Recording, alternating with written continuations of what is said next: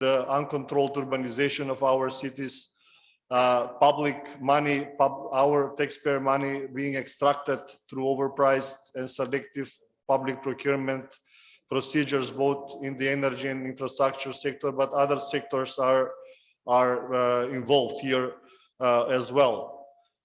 Main deficiency of governance, all reports say, you will hear later in the panel sessions, we will present the national regional report from CELDI. Intertwined interference of judiciary and executive branch in appointment and nomination of judges, prosecutors, high-level public officials, members of the regulatory oversight bodies.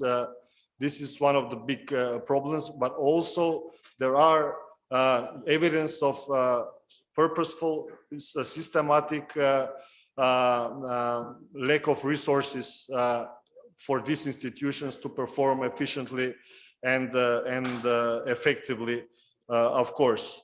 On the side of the social psychology, the acceptability of corruption is increasing among the young population. This is notable as well. Corruption becomes way of life. Corruption becomes way of how things are getting done. People start to play by these rules of the game, and especially in an environment where there are no sanctions, there is no asset recovery, there is impunity. People either choose to play the game or they choose to leave the region extensively. The social cohesion implodes and the region becomes a security threat. And this is something that I want to emphasize. The fight against corruption is also a security threat, one of the key security threats, actually. How our Euro-Atlantic partners can help, how our national governments can help. There is a bundle of evidence that under political pressure, our countries perform better in terms of good governance. It is not only the clear goals and achievements and benefits that the EU enlargement process can set for them and that makes them perform better, but it is also that the pressure, the support our other partners on the side of the Euro-Atlantic community give in this regard. So, of course, immediate start of a session with North Macedonia and Albania is an imperative here, and clear, credible prospects for EU enlargement for the rest of the region as well. But the European Commission and the Council should consider as soon as possible and to a greatest possible extent to include the Western Balkan region in for example, the EU rule of law mechanism and the EU Justice Scoreboard. Here is the European semester that should prepare our countries to be compatible to the complex economic environment of EU way before we become members. It is the EU mechanism on fight against corruption and organized crime, the European Public Prosecutor. And of course, countries should finally give commitments within the Berlin process, within the Summit for Democracy, for public procurement standards that are not based sometimes on lex specialis laws that enable problematic capital to enter our countries and decrease the resilience to many threats that we face. Very important on the side of EU, 30 billion of euros are made on disposal of the region for the next 7 years through the EU Economic and Investment Plan. It is a huge amount of money that will enter the region. As specialized think tanks and civil society organizations, we advocated quite often that the good governance mechanism within the instruments for allocation of these funds are not considering many of the aspects that fall under the fundamentals cluster. Trade with influence, conflict of interest, public procurement, again, procedures and so forth. None of this is a criteria for getting the funds for the countries, and it becomes a very serious objective risk that there will be a misuse of these funds. So in that regard, having said this, the good governance mechanism within the Western Balkan investment framework, responsible framework for this allocation of this money, must consider involvement of the civil society and the think tank organization. They know the best, the genuine problems of each country separately and the regional problems as well. They must monitor the process of allocating this money from in every phase of the project cycle, from planning to operation, and this is something that is of very big urgency to be addressed. Finally, the U.S. announced last year its strategy on countering corruption as a whole of government approach to elevate the fight against corruption. June 2021, President Biden identified fight against corruption as a core national security interest. As you all know, Summit for Democracy was launched with anti-corruption as a core pillar of it, and partner nations were encouraged to take specific concrete steps achievable within a year. So the national authorities must act without delay in this regard and show true commitment. Lastly, I will end here. The executive order from the last year must show visible results in all countries of the region to promote accountability and combat impunity of those individuals that were involved in significant corruption and organized crime. The narrative, the message, the commitment must be clear, coherent, and visible for the people in order to turn the tide in the desired direction that I mentioned at the beginning of my speech. So in this regard, the synergy between the national governments, EU and United States must act immediately, because there is no time to waste anymore. Thank you very much. I would now like to give the floor to Her Excellency Kate Mary Burns, U.S. Ambassador to North Macedonia. Ms. Ambassador, please take the floor. Thank you.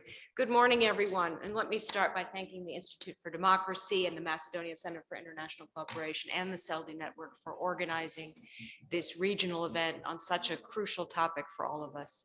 I must say it's great to see ministers and officials, analysts and thought leaders from across the Western Balkans here with us today in Skopje, and I'm very pleased that I'm able to be part of kicking off a great day of discussions here today. So, corruption. We hear the word so often now in our work and in our daily lives that we're almost in danger of losing the meaning. Citizens are becoming numb to the effects of everyday corruption, and as Marco well outlined, its pervasive consequences actually hinder a country's chances of success for its future. President Biden, I think, captured this very powerfully when he talked about corruption as a cancer that eats away at a citizen's faith in democracy and diminishes the instinct for innovation and creativity.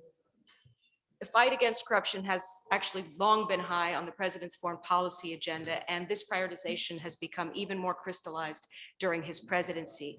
As Marco mentioned, fighting corruption for the first time in the United States is a national security core pillar. And the White House did in fact release its first ever national strategy on countering corruption late last year. And it's important to reiterate this connection, I think, for the audiences here. Reducing corruption bolsters national security. When citizens of a nation feel they cannot succeed without or within their own system because of corrupt officials and because of corrupt practices, we see dangerous ripple effects throughout the society and frankly throughout the world. Corruption serves as a driver towards false or even more violent and extremist narratives. Corruption erodes citizens' trust in institutions, dangerously impacting the social contract that is the linchpin of a strong democracy. The White House itself has said that anti-democratic forces, used weaponized corruption to exploit perceived weaknesses and sow division within and among free nations. And President Biden's Summit for Democracy has, in fact, I think, galvanized democracies against these divisions. The summit ushered countries around the world into a year of action in which the governments are encouraged to work with NGOs, with civil society, with the private sector, to make concrete, tangible commitments to improve citizens' lives. The summit is an opportunity to build on the progress that North Macedonia and other countries in this region have made in recent years. And we have seen advancements in transparency and in accountability. North Macedonia moved up 24 places on Transparency International's latest Corruptions Perception Index. We want to keep that momentum going, but we also recognize that there is still substantial reform work ahead. So sharing best practices from the region today is part of that forward progress and about moving forward together. The Summit for Democracy's three key pillars are fighting corruption, protecting human rights, and combating authoritarianism. So let me address the last one first. Clearly, given Russia's continued unprovoked invasion of Ukraine, rejecting authoritarianism is paramount for a safe and secure world. In the face of instability and uncertainty caused by authoritarian regimes and a marked lack of respect for sovereignty and territorial integrity, strengthening and safeguarding democracies becomes ever more important. The first two pillars, fighting corruption and defending human rights, are part of that safeguarding, and I see these issues as intertwined. The ability to do business fairly and freely and to have consistent access to public services without strings attached are essential for the full realization of human rights and human potential. It is important to recognize that corruption takes many shapes. It's not always the stereotypical stack of bribe money in an envelope, and it does not only happen at the highest levels of government. We have heard too often from businesses here in North Macedonia that simple processes, such as obtaining a permit, are nearly impossible to navigate because frontline public servants expect a favor in return for doing their jobs. We've learned that citizens sometimes cannot even access their own civil records without paying some kind of extra off-the-book kind of fee. And this is corruption, and it is wrong and it is harmful. It is not the kind of corruption that makes the news headlines, but it hinders access and it hinders investment, and it must change. Equal access to a transparent justice system free from corruption is also a basic human right. The Department of State's latest human rights report will be released very soon. And in past years, the judiciary will be included. Here in North Macedonia, undue pressure on judges, protracted justice, and inadequate funding and staffing of the judiciary can be corruption indicators, or at best, leave the judicial system too vulnerable to the impact of corruption. The United States has invested a great deal in North Macedonia's justice system to close those vulnerabilities and those gaps.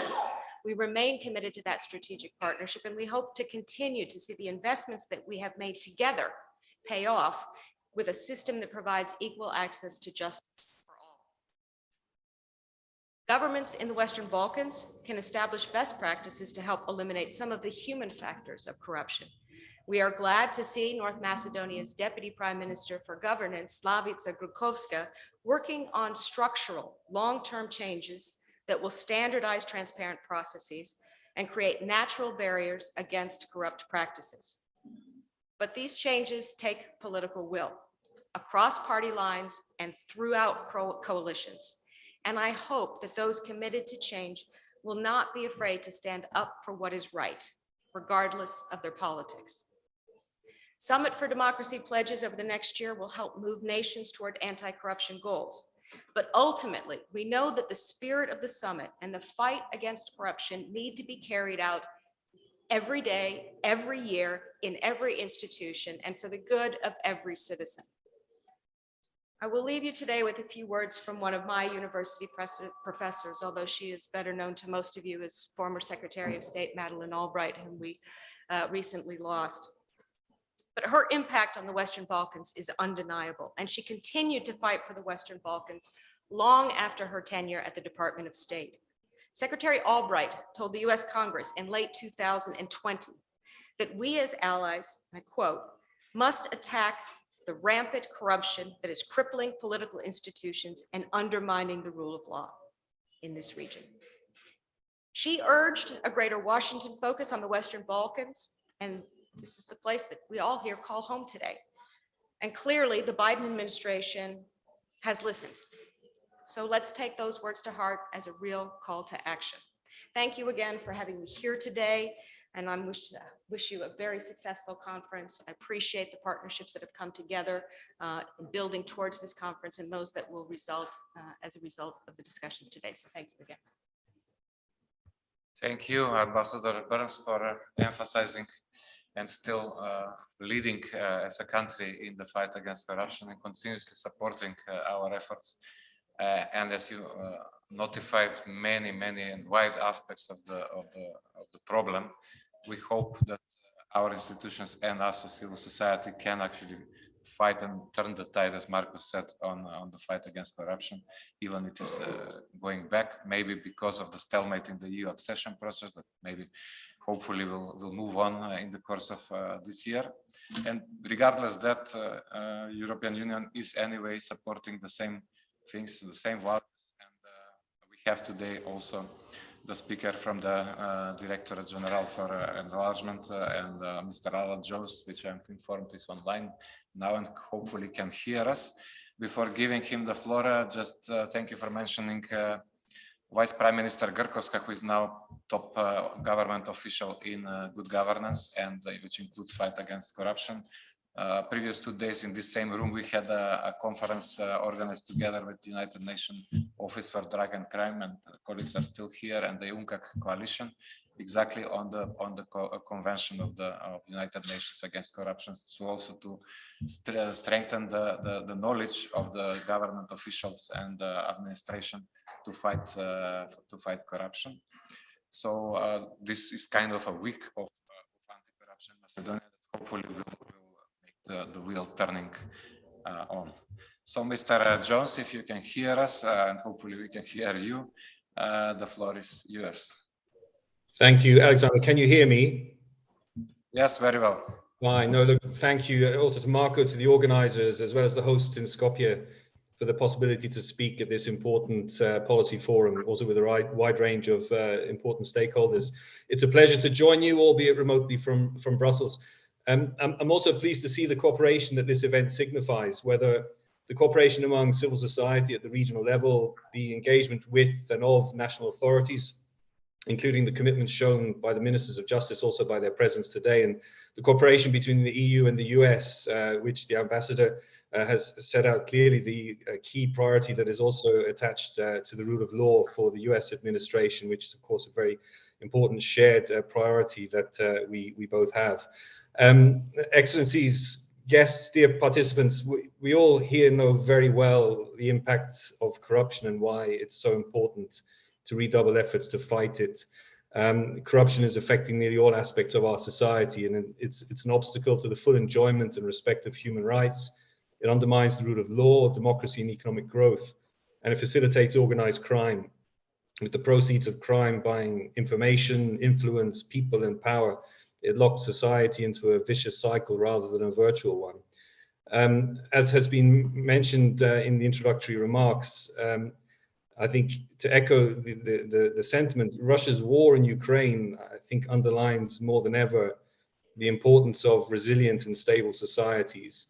And we're convinced that good governance and the rule of law and solid democratic institutions are the underpinning of such societies. And as the Ambassador has said, this is key for security.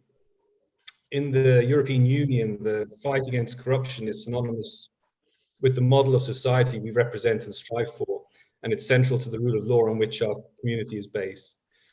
At the EU level, the Commission is systematically monitoring anti-corruption measures in all EU member states within the framework of the rule of law mechanism.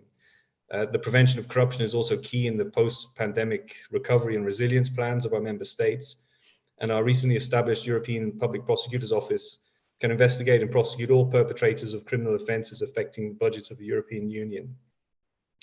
At the global level, the EU has an impressive toolbox also at its disposal, which it is strengthening further. The fight against corruption, the protection of human rights are cross-cutting and mutually reinforcing elements in our external action. The European Union Action Plan on Human Rights and Democracy for the period 2020 to 2024 includes concrete anti-corruption actions, and we're also implementing these in direct cooperation with partners in the region on the ground. We're also joining forces with our US partners under the Summit for Democracy with a strong focus on good governance and the fight against corruption. Now, in the Balkans, as you know, there is a strengthened focus on these priorities since 2018 with the Western Balkan Strategy. And these have been raised by EU heads of state and government at successive summits with Western Balkan partners. Through the adoption of the revised enlargement methodology in February 2020, further emphasis is also being placed on the so-called fundamentals, which for us are essentially rule of law, fundamental rights and democracy, public administration reform, and socioeconomic stability. Anti-corruption aspects are also considered to be of a cross-cutting relevance, which means we are putting much more focus and raising a stronger awareness of corruption in different sectors, whether customs, education, transport, or energy. Of course, all of this requires political will, and this is absolutely essential at country level. It requires determination and sustained efforts. There is a strong expectation that potential future member states uphold the rule of law, and as we all know, clear progress in the fight against corruption is essential for progress towards EU membership. Reforms in this context need to be deep and without compromise, and it's clear to us that only with integrity, transparency, and the highest standards in public life will these reforms succeed. As anywhere, only by addressing reforms with courage and determination can institutions be built which are strong enough and sufficiently equipped to resist corruption. We've seen in the accession process that member states appreciate good legislation, but look much more kindly on its actual implementation and the delivery of clear track records of results. While it's important to stress dealing with individual cases, we see the need for a more strategic approach, with more focus on high-level corruption and institutional weaknesses, aiming also at links with organized crime and dismantling criminal networks and organizations. But let me stress again that even with the best tools or laws, this will have little impact on public and private life unless politicians and businesses respect the independence of the judiciary, unless law enforcement officers, prosecutors, and judges have the will and the capacity to work for the rule of law as a public good, courageously, very often, irrespective of political convictions or personal interest, and unless independent media and civil society is empowered. It's worth being bold. For example, why not develop tools of transparency and indicators that allow authorities to monitor and civil society and other stakeholders to scrutinize real results?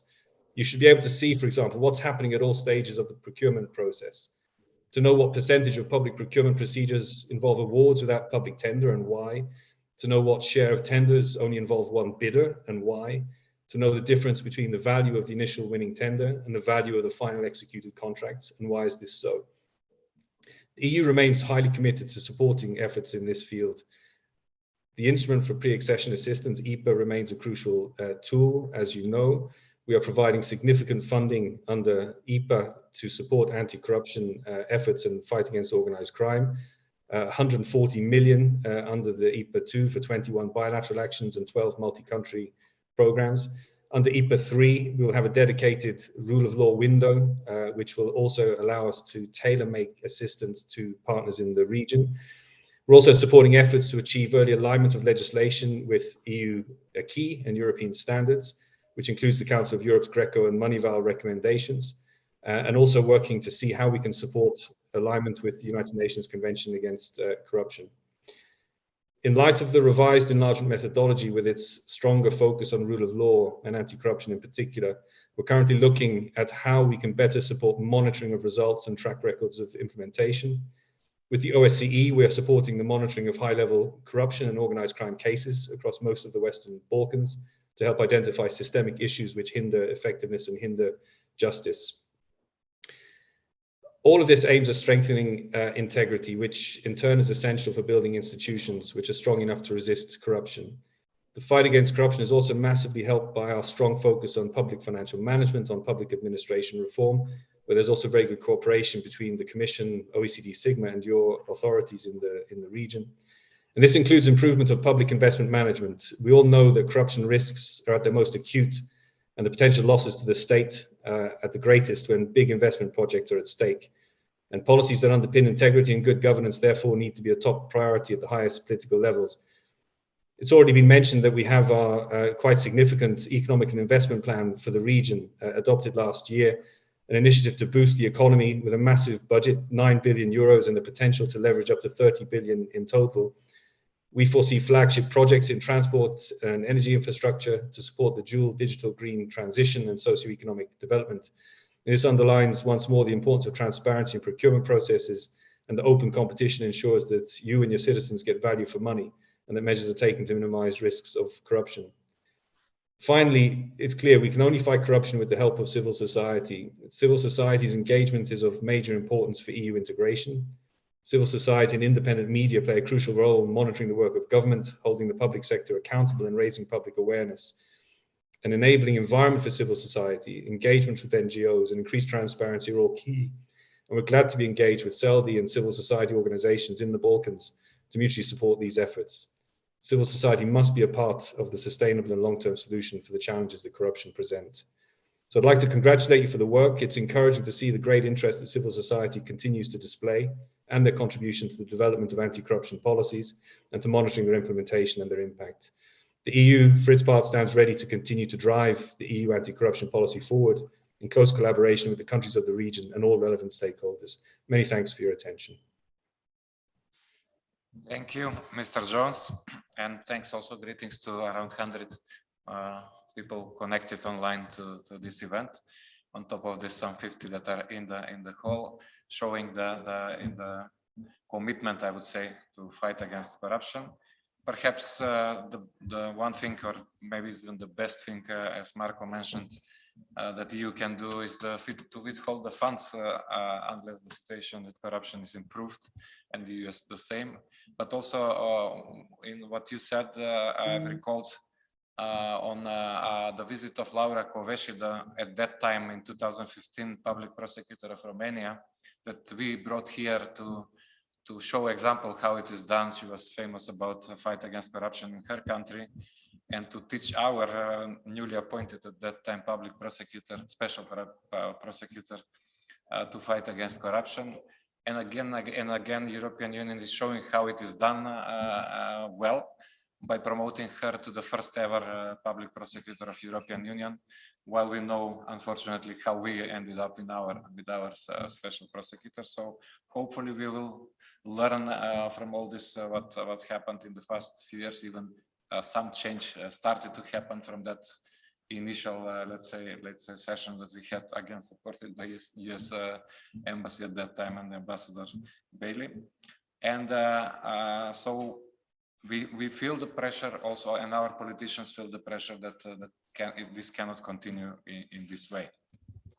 So thank you all for all these opening speeches. With this, I'll close this panel, but we will immediately continue with the session 1. And will step down and leave the space for the panelists on the session 1, Ruslav Stefanov from CSD from Bulgaria, Nikola Burazer, Center for Contemporary Politics from Serbia, and Snežana Petličević from Project Manager in the Crime and Corruption Reporting Network, CRIC. And that will be moderated by Misha Popovic, so please come, and we continue immediately. Thank you.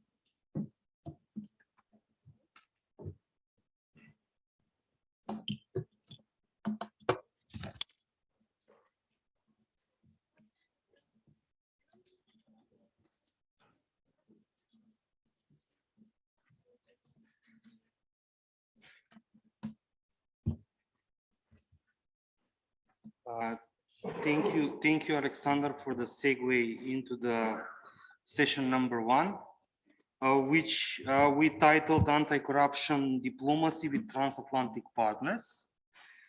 The idea about the anti-corruption diplomacy boils down to the very simple fact that the transatlantic partners to the Western Balkans, meaning EU member states and the United States, have invested quite a lot into the development of rule of law mechanisms, tools, support to local, to national governments and to the region in building resilience against corruption, but also supporting civil society and independent media in capacities, abilities, and the environment to operate and do their work, which is in this triangle, civil society, media, and state institutions. The only way to fight sustainably against corruption is to have all of them on board cooperating in a certain degree. Now, with adding anti-corruption as a key national security interest of the United States, this is a new kind of wind to the whole setup, alongside member states a continuation, EU member states continuation to work and support the region in its anti-corruption efforts. So we brought three distinguished guests to talk about this idea of anti-corruption diplomacy and how we can leverage the support from our transatlantic partners into improving the resilience against corruption. With me today is Ruslan Stefanov from the Center for the Study of Democracy from Sofia, who is the Knowledge and Development Coordinator of the CELDI Anti-Corruption Regional Network, which is one of the hosts today. Then we will have Nicola Burazer, who is the Program Director of the Center for the Contemporary Politics and editor of Europe in Western Balkans magazine. And then we have Snezhana Petievich from the Crime and Corruption Reporting Network, CRIC. Without further ado, I would invite Ruslan to have his intervention at the beginning. Thank you, Misha. And I'm happy to see so many colleagues and friends here today. I think, as Alex mentioned beforehand, and I think it was a great opening panel. I mean, we heard a lot of the ideas that I'm gonna just reiterate in my 10 minutes and 3 points that I want to make. But I think CELDI has been trying to make a difference in this region for the past 20 years.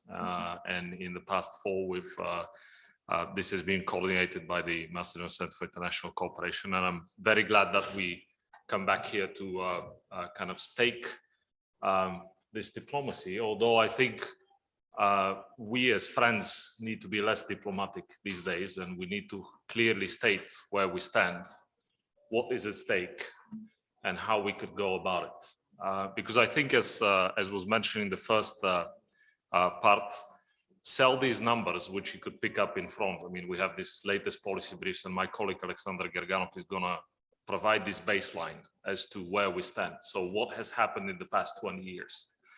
There are 2 clear periods, you know, between 2001 and 2016, we've had a 50% decline in corruption victimization in the region. And that's solid. You know, these are solid numbers. These are not perceptions. These are declines in people being victims of corruption. This hasn't been the case between 2016 and 2022. Now, we can talk a lot about what happened and that we had a crisis, and then we had COVID and stuff. And now we have the war in Ukraine.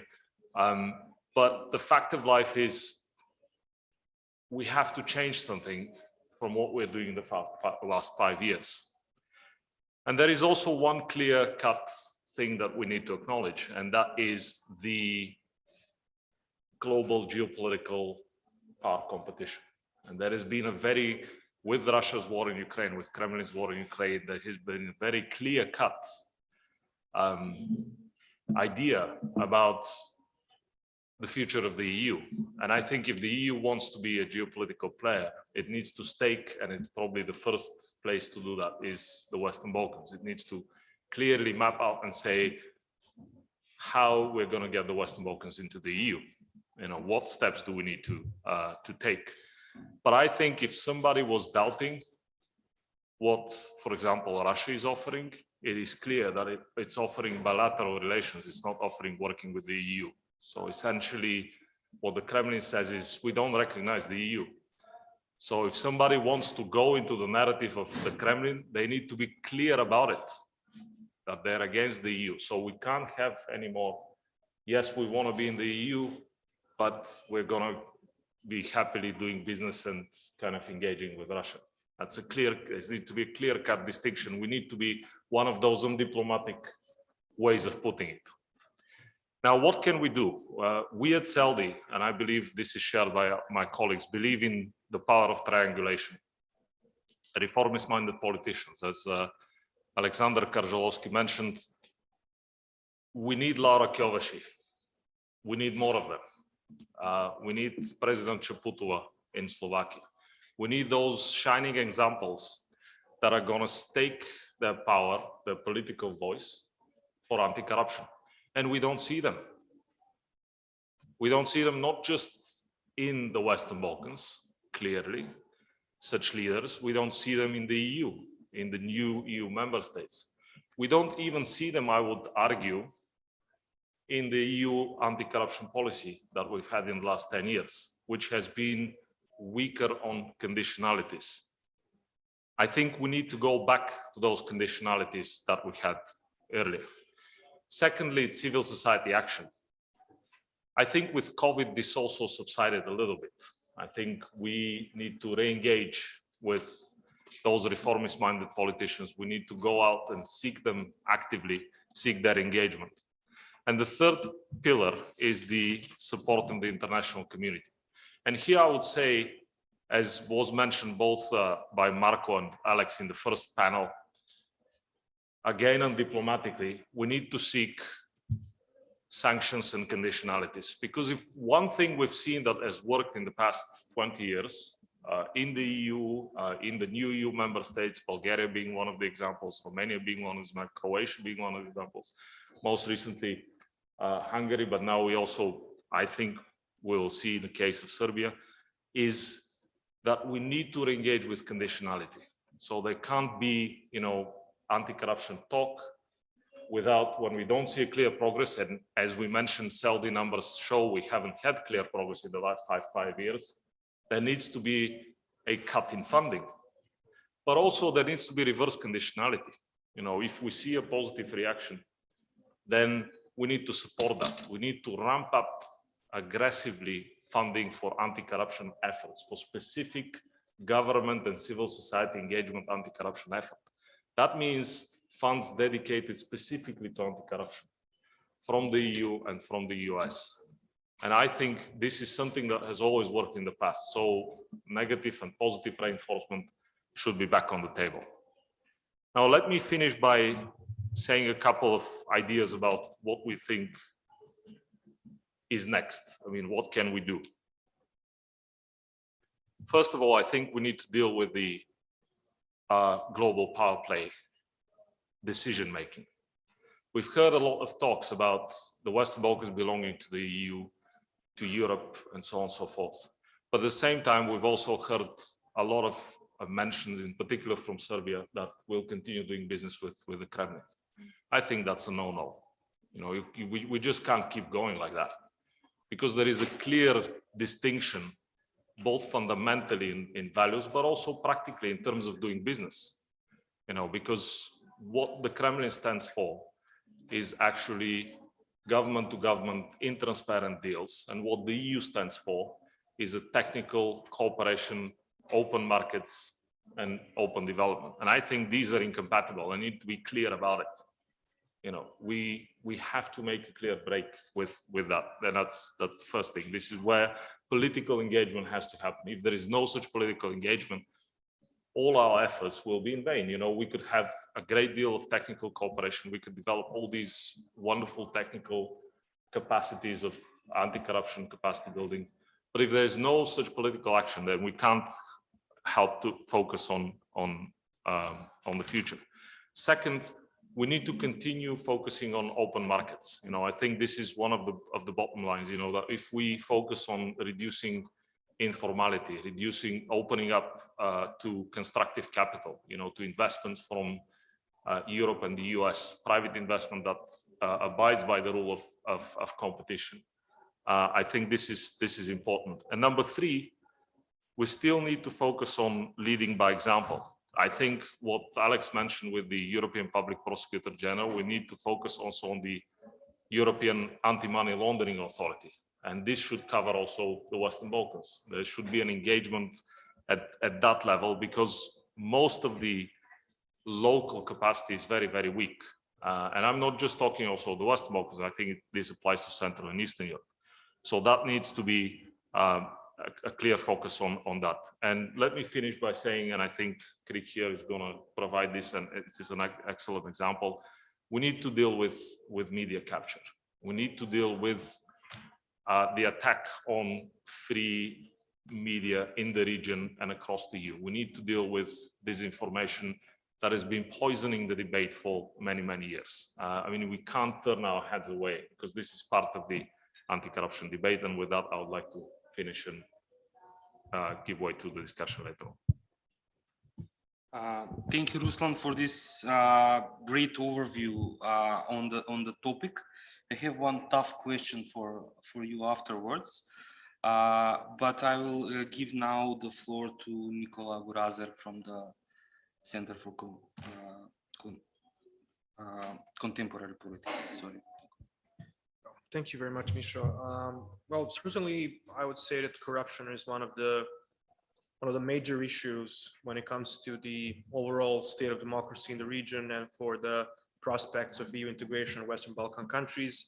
It is, of course, just one part of this whole array of problems that are somehow all interconnected. So state capture, corruption, fight against organized crime, state of democratic institutions, media freedom, etc. But definitely corruption is there at the very top. Because like results in fighting corruption are actually evidence that some of these other aspects are actually working, or that they have actually made some progress.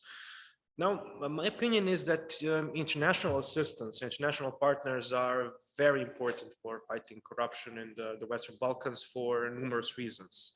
The first of all is basically all reforms that are done in the Western Balkan countries are done, at least theoretically, for the sake of EU accession. Whenever the governments justify some reforms, they usually claim it is because of the EU accession. And basically, when you look at the European Commission reports, when you look at what kind of the laws the governments adapt, it is quite clear that they at least try to basically to listen what the EU institutions have to say and make some formal progress in the accession process. So we can easily imagine that without this pressure or this carrot coming from the European Union, we would not see any major reforms when it comes to fighting corruption or some of the other areas as well. Second of all, the support coming from international partners to civil society, I believe it's very important, because the civil society has a very important role to play in the region, especially when you have state capture, and especially when you have the government which are not delivering, because the civil society acts basically as a guardian and has a quite big important role in monitoring, issuing shadow reports about state of affairs in different areas, and also advocating for reforms in the society. So that's not only coming from above, so coming from the European Union, but also coming from below, coming from civil society organizations which are advocating for certain reforms on the rule of law and fighting against corruption.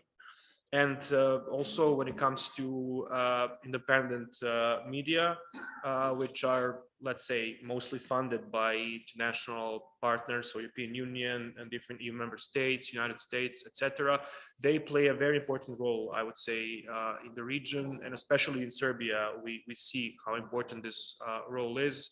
They are uncovering and reporting about high-level corruption cases that otherwise would have been completely in the shadows. And I could even say that some of these organizations sometimes do a better job of investigating than the institutions which are supposed to be dealing with them. That's kind of a paradox, but on the other hand, it is not really a paradox knowing what kind of political will actually exists or doesn't exist in our states. But what are the problems? I mean, obviously, there has been so much invested in fighting corruption in the region, in improving the rule of law, improving state of democracy, even media freedom by all of these international actors, which we have mentioned, but the results have been thin at best. And some countries we have even seen deterioration in the past several years. So of course, one can easily ask the question, so what is it then for? What kind of results are there? Was it worth it? So in my opinion, there are a couple of problems that are limiting this effect of all of these assistance and also the pressure coming from the European Union. And the first problem is that there is actually no genuine political will for reforms. Now, of course, I'm coming from Serbia, so I mostly focus on Serbia and the Serbian example, but you could probably say this for the majority of the countries in the region. And that is that the political elites do not really have an interest in fighting corruption systematically, because they're the ones who are capturing the state, and then we expect them to be the ones who are going to fight state capture. Ain't gonna happen unless they really, really have to, and obviously they do not have to, because they all more or less make some kind of formal progress towards the EU, so everybody is happy about this. The second problem is that I have mentioned here the important role of CSOs and the media. It is very important, but it is on the other hand quite limited, because the civil society and independent media are ignored. This is the best case scenario. They can be attacked by the governments directly or indirectly, and they can even be prosecuted. They can be sued, they can be put to trials, so they're under a lot of pressure, and therefore that all of this limits their impact quite a lot. This is one of the fundamental problems that we face. And thirdly, I would say that the EU, despite all of its, I would say, all the accent on rule of law and fundamental reforms, I would say the EU is in practice more interested in formal progress, in just adoption of different laws and regulations and action plans, and not that much about the big picture, about the overall state of democracy and the rule of law. And I say this because it is quite evident that you had certain commendations coming from EU member states and the EU Commission for some reforms, completely disregarding the overall picture of the situation in which these reforms are taking place and whether they're actually going to bring any substantial improvements. It is important for the Brussels administration to just show that there have been some progress, that they did some good work, that the process is not dead, it's moving somewhere. So let's reward some of these small steps because they are important. But as I mentioned, we haven't really seen that much progress. So the question is, like, why then are we, if we have what I said, so you have importance of the integration, you have a vibrant civil society, you have brave independent media, you have lots of funds invested in all of this, but in the end we do not see any substantial progress on the rule of law and democracy and media freedom. And let's be honest, these are the key questions which determine whether we are or we aren't going to become EU member states. We can make formal progress, we can open chapters, we can even close some chapters.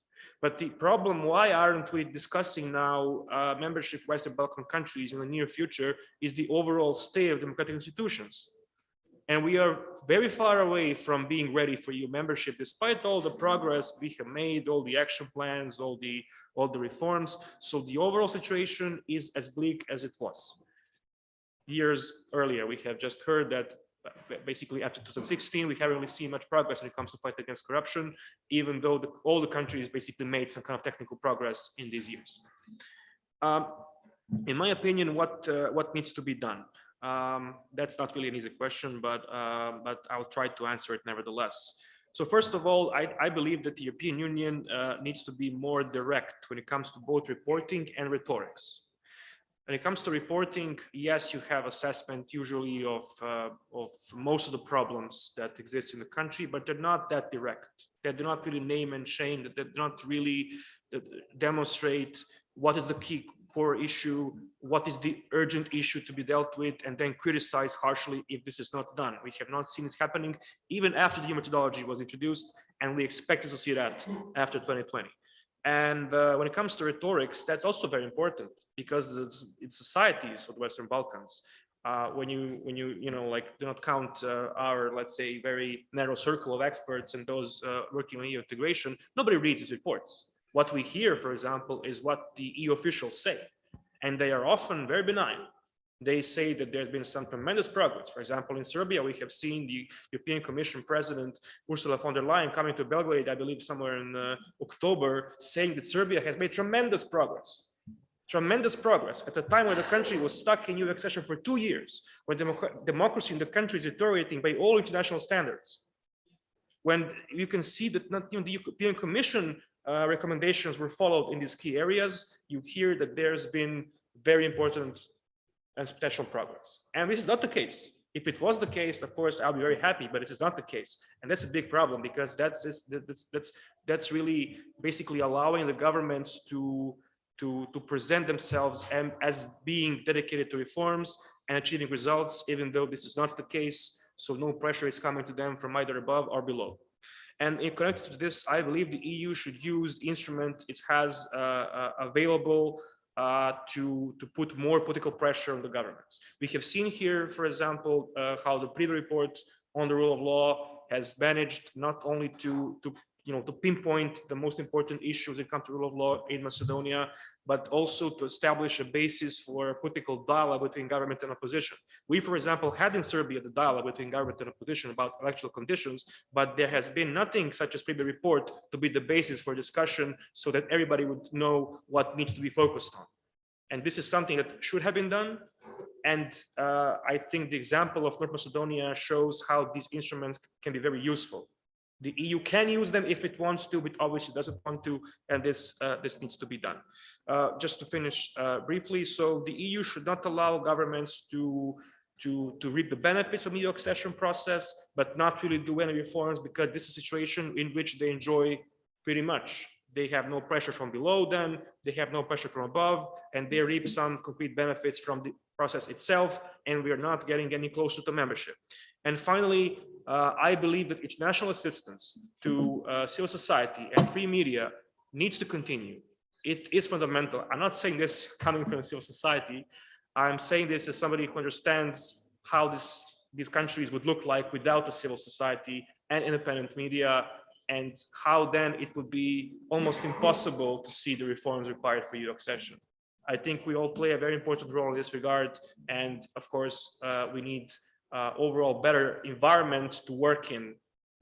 And unfortunately, this is why we cannot really survive without this assistance. Thank you, Nicola. Before I go to Snezhana, I would like to invite people following us over Zoom.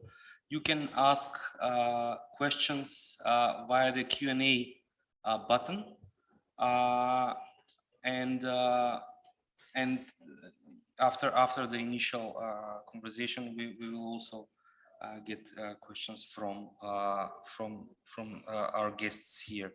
But before that, Snezhana, the floor is yours. Thank you, Misha, and thank you for the opportunity to address some things that we think that are important. I'm going to speak from a perspective of independent media and investigative journalists that are revealing crime and corruption. Unfortunately, in Serbia, we don't see any effects of synergies or initiatives from the Western institutions and Western countries in holding Serbian authorities accountable for their work. It doesn't mean that they don't exist. We see some of the initiatives and cooperation with the Serbian institution in combating corruption, but the problem is that the Serbian institutions are not free, and usually they don't work their job. One of the best examples for it is, I know for one project that would be, that is being implemented, that would be promoted next week, the results of the project. One of the EU member states funded 3 years long project for anti-corruption agency in Serbia, and to strengthen their capacities and to strengthen capacities of other institutions such as tax administration office in combating corruption.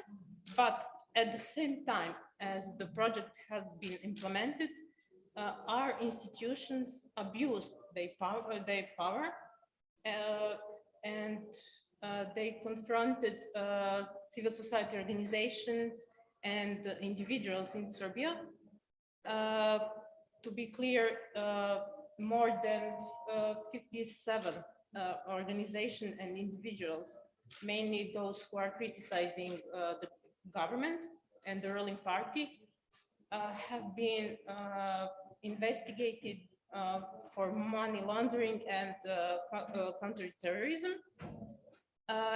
It is seen as an act of intimidation, and it is seen as abuse of power of those who should work their job and better, and who should investigate all those people who are on power, not people who are criticizing the government and doing their job.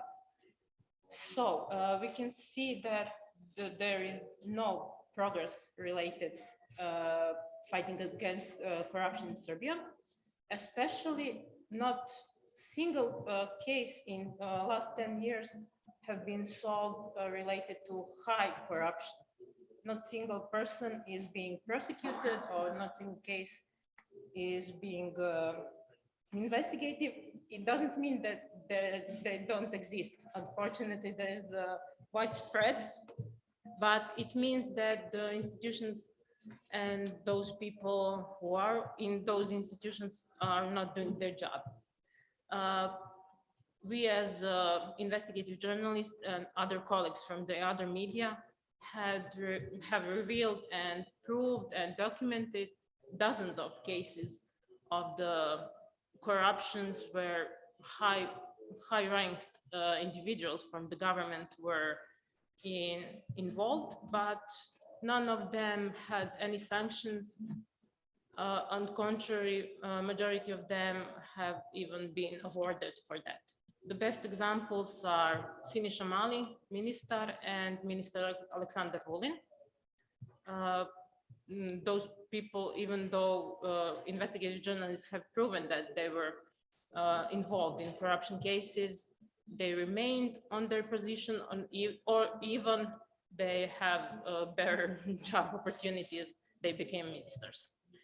I'm not sure what are the solutions for this problem, but I would certainly agree with my colleague Nicola, who said that Western countries should have some track records of all those institutions who are supporting in Serbia, especially if they are, I don't know, if they're supporting tax administration office or agency combating corruption, they should ask them to show them track records of the high related cases of corruption they had. Usually our government is using statistics and, I know, numbers of the people who had been persecuted for corruptions, but those are all the minor individuals in some local levels, in some local institutions and something like that. They're misusing all those informations, numbers and statistics to show to the EU or any other relevant institutions that we are on the good track to combat corruption, but it is not the case. None of the truly relevant and high-ranking officials have been prosecuted in the last 10 years. It is also important to mention that some of the representatives from our institutions and governments are misusing the opportunity to wash their biographies through cooperation and promotion with and meetings with some of the representatives from the EU. One of the good example is our public prosecutor, state public prosecutor, who received the Order of French Legion of Honor, and it was used in our pro-government-oriented media to present her like she's doing her job in the best way. She wouldn't receive that order if she doesn't do her job, but it is not the case. She is a symbol of a person who is running and hiding from the journalists. She hasn't had any press conference in her 2 mandates, I think. She only gave one interview to the pro-government oriented media in that time. But her job is to maintain the relations with the media and to have her press releases and to talk to the public. And she doesn't do that. Also, it's important to mention that it is necessary for Serbia, especially, that these funds from and cooperation with the civil society and the investigative journalists and media continues from the EU side, because as Nicola mentioned, only investigative journalists and some media and some civil organizations had pointed to some of the most to some of the corruption cases in Serbia, even though they are not been solved yet. The track record remains. So we hope that, I don't know, in a few years or in 10 years, maybe someone who comes on the place of the public prosecutor or on some other free institution that we would have, that he would use all those track records to do his job and to hold all those people who misuse their power accountable. Thank you, Snezhana.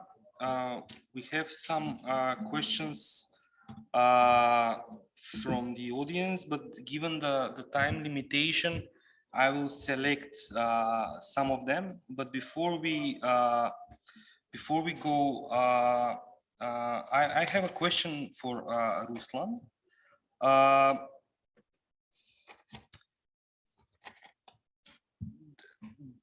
The sanctions that we saw against Russia, and particularly sanctions against people in Russia, political figures in Russia, was on that scale a watershed moment. So do you think that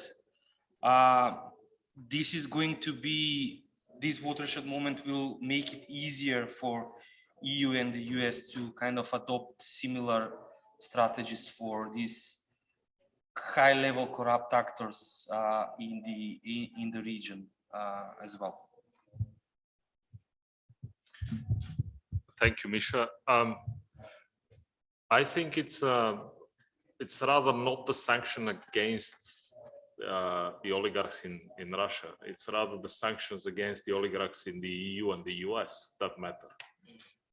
And I think this is long overdue.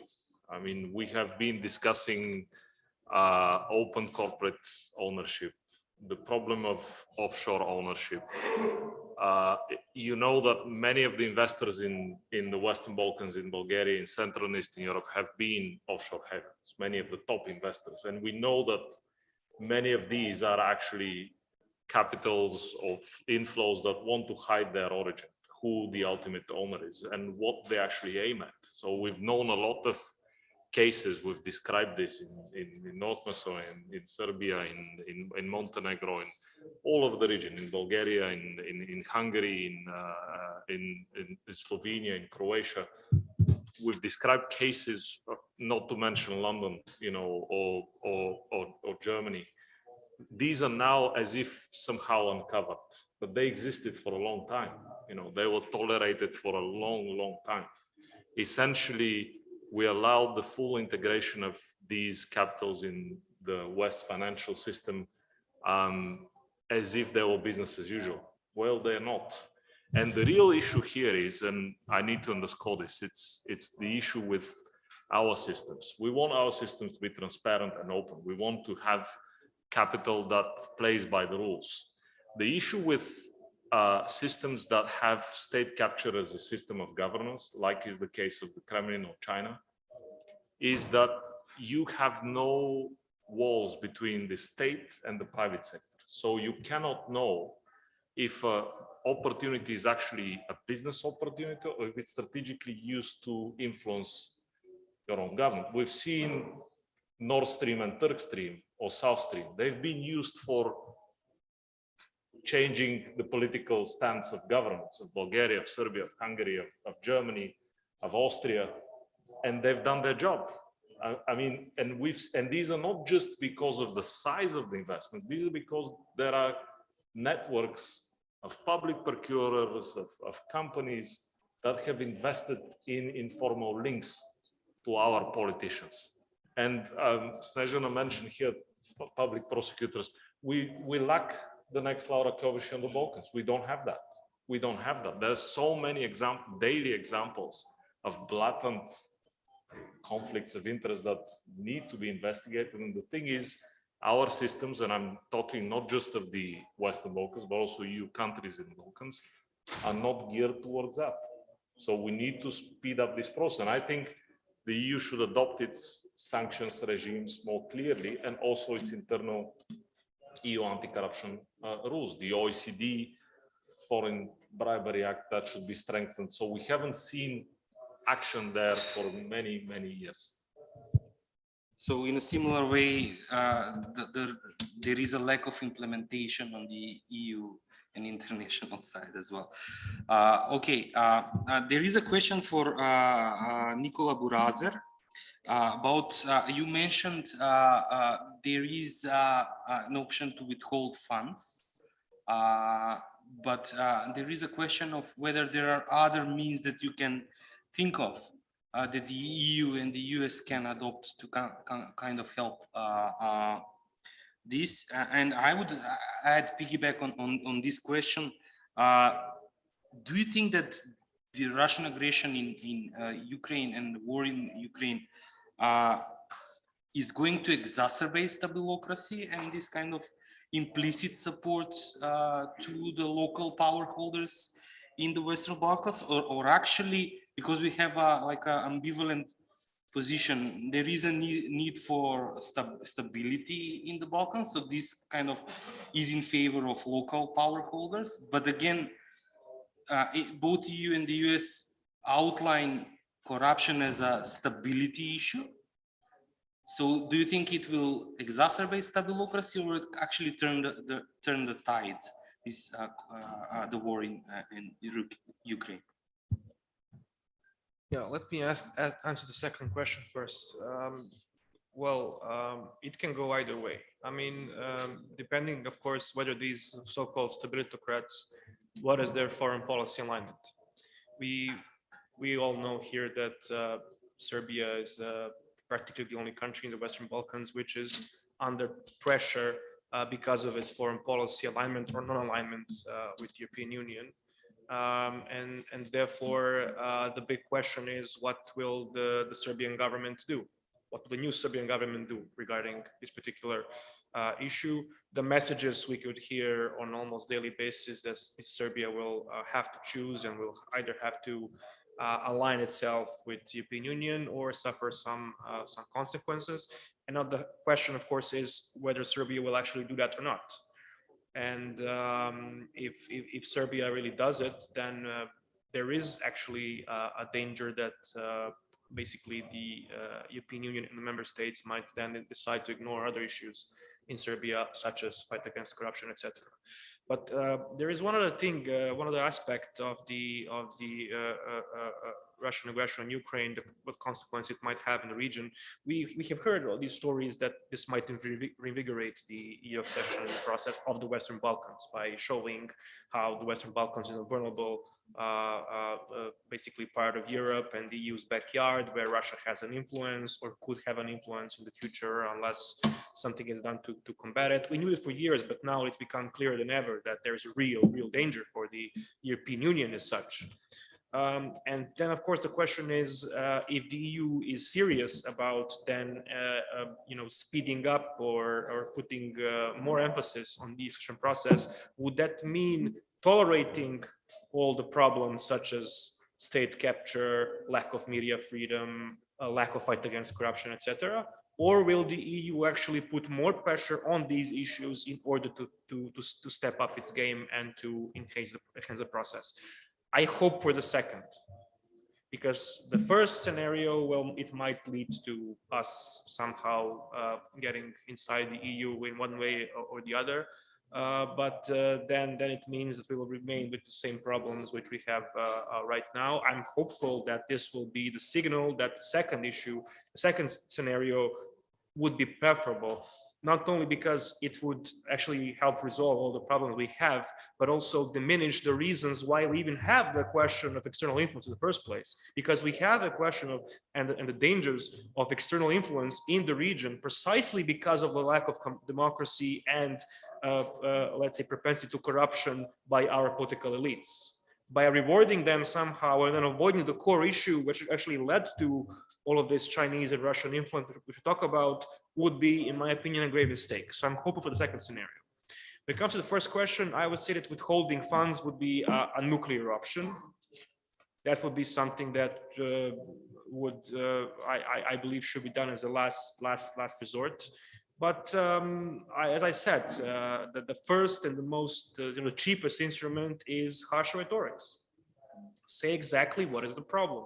Say exactly what needs to be done. Do not allow the space for the governments to be the ones to interpret what the problems are and what they have done and how the fault for the lack of progress is always on somebody else. Be it individual member states, be it the Commission or some other actor involved in the process. In Serbia, for example, this kind of communication by the EU has allowed the Serbian government to portray that the reforms are actually quite good and they're rewarded by the European Union, but the problem is Kosovo, and because of Kosovo, we don't make any progress.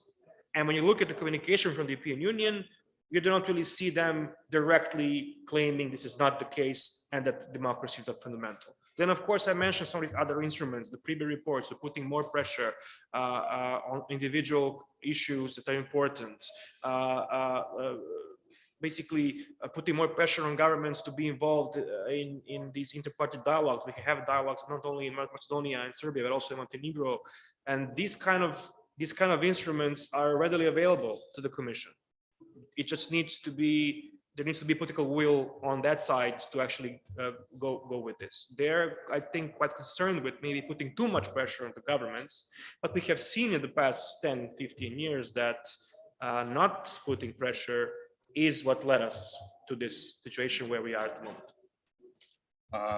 Thank you, Nicola. And I have one question for Snezhana. You mentioned two very interesting phenomena. One is supporting institutions that actually do harm, civil society, for instance, or journalists. And what should the donors do in that respect? Especially, and I had one other, but I think we talked about it a lot, that you mentioned this kind of washing your biography or drawing legitimacy from the international setup that these power holders have. But we were talking about sanctions and harsher rhetorics and so on. But what should the donors, I mean, those who give technical assistance, especially to these kind of institutions, do if this happens during, let's say, implementation? For sure that they should have constant communication also with the civil society organization and journalists, and to speak with them about the other perspective, their perspective of the whole situation. I'm sure that the donor from EU didn't know about the case, about investigation about against civil society organization on money laundering, but their money probably has been used for and abused for it. So it is. I'm looking forward to hear the next week what are their perspective on that specific case, but we will see.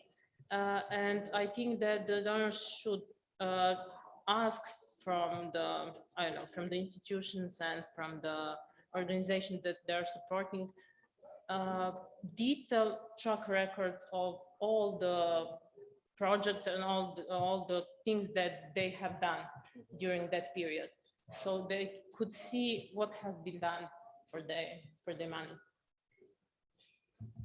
Thank you very much. And I would close the session now. Thank you to all the speakers. I think we were not diplomatic, and that is important.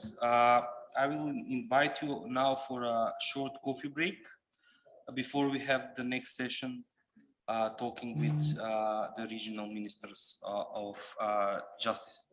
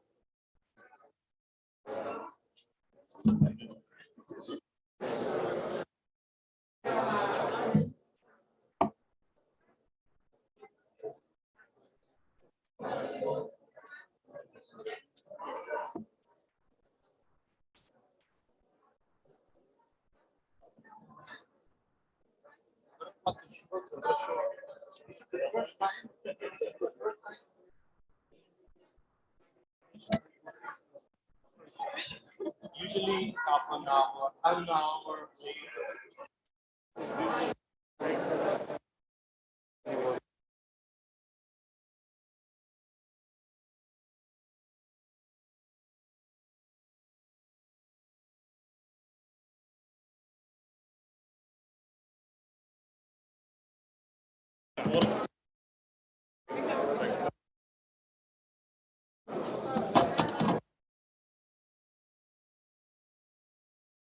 They don't understand anything else.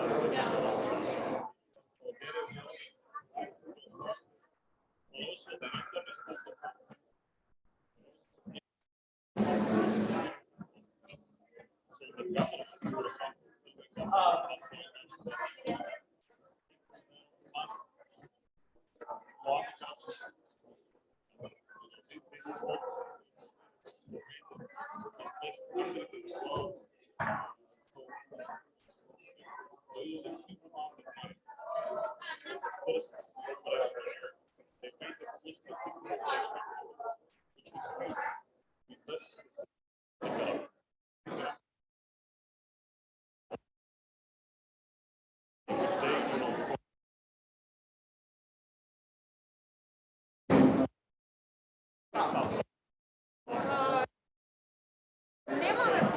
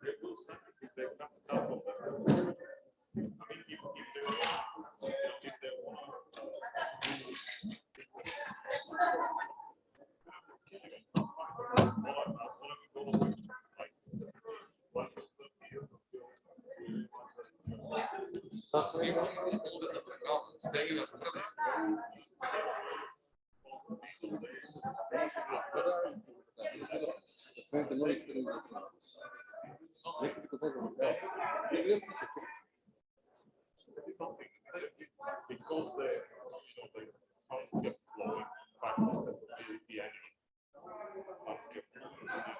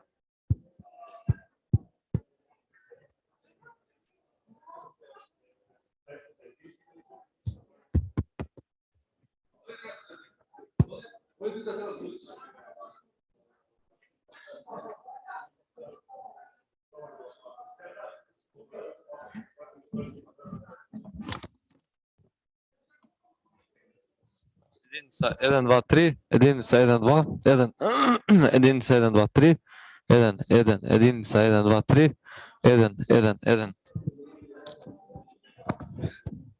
Единица 1, 2, 3, 1, единица 1, 2, единица 1, 2, 3, 3, единица 1, 2, 3, единица 1, 2, 1, 2, 3, 1. Пушти го на појако да може далеко. Единица 1, 2, 3, 3, единица, 1, 2, тест. Тест проба 1, 2, 1, 2, 3, 3, единица, 1, 2, 1, 2, 3, далеко е. Единица, 1, 2, 3, 3, единица, 1, 2, единица, 1, 2, 3, единица, 1, 2, 2, 2, 2, 3, единица, 1, 2, 3, 1, единица, 1, 2, толкова е. Единица, 1, 2, 3, тест проба. Тест проба. 1, 2, 3, 1, единица, 1, 2, 1, 2, 3, 1, 1, 2, 2.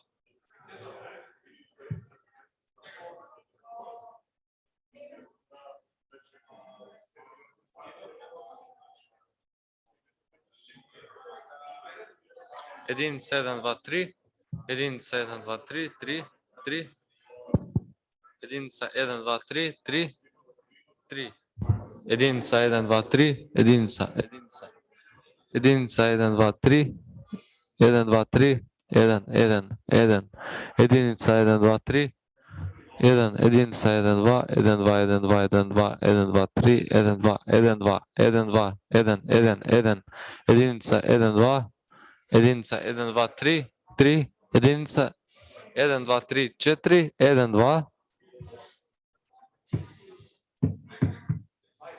единица, 1, 2, 3, 1, 2, 3, единица, 1, 2, 1, 2, 3, 1. Браво, остави го така. Единица, 1, 2, 3, 1, 2, 3. Единица, 1, 2, 3. Се слуша нещо или? Единица, 1, 2, 3. Да донесам още един звучник. Ама тия яките.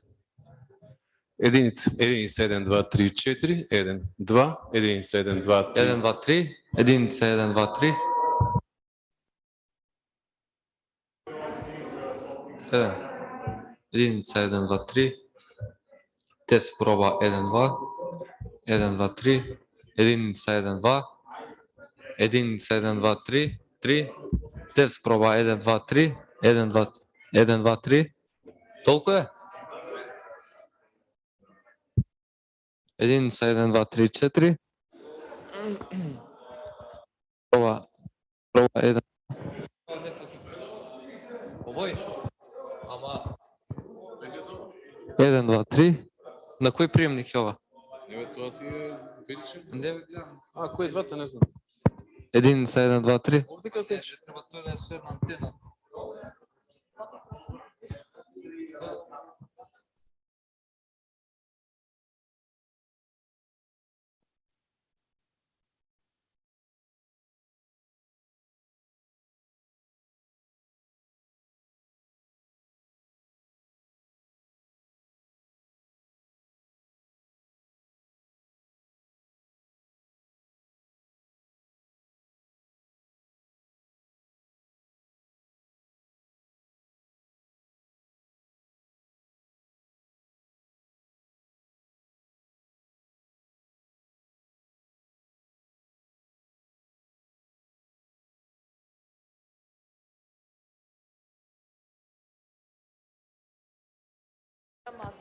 Единица, 1, 2. Добре, знам. Не, да не ги барам после зато. 1, 7, 2, 3. Йой, мой. Ало.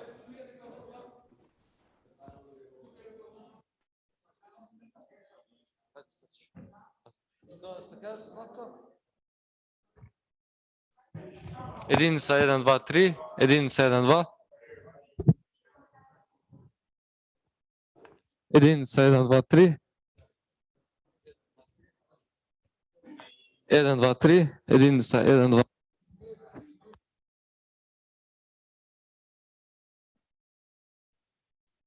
Единица, 1, 2, 3. 1, 2, 3. 1, 1, 1. Единица, 1, 2, 3.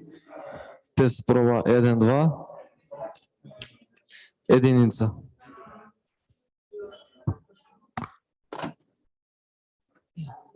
1, 2, 3, test proba. 1, 2. Jedinica 1, 2, 3. 1, 2, 3. Jedinica 1, 2, 3, 4. 1.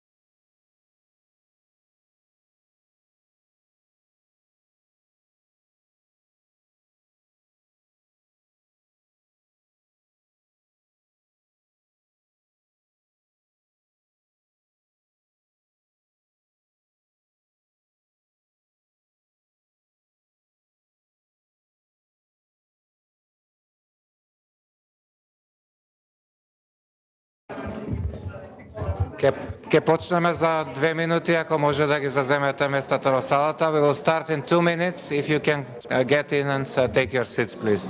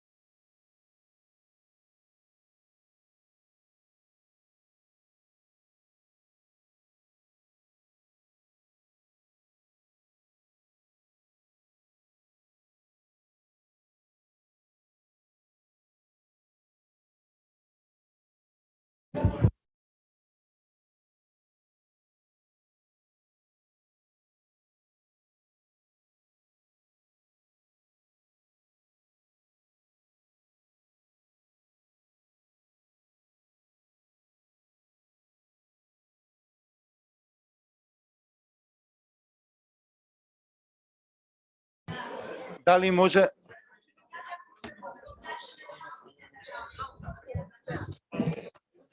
може да почнеме? Овде нема ништо.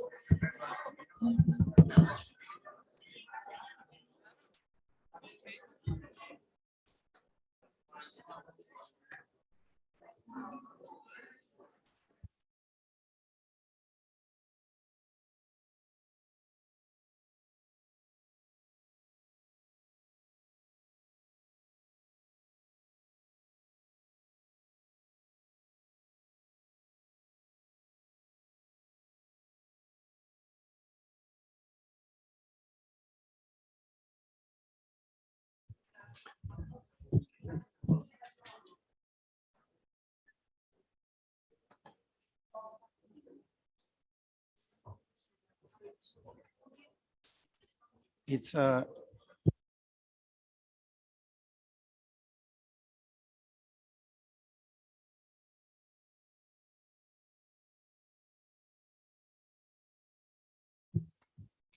Добър ден и от мене. I'll speak in English. Couple of times I changed my mind since the morning, but I decided to speak in English.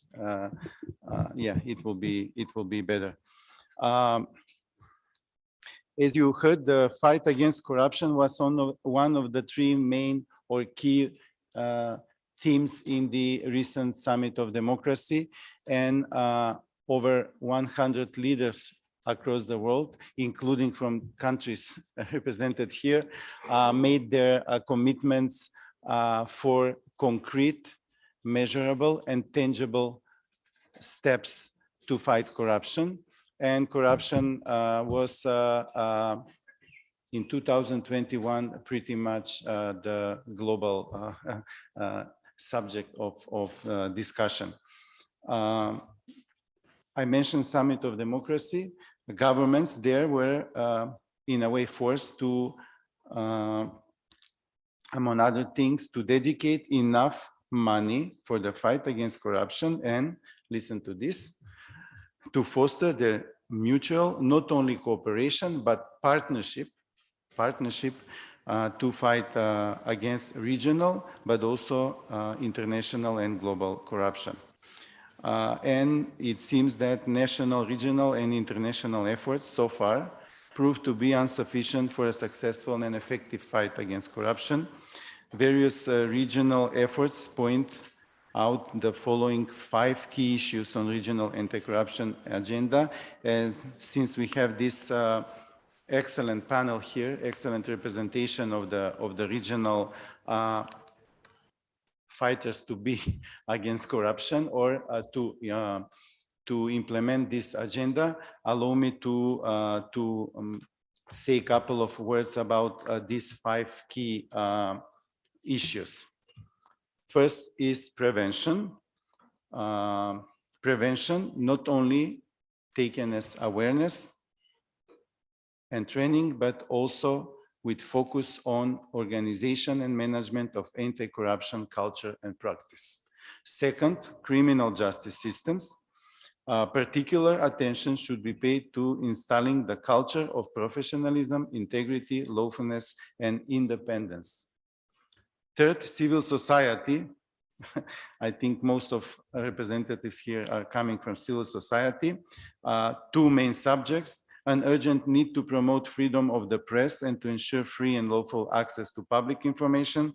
Special attention to be paid to increasing community resilience and promoting independent and critical research on corruption and anti-corruption with strengthened and informed civil society. 4, private sector, whose positioning against corruption is one of the utmost importance, and I think it's often been forgotten. Even here, we have less representatives from the private sector. And then regional cooperation, networking, and regular contacts between all stakeholders in the region. And all stakeholders need to focus on fundamental reforms and the implementation of anti-corruption. I will start with, in a way, our host here. First, let me present our panelists today. We have a slight change in the agenda. Instead of our minister, his deputy is here, Mr. Agim Nuhiu. Then we have Mr. Ulsi Mania, Minister of Justice of Albania, Ms. Albulena Hagiu, Minister of Justice of Kosovo, and online with us is Mr. Bojan Božović, State Secretary within Ministry of Justice of Montenegro. Mr. Nuhiu, I will read Macedonian commitment made by our president during the Summit of Democracy regarding corruption. It's only 1 sentence with a couple of words: redoubling our efforts in fighting corruption and organized crime.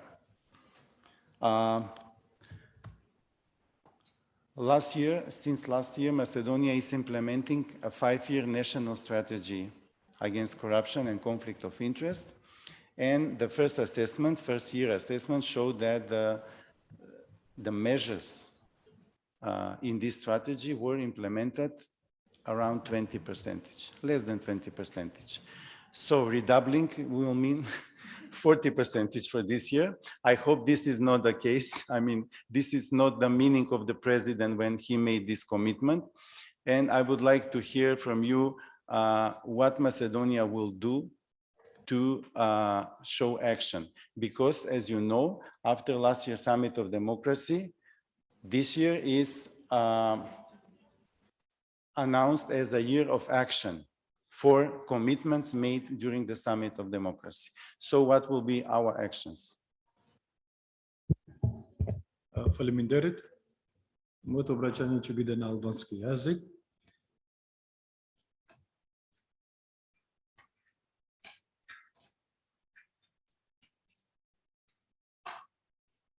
Możemy. Atëherë të nderuar ministrat të drejtësisë të Republikës së Shqipërisë dhe Republikës së Kosovës, të nderuar sekretar shtetëror të shteteve të Ballkanit Perëndimor, e respektuara kryetare e Komisionit për parandalim të korrupsionit, nën kryetar të komisionit, antar të tjerë dhe të gjithë personalitete të cilat jeni këtu të pranishëm. Më lejoni në fillim që të përshëndes dhe të shpreh kënaqësinë time personale për pjesëmarrjen në këtë eveniment, që paraqet edhe një konfirmim për vazhdimin e bashkëpunimit të përbashkët të vendeve të rajonit dhe partneritetit ton në rrugtimin e integrimeve evropiane. Më vjen mirë veçanërisht që sot ky takim është edhe një konfirmim i angazhimeve të marra gjatë samitit të Londrës, të procesit Berlinit të vitit 2018, ku si qeveri të Ballkanit Perëndimor u obligua për një angazhim të intensifikuar në luftën kundër korrupsionit.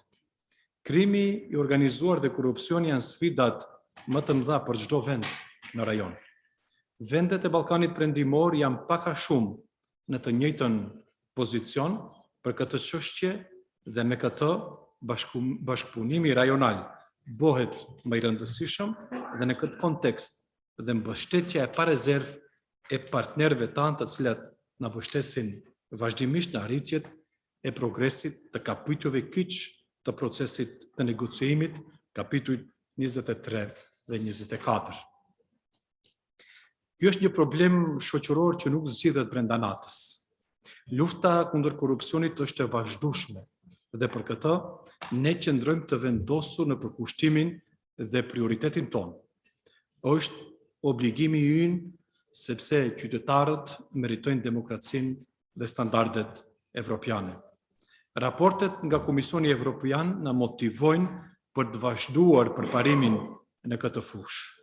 Republika e Maqedonisë së Veriut ka marrë mirënjohjen për përparimin e mirë të reformave në gjyqësor dhe në luftën kundër korrupsionit dhe është konstatuar harmonizim i kuadrit ligjor me standardet evropiane në masë të madhe. Në vazhdimsi po punojmë për forcimin e bashkëpunimit nderinstitucional përmes digitalizimit dhe sigurimin e platformave të përshtatshme për shkëmbimin e të dhënave. Të nderuar të pranishëm, Republika e Maqedonisë së Veriut është një nga vendet e para nënshkruese të marrëveshjes ndërkombëtare për shkëmbimin e të dhënave për kontrollimin e gjengjes pronësore nënshkruar në mars 2021 në Beograd, e cila rikonfirmon përkushtimin ton në luftën kundër korrupsionit dhe për të forcuar bashkëpunimin në rajon dhe më gjerë. Është krijuar një kuadër juridik dhe institucional gjithëpërfshirës kundër korrupsionit që ndjek standardet dhe tendencat ndërkombëtare në këtë fushë.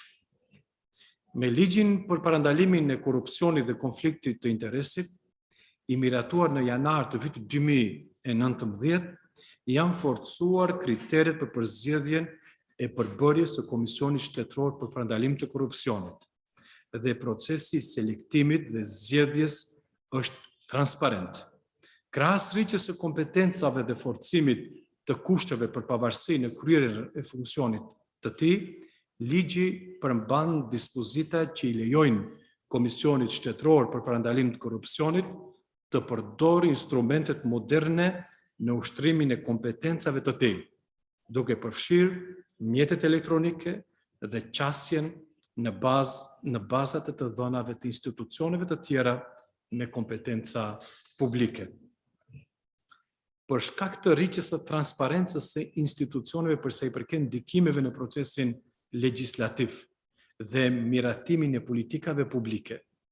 Më lejoni të informoj se Ministria e Drejtësisë përgatiti ligjin e ri për lobim i miratuar në qershor të vitit 2021. Jam vendosur përgjegjësi të balancuara në dhënien e informacionit që publikohet për lobimin dhe proaktivitetin e institucioneve në publikimin e të dhënave me qëllim në rritjen e transparencës në lidhje me persona që të mund të ndikojnë në procesin e përgatitjes, miratimit, ndryshimit apo plotësimit të politikave dhe programeve publike, ligjeve, akteve nënligjore ose akteve të tjera të përgjithshme me qëllim që të parandalohet lobimi i fshet. Zbatimi i ligjit do të fillojë në qershor të vitit 2022. Janë duke u zhvilluar aktivitetet e projektit për të mbështetur zbatimin në praktik të ligjit në fjalë. Raundi i parë dhe i dytë i shqyrtimit zbatimit konventës të Kombeve të Bashkuara kundër korrupsionit kanë përfunduar me sukses.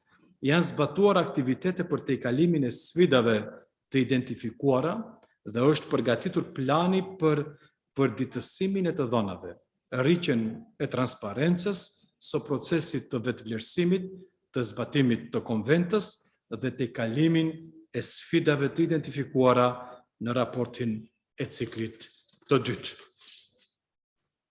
Të nderuar pjesëmarrës, lufta kundër korrupsionit mbetet prioriteti ynë strategjik.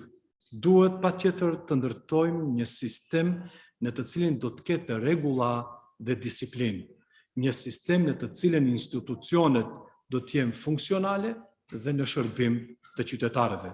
Përgjegjësia është e të gjithë neve që jemi këtu sot në këtë eveniment. Patjetër do të duhet të ecim përpara, drejt një të ardhmje më të mirë për qytetarët tanë dhe për parimin në integrimin evropian të vendeve të rajonit të Balkanit perëndimor. Sot bëj thirrje për veprime të përbashkëta, për vendosjen e sinergjive ndërmjet nismave të ndryshme për të ndërlidhur përmes qasjes gjithëpërfshirëse dhe bashkëpunimit për forcimin e kapaciteteve dhe sigurimin e kushteve dhe resurseve që janë të nevojshme në secilin prej vendeve të rajonit, në radhë të parë në nivel kombëtar, për luftë efektive kundër korrupsionit dhe krimit të organizuar. Në këtë mënyrë do të kontribuojmë për një jetë më të mirë, për siguri dhe për prosperitet në rajon.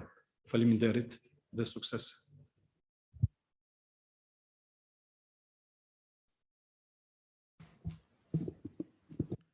Thank you, Mr. Nuhiu. I hope that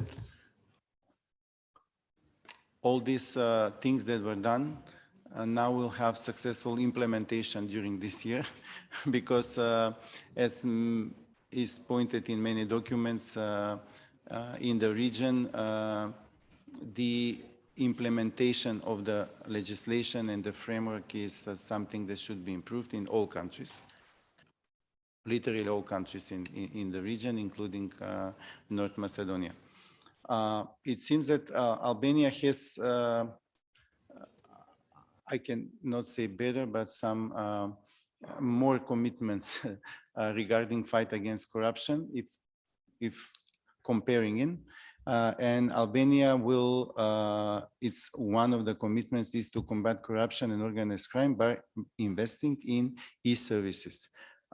Which came to my mind that Macedonia is also doing some efforts in this regard, but still they are only on the level of strategies or preparations for some more tangible results in the future. So the floor is yours.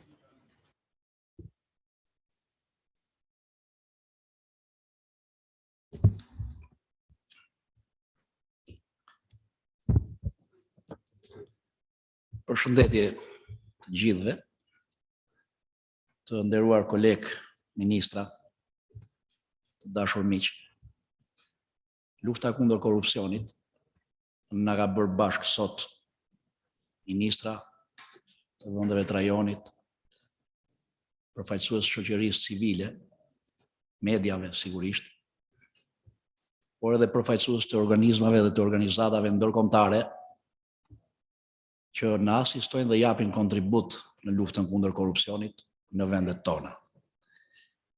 Unë dua t'u falenderoj për ftesën për këtë forum, kushtuar luftës kundër korrupsionit, dhe shpresoj që shumë shpejt t'ju pres Shqipëri, dhe jo vetëm për takime protokollare, sepse koha në fakt kërkon që t'i shpeshtojmë kontaktet tona, pasi ne jetojmë me sfida të përbashkëta, rajonale dhe globale.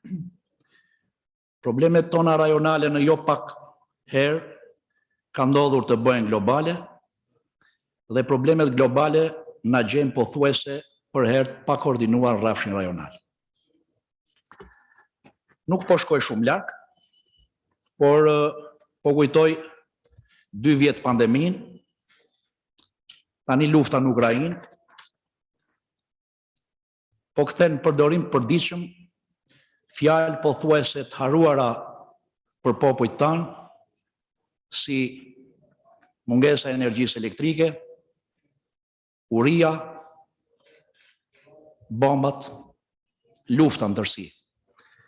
Dhe sfida më e madhe të dashur miq sigurisht që është e ardhmja dhe siguria jonë.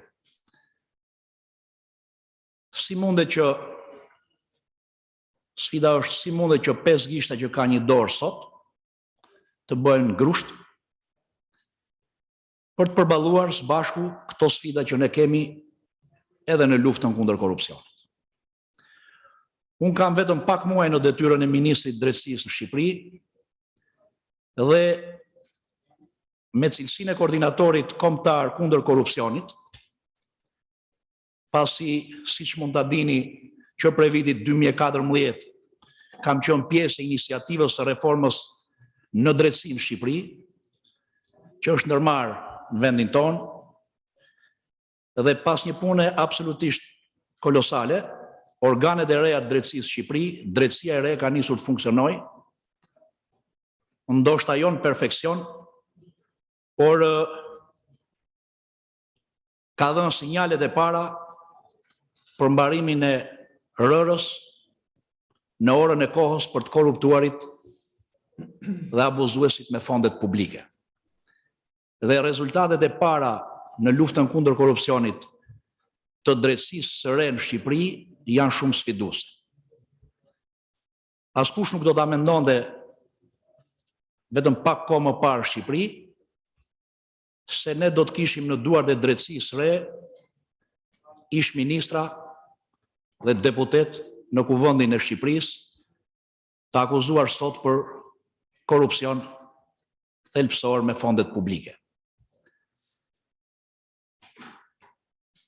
Ndoshta këto janë lajmet që kemi nga Shqipëria dhe sigurisht janë lajmet mira për qytetarët shqiptar. Janë sfidat tona të përditshme, janë angazhimet tona për të ardhmen tonë, për integrimin e Shqipërisë në Bashkimin Evropian, por pse jo edhe për ekzigjencat dhe kërkesat që kanë qytetarët shqiptar tek ne. Do doja që të tilla hapa t'i hidhnim së bashku, sepse edhe lufta ndaj korrupsionit nuk mund të fitohet e vetme. Nuk mundet që dikush të vrapoj, dikush të ecë e dikush tjetër të ndaloj, apo aq më keq kur dikush tjetër akoma s'ka lidhur dhe këpucët. Pra, koha kërkon bashkëpunim rajonal, sepse dhe sfidat tona janë rajonale.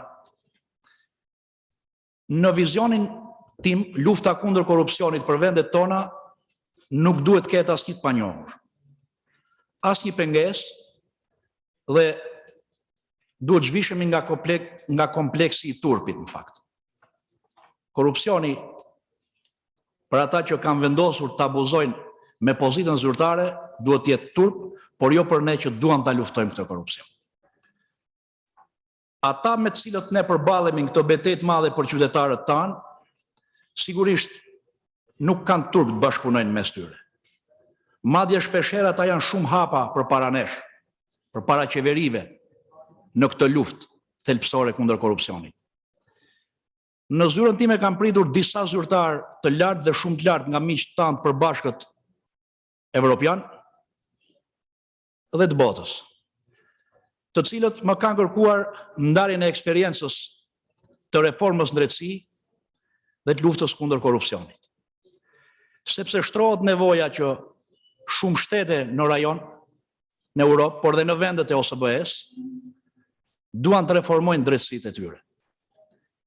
Jo vetëm unë, që e kam ndjekur që në hapat e para reformën në drejtësi si antari komisionit ad hoc e më pas si kryetari komisionit për çështjet ligjore në Parlamentin e Shqipërisë, por shumë kolegë mitë në Tiranë jemi gati që t'japim eksperiencën tonë, të shkëmbejmë mendimet tona në lidhje me reformën në drejtësi dhe luftën kundër korrupsionit në kuadër të drejtësisë re, sepse ne mendojmë që kjo do t'i shërbej udhëtimit tonë të përbashkët të sigurt drejt integrimit në Bashkimin Evropian.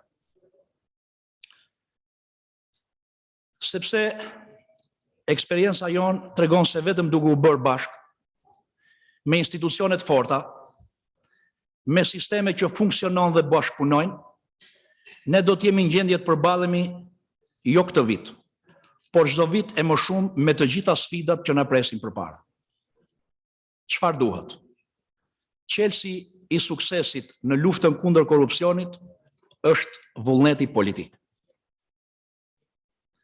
Kaq na mjaftoi ne në Shqipëri për të ndërmarrë një nga reformat më të rralla, më të thella dhe unike në llojin e vet, siç ishte reforma në sistemin e drejtësisë, që është një model jo vetëm në Ballkan dhe Europë, por edhe ndërkombëtarisht. U desh vetëm vullneti politik dhe 140 vota të përfaqësuesve të zgjedhur të shqiptarëve të ngrenë dorën për të ndryshuar kushtetutën e vendit. Sepse qelsi i suksesit të reformës në sistemin e drejtësisë, si një premisë e sigurt e luftës kundër korrupsionit, është që kjo reformë dhe këto reforma ta kemë bazamentin e tyre në kushtetut. Cilat janë hapat e tjerë që ne kemi ndërmarrë për ta thelluar luftën kundër korrupsionit? A mjafton vetëm drejtësia e re dhe e pavarur? Sigurisht që jo, sepse lufta kundër korrupsionit do të duhet të zhvillohet në të gjitha nivelet dhe ka sukses kur përfshihen shumë agjensi. Dakord. Korruptuarit e mëdhej sot janë duart e drejtësisë re dhe do të vazhdojnë të jenë duart e drejtësisë re. Po hienat e korrupsionit në administratën publike, këta zyrtarët e vegjël që fusin duart në xhepat e qytetarëve dhe që njollosin çdo ditë imazhin e shtetit tek qytetarët, imazhin e qeverisjes mirë tek qytetarët, çfarë do të bëhet me këta? Sigurisht që ka instrumenta të tjerë. Në Ministrinë e Drejtësisë është ngritur Drejtoria Antikorrupsion në tetorin e vitit 2021 me një synim shumë të qartë dhe me objektiva të qarta. Çdo abuzues në administratën publike, pavarësisht nga posti, pavarësisht nga shkelja e gjetur, do të duhet shkojë përpara organeve të drejtësisë në rastin e një shkelje penale, ose do të duhet lërë funksionin kur ka shkelje të rënda të natyrës administrative. Dhe në këtë betejë të re që kemi nisur me luftën kundër korrupsionit në administratën publike, në një kohë kaq të shkurtër, sigurisht ka dhe rezultate konkrete. Janë 620 raste në hetim nga kjo strukturë që nga tetori vitit 2021, 20 raste janë kallëzuar penalisht në SPAK dhe në provuri, dhe janë mbi 100 zyrtar të larguar nga funksionet e tyre me mas administrative. Jemi investuar fort në burime të përzgjedhura njerëzore dhe të filtruara mirë, në mbështetje financiare të kësaj strukture dhe sigurisht dhe në mbështetje politike. Por mbi të gjitha, çelësi i suksesit të deritanishëm është bashkëpunimi me njerëzit, me qytetarët dhe me shoqërinë civile. Krijimi i besimit tek qytetarët është i vështirë, sigurisht ka rrugë gjatë, ka mos besim patjetër, por unë mund të them sot se nëse qytetarët shohin angazhim, vendosmëri, seriozitet dhe veprime konkrete ndaj zyrtarëve që ata denoncojnë, pa diskutim që ata shumë shpejt bëhen bashkëpunëtorë shkëlqyer në luftën kundër korrupsionit. I tillë është dhe bashkëpunimi me shoqërinë civile dhe me mediat, që kanë një rol të pazëvendësueshëm dhe kurajos në denoncimin e rasteve korruptive. Dhe sot që flasim, sfida jonë është të shtrim, jo vetëm thjesht dhe vetëm ta shtrim dorën e bashkëpunimit me shoqërinë civile, por të kemi marrëveshje konkrete bashkëpunimi në denoncimin e rasteve korruptive dhe luftën kundër korrupsionit në administratën publike, por jo vetëm, por edhe në kontratat e mëdha publike të prokurimit. Ne besojmë se nëse krijohet ky raport, mirëbesimi nuk do të ketë indiferent, as në radhët e qytetarëve dhe as në radhët e shoqërisë civile dhe mediave. Dua t'ju jap edhe një të dhënë nga puna jonë konkrete. Në çdo 5 dosje hetimi që trajton struktura, 3 nga këto dosje janë filluar me denoncime nga qytetarët. Kjo na bën besim plot se jemi në rrugën e duhur me drejtorinë e përgjithshme antikorrupsion dhe po bëjmë gjën e duhur.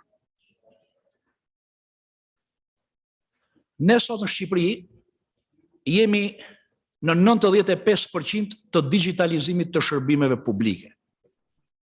Ne u ofrojmë sot qytetarëve 1200 shërbime publike nëpërmjet platformave digjitale dhe elektronike. Pra qytetarët për këto 1200 shërbime nuk është nevoja të vinë në sportelet e shtetit dhe të kenë kontakte me zyrtarët publik. Sistemi i deklarimit online të pasurisë është gati dhe si vjet është viti 0 i deklarimit online të pasurisë për të gjithë zyrtarët e lartë në Shqipëri dhe ky është një rekomandim i zbatuar i Grekos. Në kuvent, gjithashtu kemi miratuar 4 ligje që shkojnë në drejtim të luftës kundër korrupsionit dhe pastrimit parave.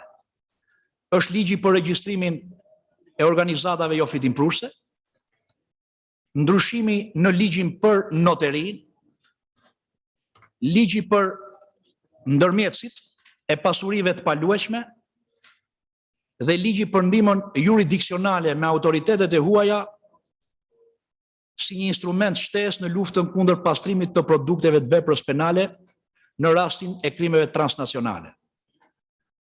Këto sigurisht janë ligje të punuara me asistencën dhe në bashkëpunim me misionin Euralus të Bashkimit Evropian, ndërkohë që FATF dhe Manival monitoron nga afër punën për parandalimin e infiltrimit të parave të palishme në ekonominë shqiptare.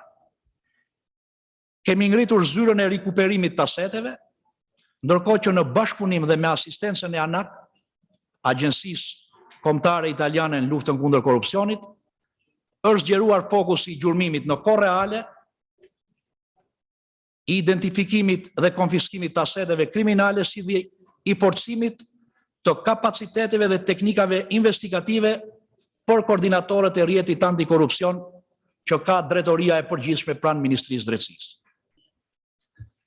Dashur miq, zotimet e marra në samitin e Londrës të vitit 2018 në kuadër të procesit Berlinit vërtet mund të jenë individuale sa i përket strategjive, por tek e fundit janë sfidat tona të përbashkëta në luftën kundër korrupsionit. Duke nisur që nga nevoja për të finalizuar procesin e plotësimit të rekomandimeve të raundit të 5 të vlerësimeve të Grekos, brenda këtij muaji, pra tani në prill të 2022-shit, ne do të kemi një proces të vlerësimit të përmbushjes së rekomandimeve të Grekos në drejtim të luftës kundër korrupsionit dhe pastrimit parave. Synimi i Shqipërisë mbetet i qartë. Integrimi në Bashkimin Evropian.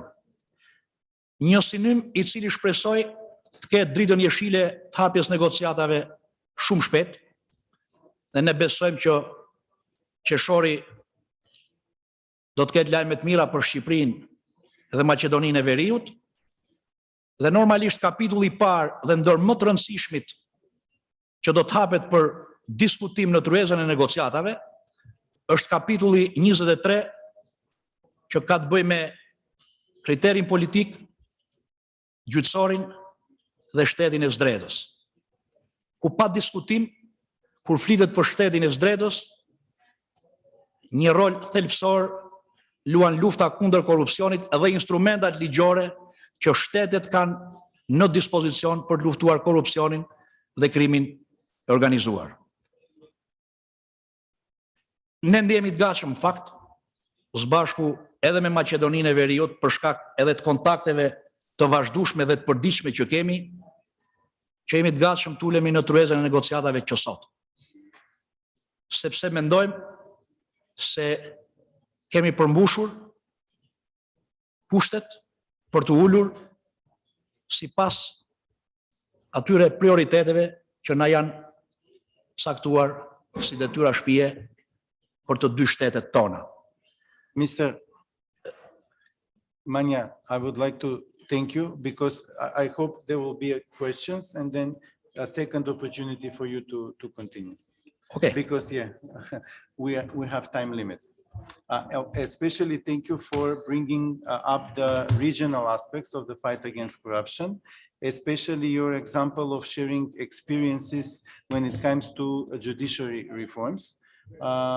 Since judiciary is pointed to all commitments in all countries, it can be one of the cohorts because the Summit for Democracy, the follow-up activities now ask for cohorts among countries and stakeholders to work on an issue, on a joint issue that is mentioned in their commitments. So why not judiciary reforms to be one of these cohorts, regional cohorts for cooperation and sharing your experiences? It seems to me that the most detailed commitments and especially concrete measures that should be done, short and medium-term measures, has Kosovo out of all countries in the region. And I was really impressed that they were stipulated really in a short way and then with concrete measures, number of measures, and that is what the Summit for Democracy asked from the countries.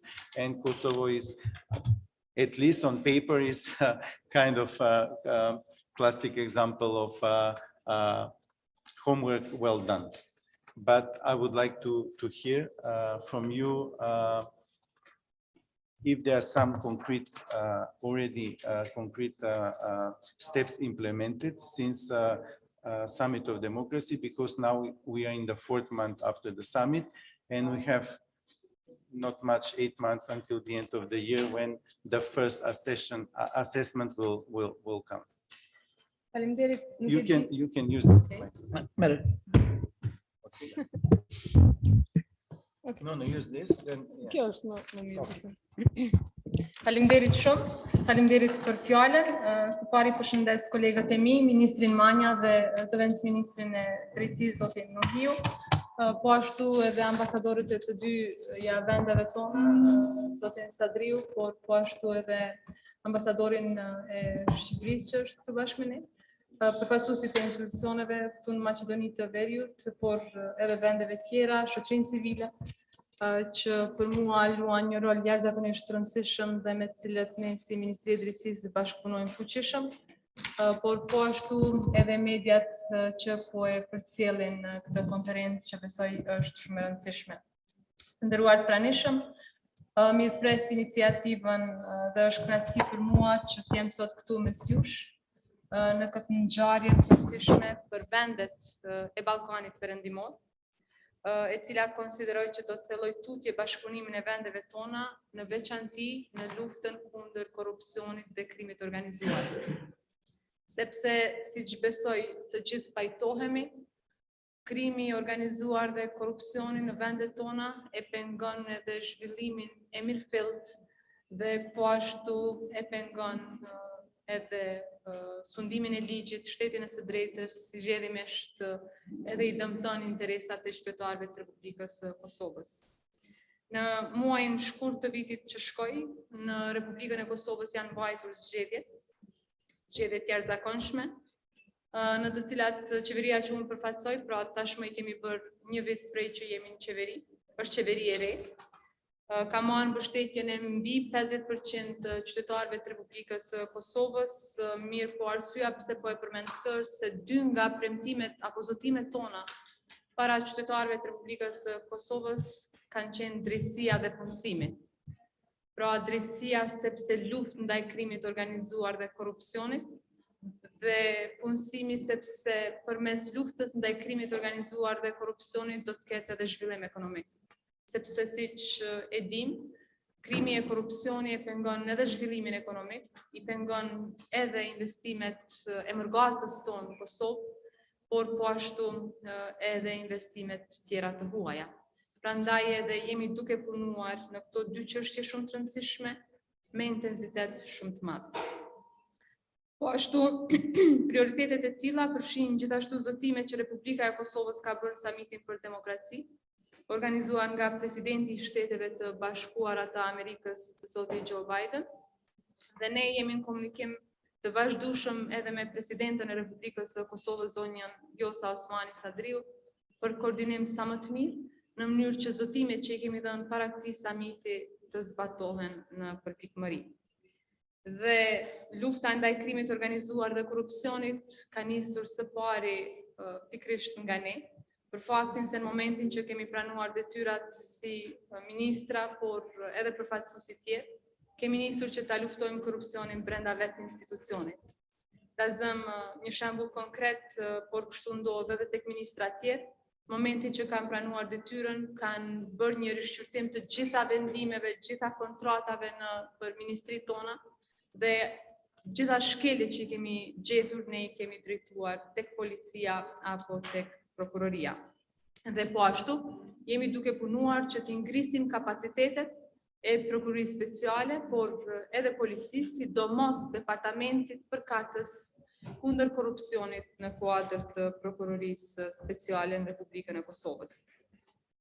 Strategjia për sundimin e ligjit, një dokument shumë i rëndësishëm që e kemi votuar në vitin e kaluar, vettingu në sistemin e drejtësisë, për çka jemi duke punuar jashtëzakonisht shumë, pastaj konfiskimi civil, që jemi po ashtu duke punuar, tashmë kemi proceduar projekt ligji në Kuvendin e Kosovës, pas pak do të adresoj se çka përmban i njëjti. Ligji për sinjalizimin, që është po ashtu i rëndësishëm, unë e di që vendet tona i kanë problemet e njëjta, i kemi ligjet shumë të mira të sinjalizimit, por që ato nuk kanë gjetur zbatim, tani jemi duke u përpjekur me fushata sensibilizuese që ti njoftojmë zyrtarët publik për obligimet që kanë dhe mundësitë që kanë për të raportuar shkeljet brenda institucioneve. Ligjin për deklarimin e pasurisë kemi futur mjekët dhe profesorët si 2 kategori të ndjeshme që dhe ata do të obligohen që të raportojnë pasurinë e tyre apo të deklarojnë pasurinë e tyre.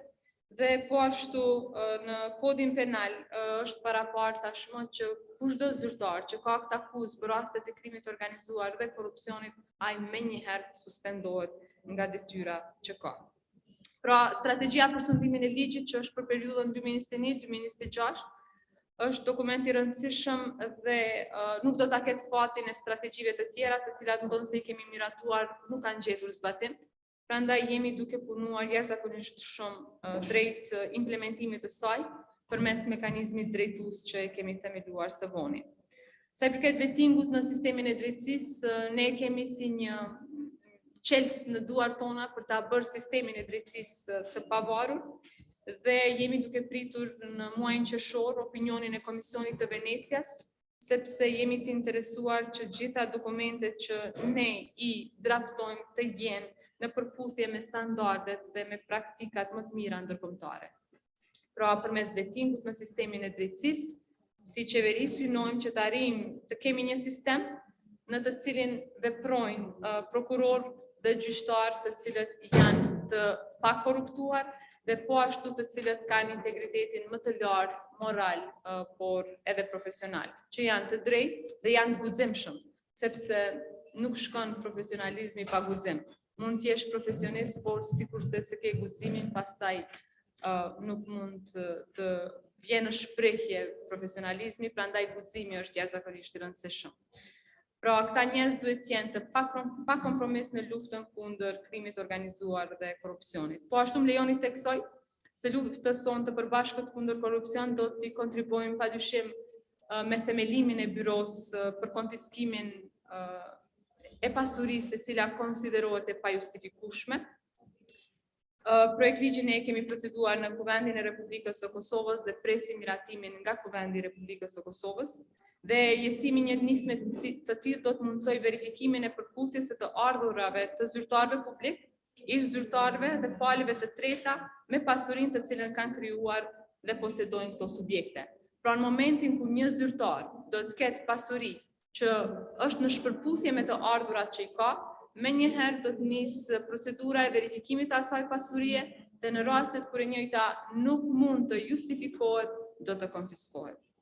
Tutje pas miratimit të rregullorës për pranimin dhe trajtimin e rasteve të sinjalizimit, siç e përmenda, jemi duke punuar që njëjta të gjejë zbatim, që të raportohen shkeljet brenda institucioneve dhe gjithashtu një nismë që është shumë e rëndësishme që Republika e Kosovës është duke adresuar është projekt ligji për sanksionet e shënjestruara kundër shkelësve të huajt të drejtave të njeriut, i njohur si ndryshe Magnitsky Act. Ministria e Drejtësisë është afër finalizimit të këtij projekt ligji dhe si i tillë, domethënë është i pari që po bëhet në rajon, prandaj unë ju inkurajoj edhe juve që të adaptoni të njëjtin, sepse konsideroj që është jashtëzakonisht rëndësishëm. Lejoni të ndaj me ju faktin këtu se për një vit Republika e Kosovës ka shënuar standard të ri në qeverisje, mund të jetë e pazakont, por që nga koha kur ne kemi marrë detyrën nuk ka asnjë skandal të vetëm që është bërë nga qeveria jonë. As nga kryeministri, as nga ministrat e kabinetit qeveritar, as nga stafet tona, as edhe një të vetëm.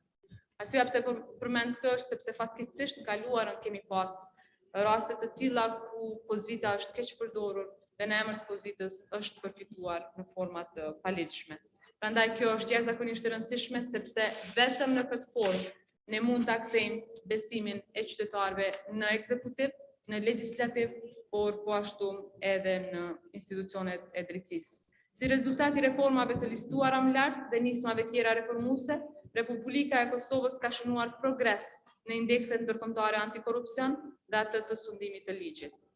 Sipas Transparency International, që është publikuar këtë vit, Republika e Kosovës ka lëvizur në mënyrë progresive për 17 vende, ndërsa sipas indeksit të sundimit të ligjit, World Justice Project, Republika e Kosovës renditet në vendin e dytë në region në mesin e 14 vendeve sa i përket nivelit të sundimit të ligjit dhe në vendin e 60 në mesin e 139 vendeve të tjera të botës të përfshira në këtë indeks. Ne jemi të bindur se progresi i tillë do të vazhdojë. Qeveria e Republikës Kosovës mbetet e përkushtuar në luftën ndaj krimit organizuar dhe korrupsionit dhe në përmbushjen e zotimeve të tilla që rrjedhin nga samiti për demokraci dhe procesi i Berlinit. Të nderuar pranishëm, për shkak të kohës nuk do të zgjatem më tepër, por si shtet jemi të bindur që bashkëpunimi jon dhe konkretizimi i veprimeve i ndihmon qytetarëve që ne i përfaqësojmë, prandaj unë ju ftoj që ta kemi këtë bashkëpunim dhe natyrisht jam e hapur për pyetjet apo komente që mund të bëhen. Faleminderit.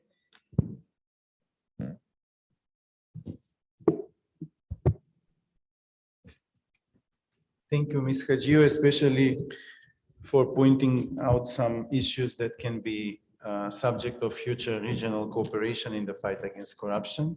I hope someone is taking notes and at the end will share with all of us these examples and these proposals for future cooperation, which is one of the subjects of our panel.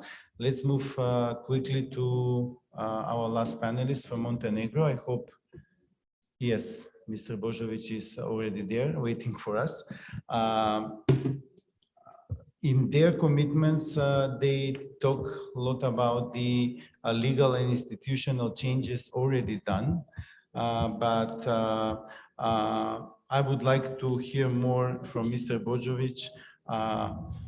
Are there any results of this legal and institutional changes being made yet after the summit for democracy?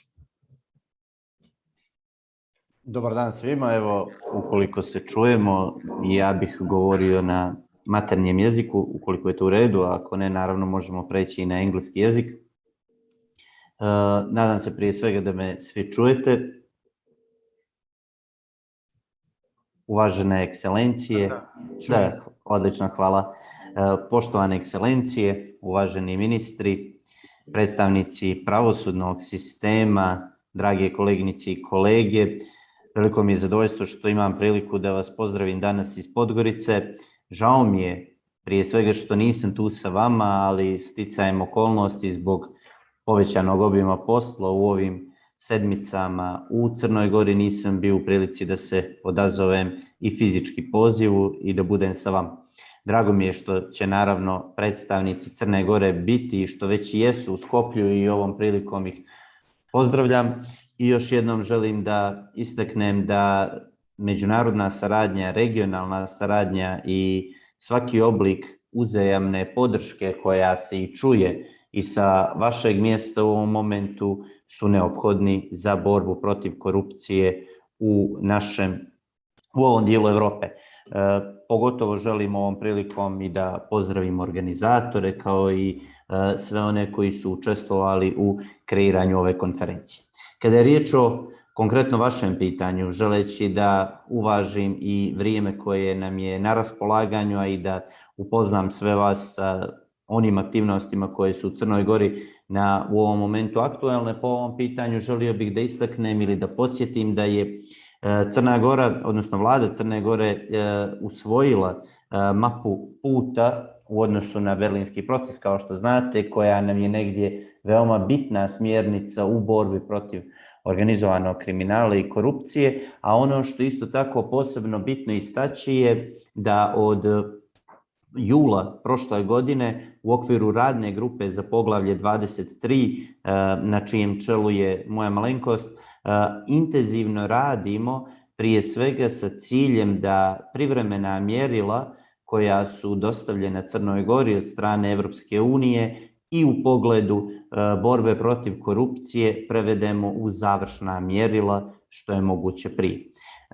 S tim u vezi, mi smo u okviru radne grupe za poglavlje 23 već imali mjesečne sastanke kako na nivou plenarnog zasjedanja, dakle svih članova i članica radne grupe, a isto tako i na nivou užih sastanaka gdje bismo sa predstavnicima Agencije za sprečavanje korupcije, tužilaštva, ali i drugih Ministarstva unutrašnjih poslova, sudstva, razmatrali ove teme.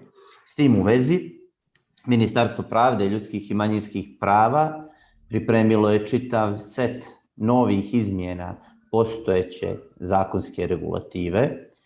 U tom smislu, prije svega smo se bavili izmjenama, odnosno pripremama novog zakona o oduzimanju imovine I taj novi zakon je pripreman u saradnji sa evropskim ekspertima. Taj zakon, odnosno predlog zakona i postojeće izmjene su dostavljene našim partnerima unutar Evropske komisije još u januaru ove godine i nadamo se da ćemo tokom ovog mjeseca dobiti konkretne komentare od strane Evropske komisije, a znajući značaj i potrebu ovakvog zakona, vjerujem da nakon što dobijemo zeleno svjetlo od evropskih partnera, da ćemo u kratkom roku i unutar parlamenta Crne Gore, unutar Skupštine Crne Gore dobiti sasvim dovoljnu političku podršku da ovaj zakon i bude usvojen i da bude u primjeni. Također želio bih da istaknem da smo pripremili novi zakon o lobiranju, odnosno da je pripremljen novi zakon o lobiranju i taj zakon je također poslat Evropskoj komisiji i iako ne spada u materiju akija, dakle iako nemamo obavezu da to činimo, smatrali smo da je mišljenje evropskih kolega itekako važno i u pogledu ovog zakona. Također bih želio da istaknem da je u okviru radne grupe, a i u naravno institucionalnoj saradnji smo došli do zaključka da je potrebna analiza postojećeg zakona o sprječavanju korupcije i nakon što ta analiza bude završena, nakon što vidimo kakva nam je primjena zakona o oduzimanju imovine, naravno ako do toga dođe, nakon toga radit ćemo i adekvatne strategije, planske dokumente i ostalu regulativu koja će pratiti ili ojačati postojeću borbu protiv korupcije u Crnoj Gori. Također bih želio da istaknem da mislim da je obaveza vlade Crne Gore da u narednom periodu učini sve kako bi ojačala institucije koje se bave ovim pitanjima unutar Crne Gore. Prije svega tu mislim kadrovski i finansijski agenciju za sprječavanje korupcije sa kojom mi kao Ministarstvo pravde imamo veoma uspješnu saradnju, ali smatramo da ona mora biti podignuta i na viši nivo. A isto tako na taj način jedino mi možemo uspostaviti kvalitetniju osnovu za regionalnu saradnju unutar cijelog procesa.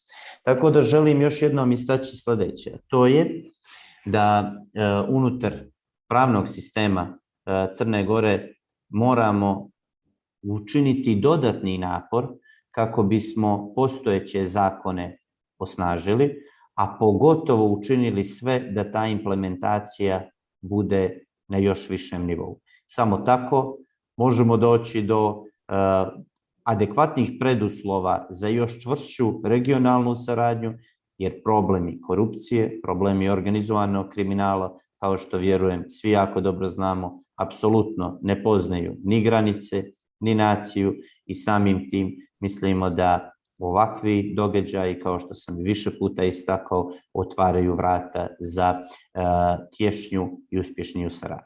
Hvala vam još jednom za postavljeno pitanje, tu sam naravno na raspolaganju i isto tako nadam se da nisam oduzeo previše vremena. Hvala. Thank you, Mr. Božović. Thank you for squeezing your speech in this short, couple of minutes because we are already behind the schedule. Yeah. There is one question posted online for our Deputy Minister from Mr. Arben Mehmeti, and he's asking if the vetting can be perceived as a solution for corruption in Macedonia. Falemendroj zotin Mehmeti për pyetjen. Çështja që ka të bëjë me luftën kundër krimit dhe korrupsionit nuk është një çështje që i përket vetëm një institucioni. Sigurisht që të gjithë do të pajtohemi se porta e parë që duhet të jap goditjen krimit të organizuar dhe korrupsionit janë strukturat në Ministrinë e Brendshme. Dua të informoj edhe kolegun që ka parashtruar pyetjen, po dhe gjithë të tjerët të pranishëm, që nga viti 2017 strukturat drejtuese në Ministrinë e Brendshme, të cilat kanë kompetence lëndore dhe funksionale për të zhvilluar hetimet që i drejton Prokuroria Publike, të jenë të zgjedhur sipas formave të ndryshme të mekanizmit të vettingut. Edhe pse në aspektin formal juridik vettingu nuk është instrument që është në qarkullimin juridik në Maqedoninë e Veriut, mirë po de facto është edhe i zbatueshëm. Po që se marrim për bazë edhe strategjinë për reforma në sistemin e gjyqësisë të vitit 2017-2022, do të mund të vërejmë se segmente të vettingut i kemi edhe në përzgjedhjen e gjyqtarëve dhe kryetarëve të gjykatave. Do dua të theksoj po ashtu edhe forcimin e kapaciteteve brenda sektorit për krim të organizuar në Ministrinë e Brendshme. Për disa profile të krimit të organizuar kemi edhe task forca ku koordinohen, sinkronizohen njësër institucionesh që kanë për pikë referimi luftën kundër krimit dhe korrupsionit. Dhe po të marrim për bazë edhe një set ligjesh të cilët janë miratuar e që kanë për qëllim forcimin e kapaciteteve institucionale, strukturimin e qendrave hetimore në për prokuroritë themelore, pastaj forcimin e kapaciteteve të Komisionit Shtetëror për Parandalim të Korrupsionit, në Policinë Financiare, në Drejtorinë për të Hyrat Publike, në Kadastrin e Shtetit, ka bërë që percepcioni edhe në këtë fushë të përmirësohet. Nuk është e rastit edhe në raportet e fundit të institucioneve me relevancë në Evropë dhe më gjërë, kemi shënuar përparime në këtë percepcion. Në vitin 2021 kemi arkëtuar 4 pikë të indeksuara në luftën kundër krimit dhe korrupsionit, përkatësisht percepcionit se i përket këtij segmenti. Këto janë notuar edhe në raportin e Komisionit Evropian, po edhe në raportin e Grekos që ne kemi shënuar përparime. Do dua të përmbyll përgjigjen time se në vitin 2022 vendi jonë është radhitur në 87 pozicion nga gjithsesi 180 vende sa i përket suksesit në luftë kundër krimit dhe korrupsionit. Faleminderit. Thank you. Before ending up the session, if there is some very burning question from the audience, we can take one question. Or maybe the next news will be useful. You will continue with discussion during the lunch. The organizers just informed me that now we will go to lunch until 2 o'clock, and then we will come back here at 2 o'clock with the following session with our colleague from Bulgaria. Thank you all for participation.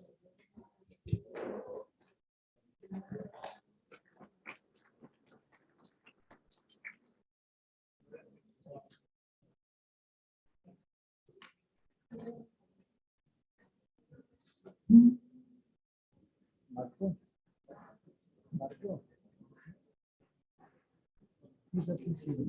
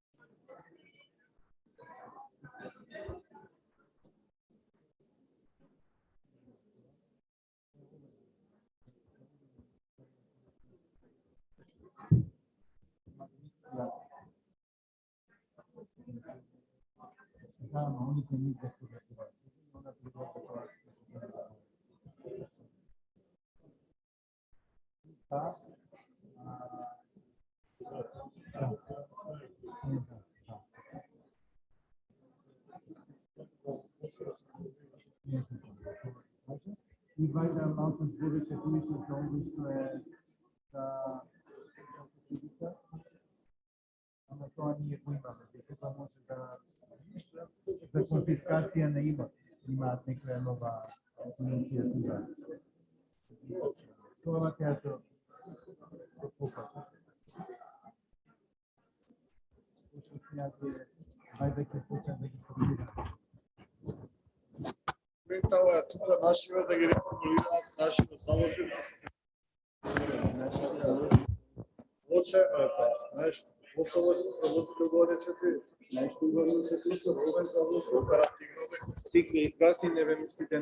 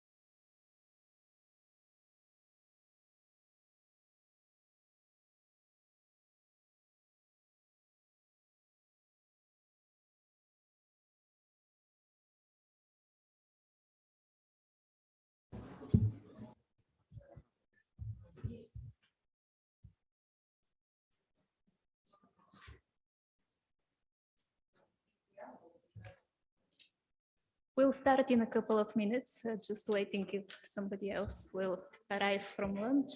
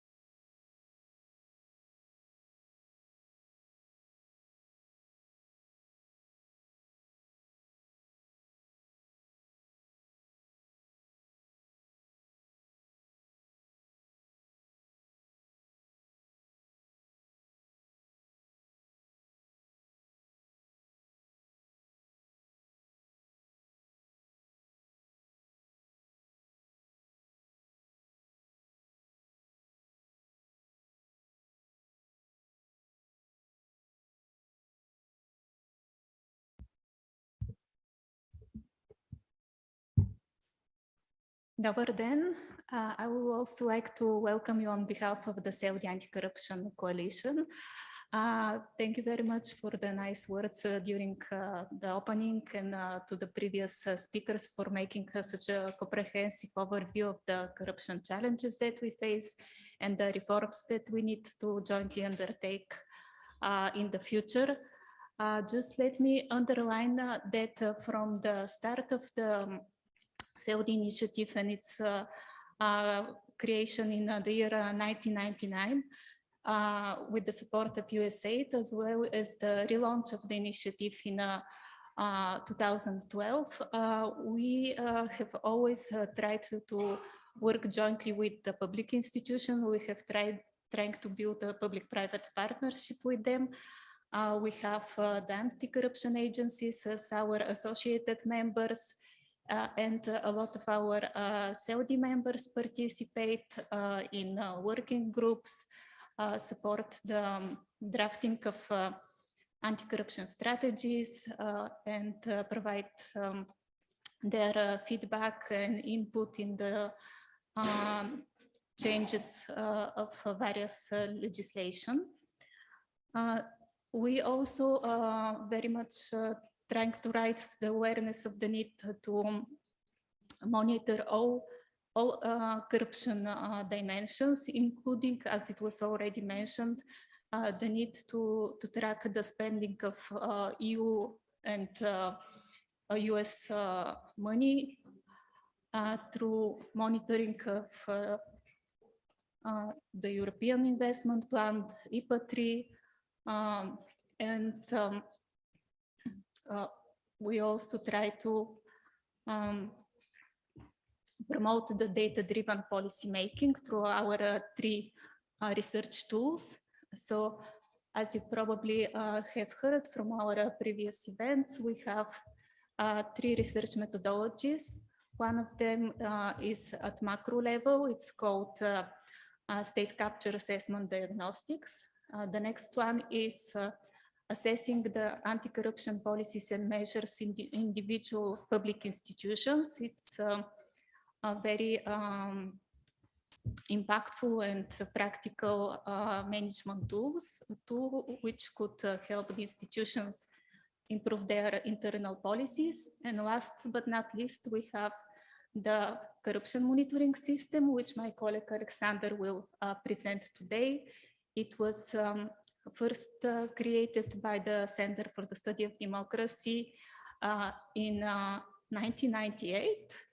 And more recently, it has also been implemented in the countries of Southeast Europe. So without further ado, I give the floor to my colleague, Alexander Gerganov. Thank you, Daniela. Thank you, Daniela. Thank you all for coming to this important meeting today. And I am grateful to the organizers of this meeting for the opportunity to present the latest wave of results from the corruption monitoring system. So when we developed this tool for corruption management, measurement in 1998, at the time, the main way to approach corruption measurement was through perception-based indicators. And as I've heard today, it is still very much prevalent in the field to look at perceptions. However, at the time, we thought that there are several problems with perception-based indicators. Some of them are methodological, and they are probably the least interesting ones, but still I will mention them when we talk about rising 3 ranks or falling 3 ranks. What does this actually mean? How much is this of an improvement or decline? It is not very much comparable both cross-country and over time, because a country can do better and still fall in ranks, overall in absolute values do better. So we wanted some more stable measurements that could show improvement or decline, and more importantly are easier to understand than perceptions, because at the time when we talked to policymakers about perceptions, they said, okay, but these are not facts, these are just perceptions. So we decided to create this, and we added attitudes to the perceptions, and most importantly, experience-based indicators, which you will see in a moment. And the idea here is to show what the actual facts are, and to show it in a very simple to understand way, and simple to compare both across countries and over time. And these are the latest experience-based indicators from 2021. They are based on a representative survey. So these numbers, they represent percentages of the population. Through a representative survey, we can generalize about these percentages for the whole population. And as you can see, they speak for themselves. For example, the corruption pressure, the blue bars, they show the percentage of citizens who have been asked for a bribe in the year preceding the survey. So when we talk about 57 or 47 or 34, these are not some abstract numbers on a scale from 1 to 100. These are actual people. So if you think this in another way, the worst performing countries, more than half of the population were asked for a bribe in one way or another. It could be money, it could be favors, it could be gifts, but more than half of the Albanians in 2021 were asked for a bribe over the whole year, at least on some occasions. Some were asked repeatedly. And in the so-called best performing countries from this list of 6, more than 20%, or actually 24% in the best case, which is 1/4 of all people were asked for a bribe. And as you can see with the involvement, just asking someone for a bribe, the so-called corruption pressure, does not mean that there is no actual corruption, actual bribery taking place. So the involvement shows how what percentage of the people actually give those bribes. And this percentage is almost as high. And if we know something from 20 years of doing this, when there is corruption pressure, the involvement is almost as high as the pressure. And let me show you the trend over time. So you saw now the comparison between the different countries, but we can also compare over time. And here you see only the last 4 waves of this data. We started collecting them in 2001. And as Ruslan mentioned in the opening, in 2001 and 2002, these numbers were extremely high. All the countries, or almost all of the countries, had corruption pressure above 50%. And since then, there was great improvement. However, as you can see from these last 4 waves of data, the best scores we measured through these 2 indexes were either in 2014 or in 2016. And since then, all the countries have declined in their corruption pressure and also involvement, even if it is not shown on this graph. You can see it also in the documents you received. Let me move on and show you the other indicators, and I will come back to trying to explain these results. The acceptability of corruption, it is one of our attitude-based indicators. And interestingly, contrary to what you might expect, seeing that corruption pressure has increased, the acceptability of corruption among citizens, that is the percentage of the population who find various forms of corruption behavior acceptable, this actually declines. So there is more corruption happening. However, the citizens like it less. They don't want to participate in this. They don't approve of this. This shows very interesting asymmetry between these 2 types of indicators.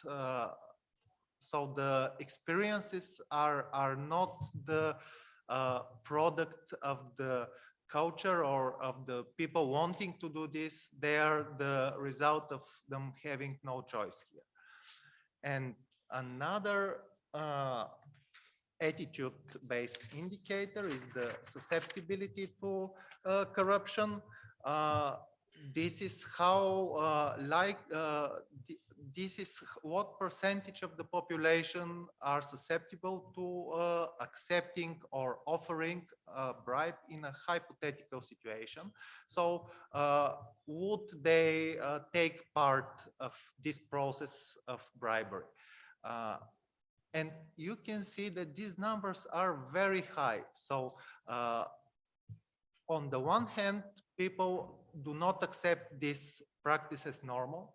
On the other hand, they are willing to participate if the situation requires it.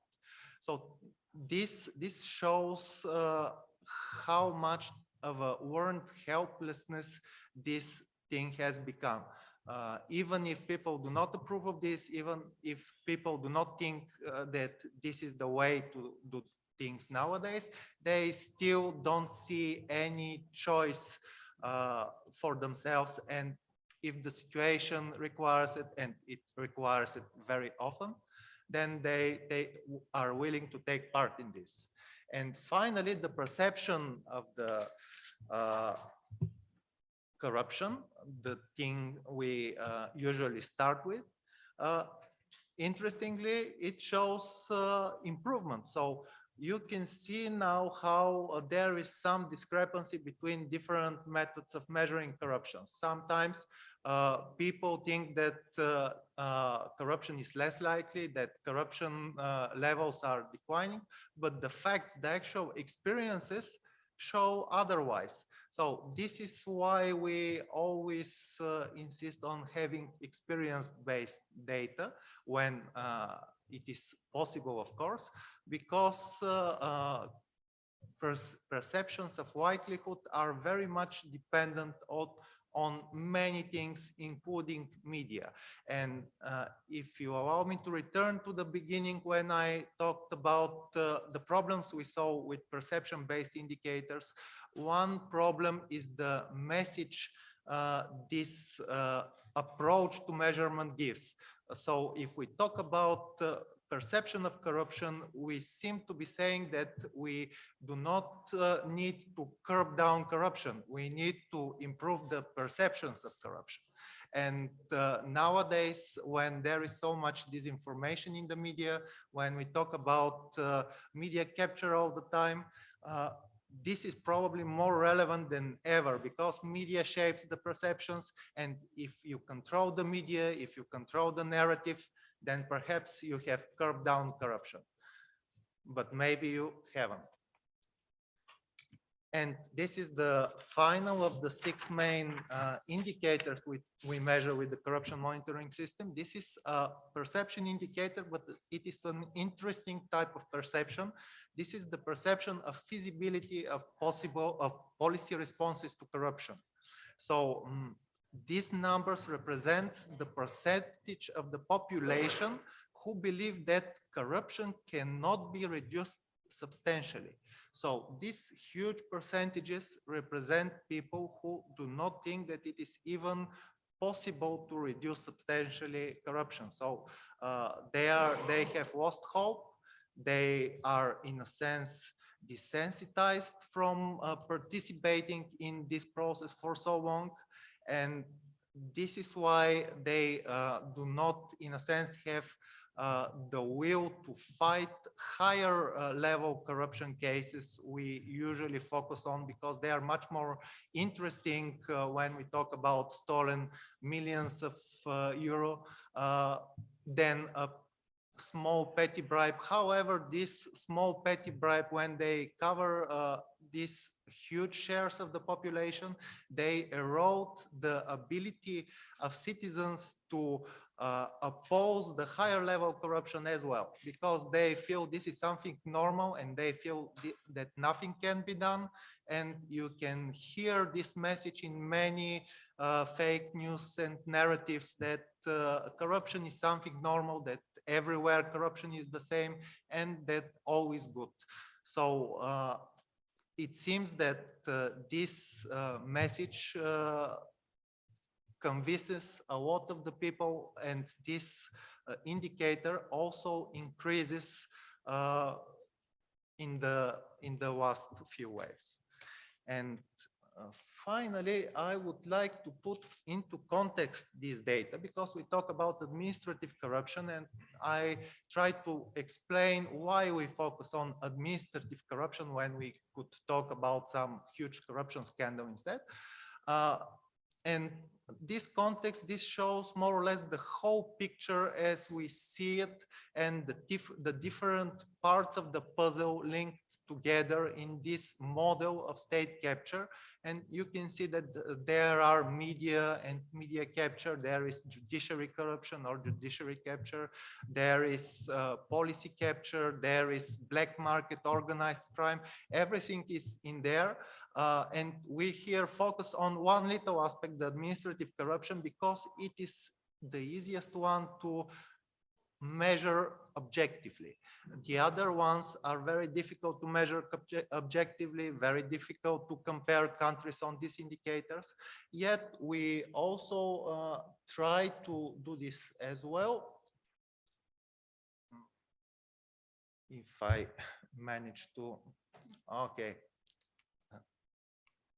So these are somewhat older data. These are from 2020, our assessment of state capture, where we try to assess some of the other parts of the puzzle and to provide some information on these more difficult to assess aspects as well.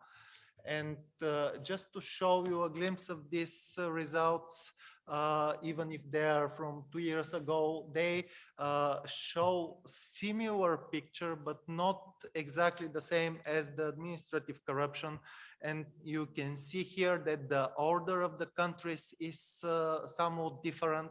And if we focus on yet another aspect, for example, the institutional enablers, which are the ability of the public organizations to oppose state capture pressure and state capture influences, you can see that the order is somewhat reversed. For example, Serbia, which was the best in terms of corruption pressure, here it is the worst in terms of ineffectiveness of anti-corruption policies, in terms of private interest bias, which is very important indicator. So it is very important to remember when we talk about corruption, which exactly corruption are we talking about, which part of the corruption, and we should pursue this measurement, this assessment, and this comparison of our progress or digress over time through objective or as objective as possible indicators. And this is another example from the state capture measurements we did, where we tried to pinpoint where the problem is to particular economic sectors. And why we are doing this? We are doing this because on one hand, we would like to have these macro indicators, as Daniela explained, that compare countries over time or compare countries among them. However, we would also like to be able to pinpoint where the problems are. And this is the more general concept of measuring corruption. We start from the top level, measuring different indicators showing vulnerability to state capture or even symptoms of state capture. Then we move to particular economic sectors, as I just showed you, which show particular problems in particular sectors, in particular countries. And finally, we start doing big data analytics, and we focus on improving anti-corruption policies in particular public organizations, which in the end hopefully leads to those investigations and penalties for cases of high-level corruption that we all want. And to summarize what I show you, I showed you today.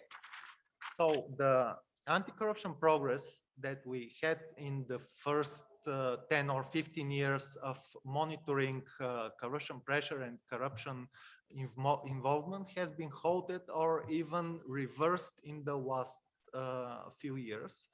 And even if there are some minor improvements in 2021 in comparison to 2019, these results are still worse than in 2014 or 2016, when we measured the best scores for the countries in this region. And what you saw in the beginning is that self-reported involvement in corruption in the Western Balkans remains very high. Between 20 and 40% of the citizens report having paid some kind of a bribe in some form or another. And tolerance to corruption and especially susceptibility to corruption is very high. Still acceptability declines, which is promising, but it is still too high to be happy about it. And finally, the overwhelming majority of the citizens of the Western Balkans seem to have lost hope in the feasibility of actually fighting corruption through anti-corruption policies. And this points to a very deep lack of trust in the government, which should definitely be addressed. Finally, very briefly, several recommendations, just as a conversation starters. I don't have any solutions for these very complex problems, but what can be done is definitely more transparency in terms of more easily available free company data or asset declarations data in electronic machine readable format. Also detail machine readable data on public procurement. This data can be used by academics, by NGOs, by scholars in the field, and also, of course, by investigative journalists. This data can be used to find problems and to show problems of higher level corruption. And transparency in this respect is still very low. And talking about CSOs, cooperation between public organizations and CSOs is very important, particularly in the sense of independent assessments of anti-corruption policies. Many countries are doing this now themselves. However, it is much preferable if independent organizations do this for them and have these reports and the outcomes of this assessment published publicly and available for everyone. And finally, of course, regular monitoring of indicators such as those I have presented to you today, because these indicators give us objective information about what's going on, or at least different aspects of what's going on, and they allow us to act accordingly. Thank you very much. Thank you. Thank you, Alex. And if I can also summarize in 2 sentences my takeaways from your presentation, is that first, we really need a holistic approach at all levels and tackling all aspects of corruption in order to restore this needed trust in the institutions that is currently very much disturbing the benefit to the society and may result in a brain drain and the young people leaving the countries. And second, I also like to mention that we need such exchange of good practices and inspirational practices from other countries, as it was already mentioned during the first session, the Western Balkan, Laura Kövesi, and hopefully the events such as the current policy forum will contribute to that. I would like to ask the audience for any questions, and also the participants that are following us in Zoom will be able to write their questions in the Q&A box. So, yes.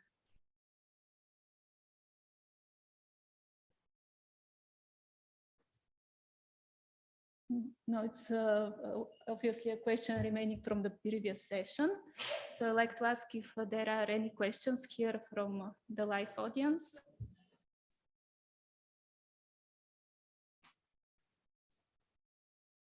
No? Okay. Obviously, the data speak for themselves. Okay, if there are no questions also from Zoom, maybe we can proceed with the next session. Okay, okay, go ahead.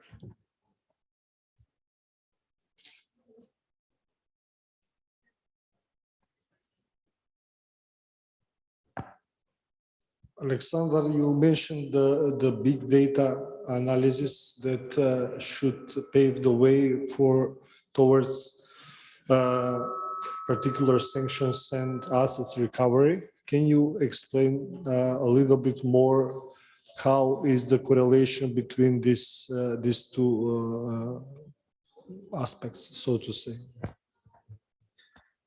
Okay, so very briefly, first of all, big data are very laborious. This is why before doing big data, we're trying to focus a bit to zoom in on particular economic sectors because doing everything is very difficult. So one approach is to look for red flags, for example, in public procurement. About bad practices, and it has been mentioned very often. However, by combining different databases, for example, procurement databases in TED with company data which are available, and adding additional information, because the TED database covers only very large tenders. By doing this, we can find more than red flags. We can find, for example, politically connected persons and companies who win a lot of tenders and accumulate wealth through these sources, and these findings can be then given to the prosecution to process further. And it seems obvious that we can do this. However, all these data are in different registers. Many of the data are not in machine readable format. There are many ways in which data like this fall under the radar. And this is why we also, we often ask about machine readable data, about machine readable information, and about transparency, because there is so much data that it is very hard to hide something illegal or implicit when this data is actually analyzed. The problem is that the data is not available, not all the data.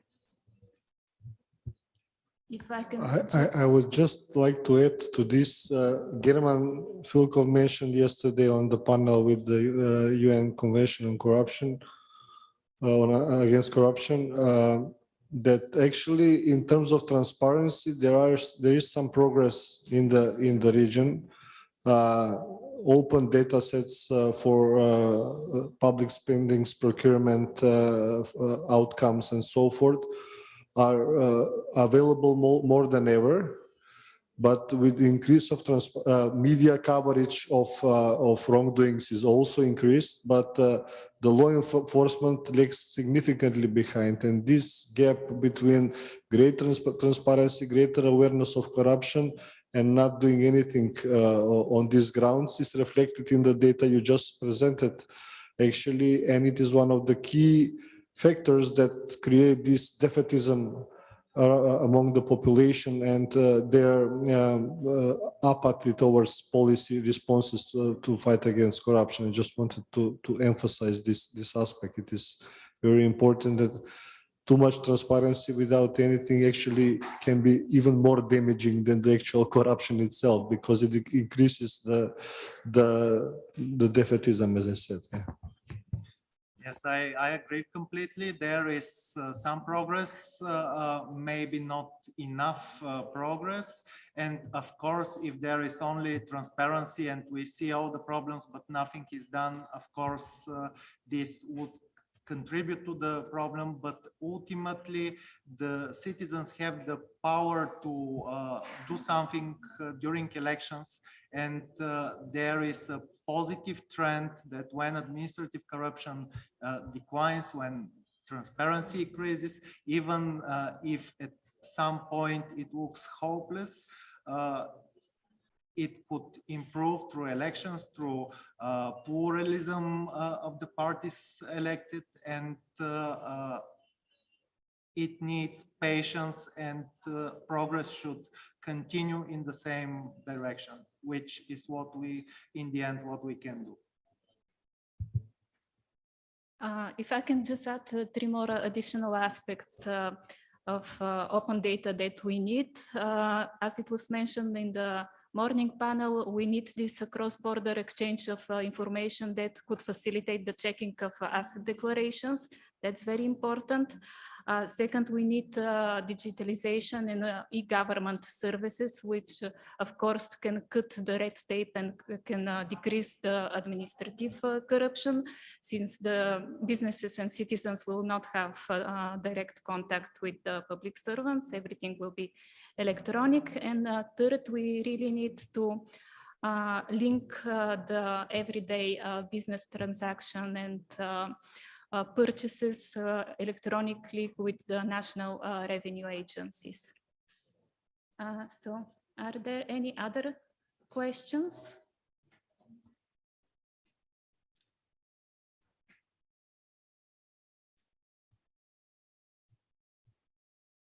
I also don't see any questions in Zoom.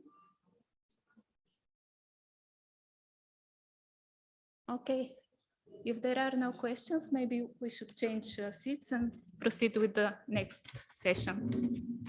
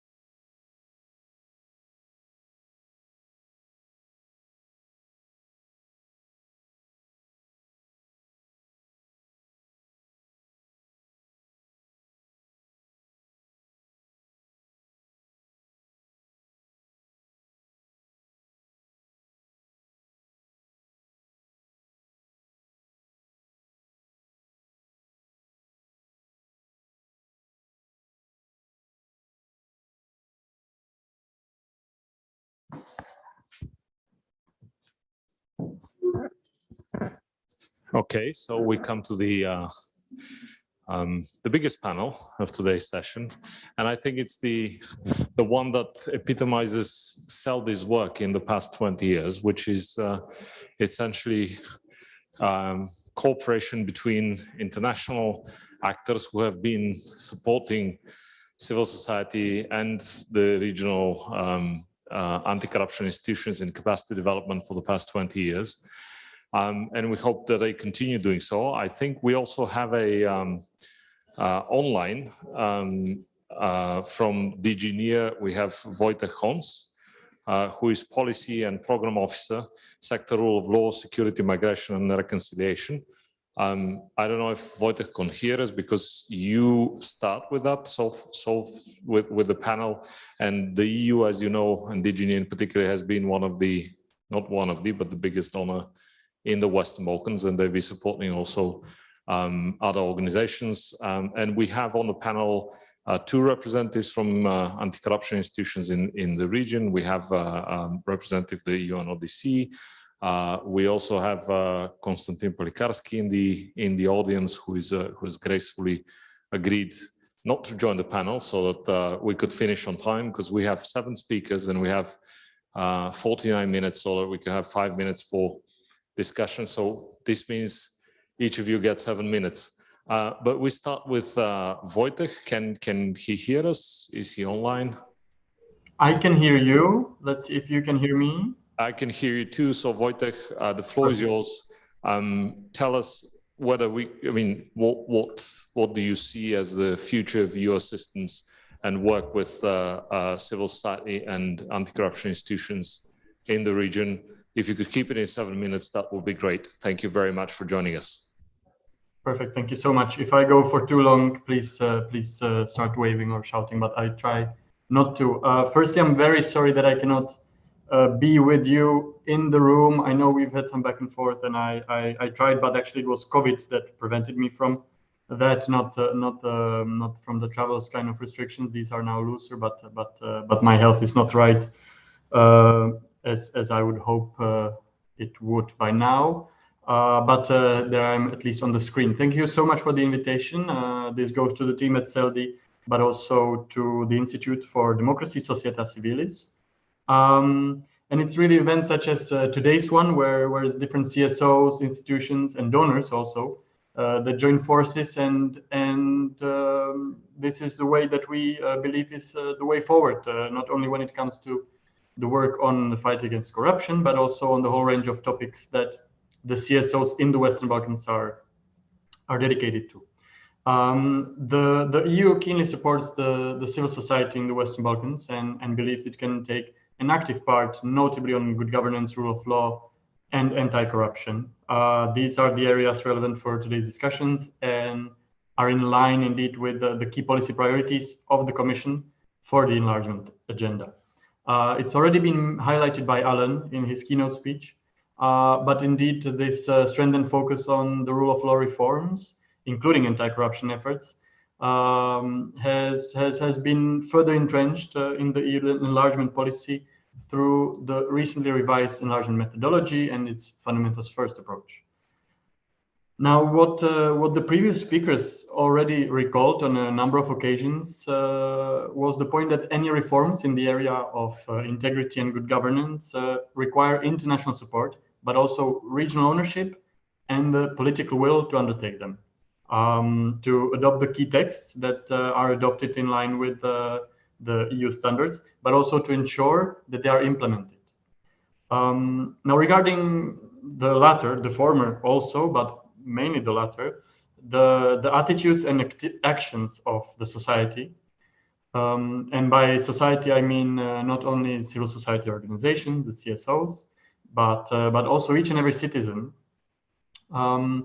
The actions of the society are important drivers of change, and they can ensure that the talk is indeed walked by the institutions and the politicians. In turn, also as a second step, the citizens and the society can act as a guarantee or guardians of sustainability of the progress achieved, and to ensure that the talk is not walked backwards. I've mentioned some of these points at the brainstorming webinar that was organized by CELDI in January this year, and that I found as a very useful exercise. But these are points to reiterate. The mobilization and action of the civil society comes in play as a crucial element in the efforts to transform the government systems in the region. And it helps ensure that they become resilient to corruption and that they work for the people.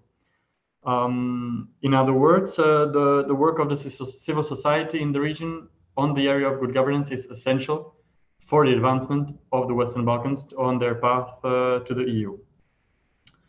Now, the European Commission recognizes this role of the civil society and has been providing corresponding support to its efforts.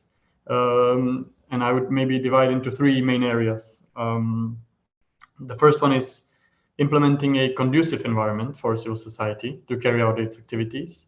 The second is strengthening cooperation between the CSOs and the authorities and institutions. And the third one is reinforcing the capacity of the CSOs and resilience to carry out their activities. This has been done through a number of tools, and notably the Civil Society Facility and Media Action Program that we have ongoing for 2021 to 23, where the total EU contribution is over 200 million euro. Now looking ahead, and I will have a sip if you allow. Looking ahead, I would briefly outline maybe 3 points before concluding and passing the word back to the room. Firstly, the EU funding that I've already mentioned under the IPA 3 program indeed remains dedicated to supporting the civil society in the region for the years to come. Notably, we will be publishing very shortly a new call for proposals for regional CSO networks and networks working on media, as well as on small-scale projects in support of good neighbor relations between Serbia and Kosovo.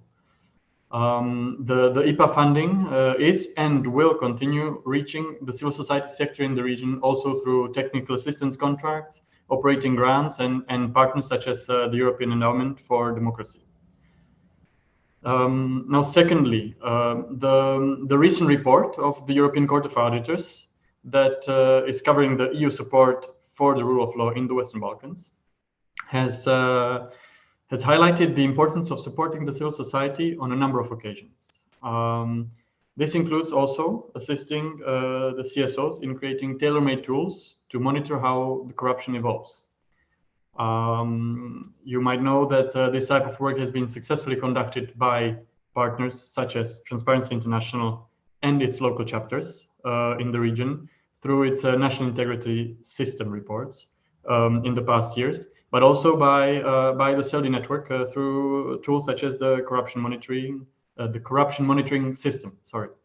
The insights gained by the governments, the civil society themselves, but also by us, the EU and other international actors, have really proved invaluable, and so the support to this line of work will continue without any doubt in the future.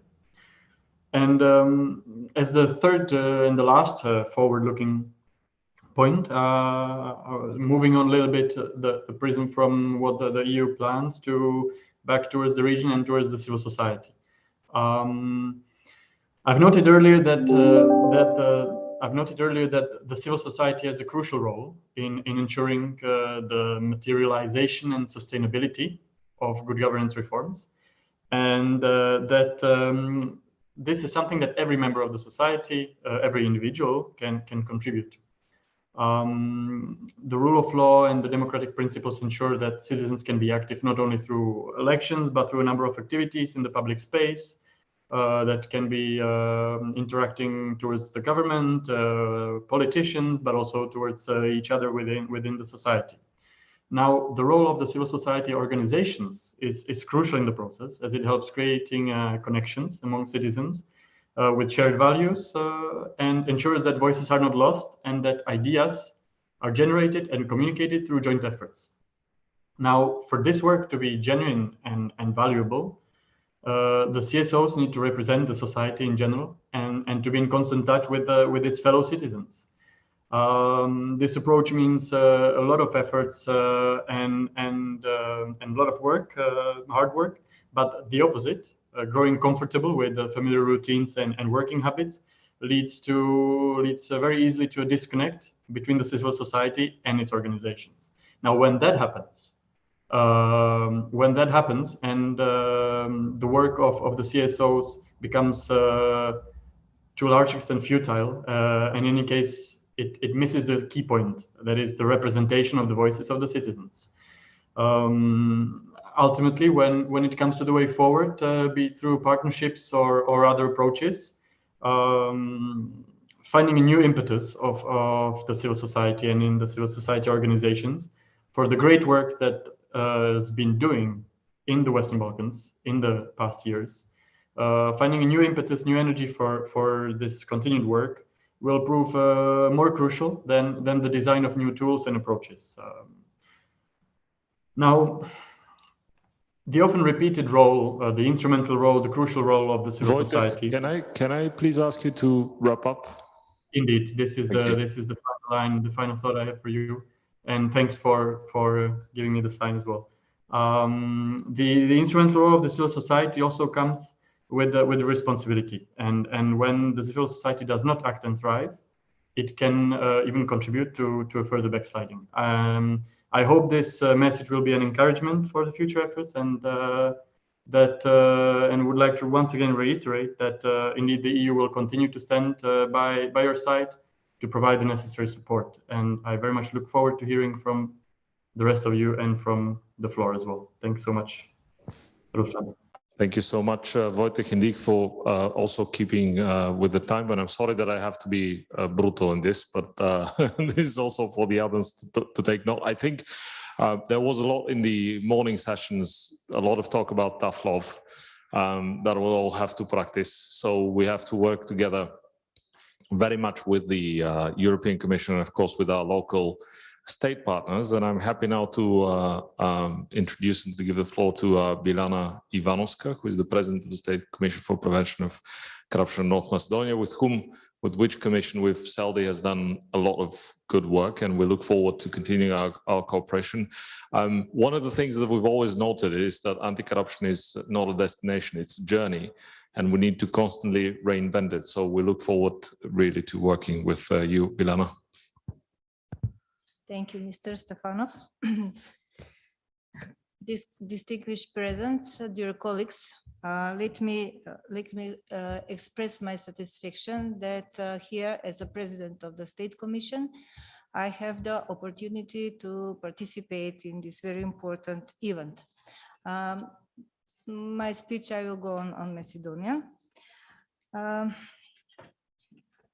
Почитувани присутни, тежината на проблемите кои што ги предизвикува корупцијата, подкопувајќи ги институциите и демократските вредности, моралните вредности и правдата, поврзаноста што постои помеѓу корупцијата, организираниот криминал, економскиот криминал, перењето пари, а уште повеќе фактот што корупцијата не е локален проблем, туку проблем кој што ги напаѓа сите општества и економии, злоупотребувајќи значаен дел од јавните пари, ја наметнува потребата од глобален и мултидисциплинарен пристап, односно меѓусебна соработка и поддршка меѓу државите, како и поддршка од граѓанскиот сектор, невладините организации, издруженијата на граѓани, се со цел за поефикасно справување со корупцијата.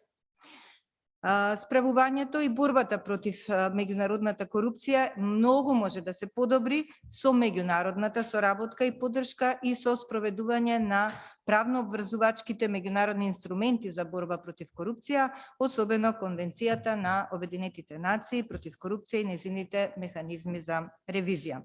Државната комисија навистина ужива голема поддршка од меѓународната заедница, меѓутоа и од домашната, особено соработка со домашните институции. Мојот долг список на странки со кои што соработува Државната комисија, ќе го започнам пред се со соработката со Европската унија, односно проектот кој се однесува на промовирање на транспарентност и одговорност кај јавната администрација. Овој проект се однесува за зајакнување на капацитетите на Државната комисија преку тренинзи и подобрување на организацијските единици, а со цел подобрување на извршувањето на функциите кои што се наведени во релевантните закони. Понатаму развивање на IT алатки за подобрување на комуникацијата, мерење на перформансите, транспарентност, одговорност и слично. Понатаму промовирање на концептот на интегритет и негова имплементација на политичко и професионално ниво, вклучувајќи развивање на потребните алатки за собирање мониторинг на информациите. Понатаму поддршка на имплементација на Законот за заштита на укажувачи, поддршка за развивање и имплементација на кампањи за антикорупција, креирани по мерка, со што се со цел за зголемување на свеста кај граѓаните. Понатаму надградба и интерконектирање на платформата за електронско учење и learning, преку развивање на лекции за интегритет, за заштита на укажувачи, етика, корупција и конфликт на интереси, со соодветен методолошки пристап и аудиовизуелна содржина. Исто така, поддршка во спроведување на националната стратегија за превенција, поддржано со повеќе IT алатки. Преку овој проект се изработува и регистарот на избрани и именувани лица, исто така и електронско доставување на изјави за имотна состојба и интереси, нивно објавување, систем на прибирање на податоци од други институции, обработка на податоците, модул за менаџирање со документите и така натаму. Исто така, од Европската унија сме поддржани и преку уште еден ИПА проект, преку компонента 2, која се однесува на дискреционите овластувања.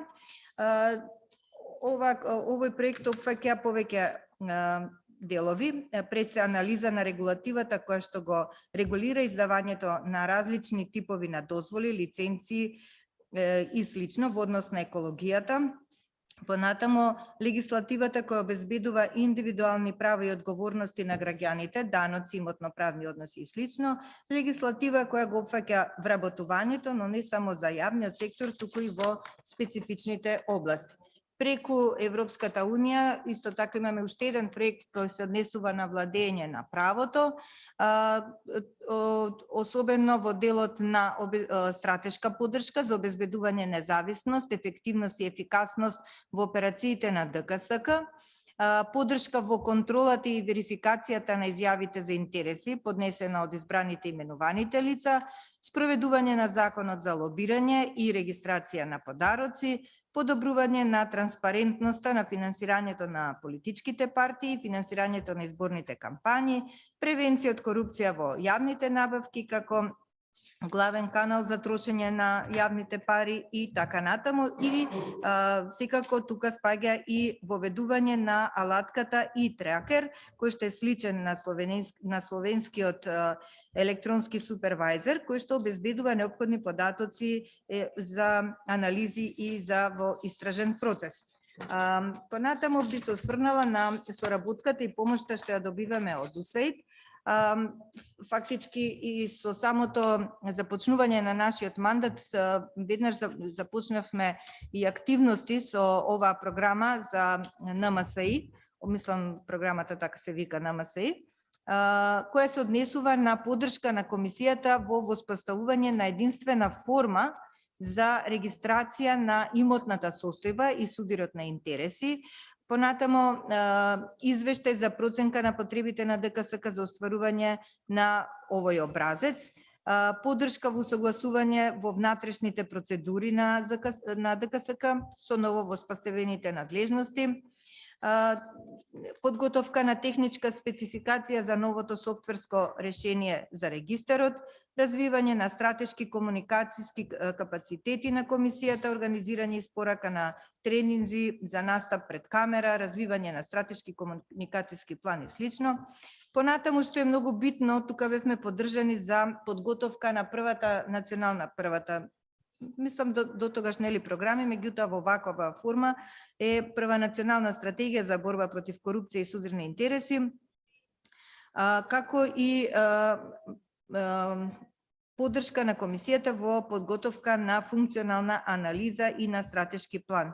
Исто така, преку овој проект се јакна и капацитетите преку тимбилдинзи и се подготви нова организација и систематизација за работните места.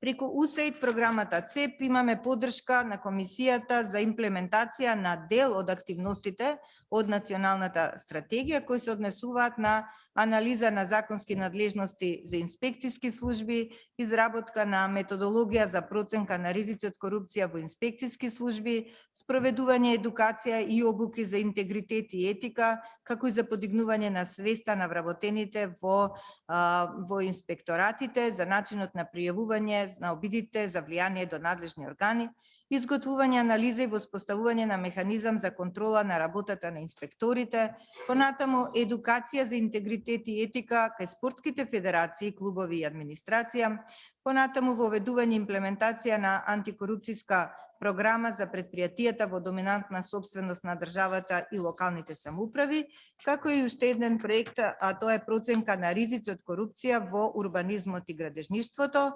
Овој проект веќе заврши, се направи проценка на ранливост од корупција кај процедурите и политиките при вработување, особено со особен фокус на непотизам, кронизам и клиентелизам, и како и ранливост во процесот на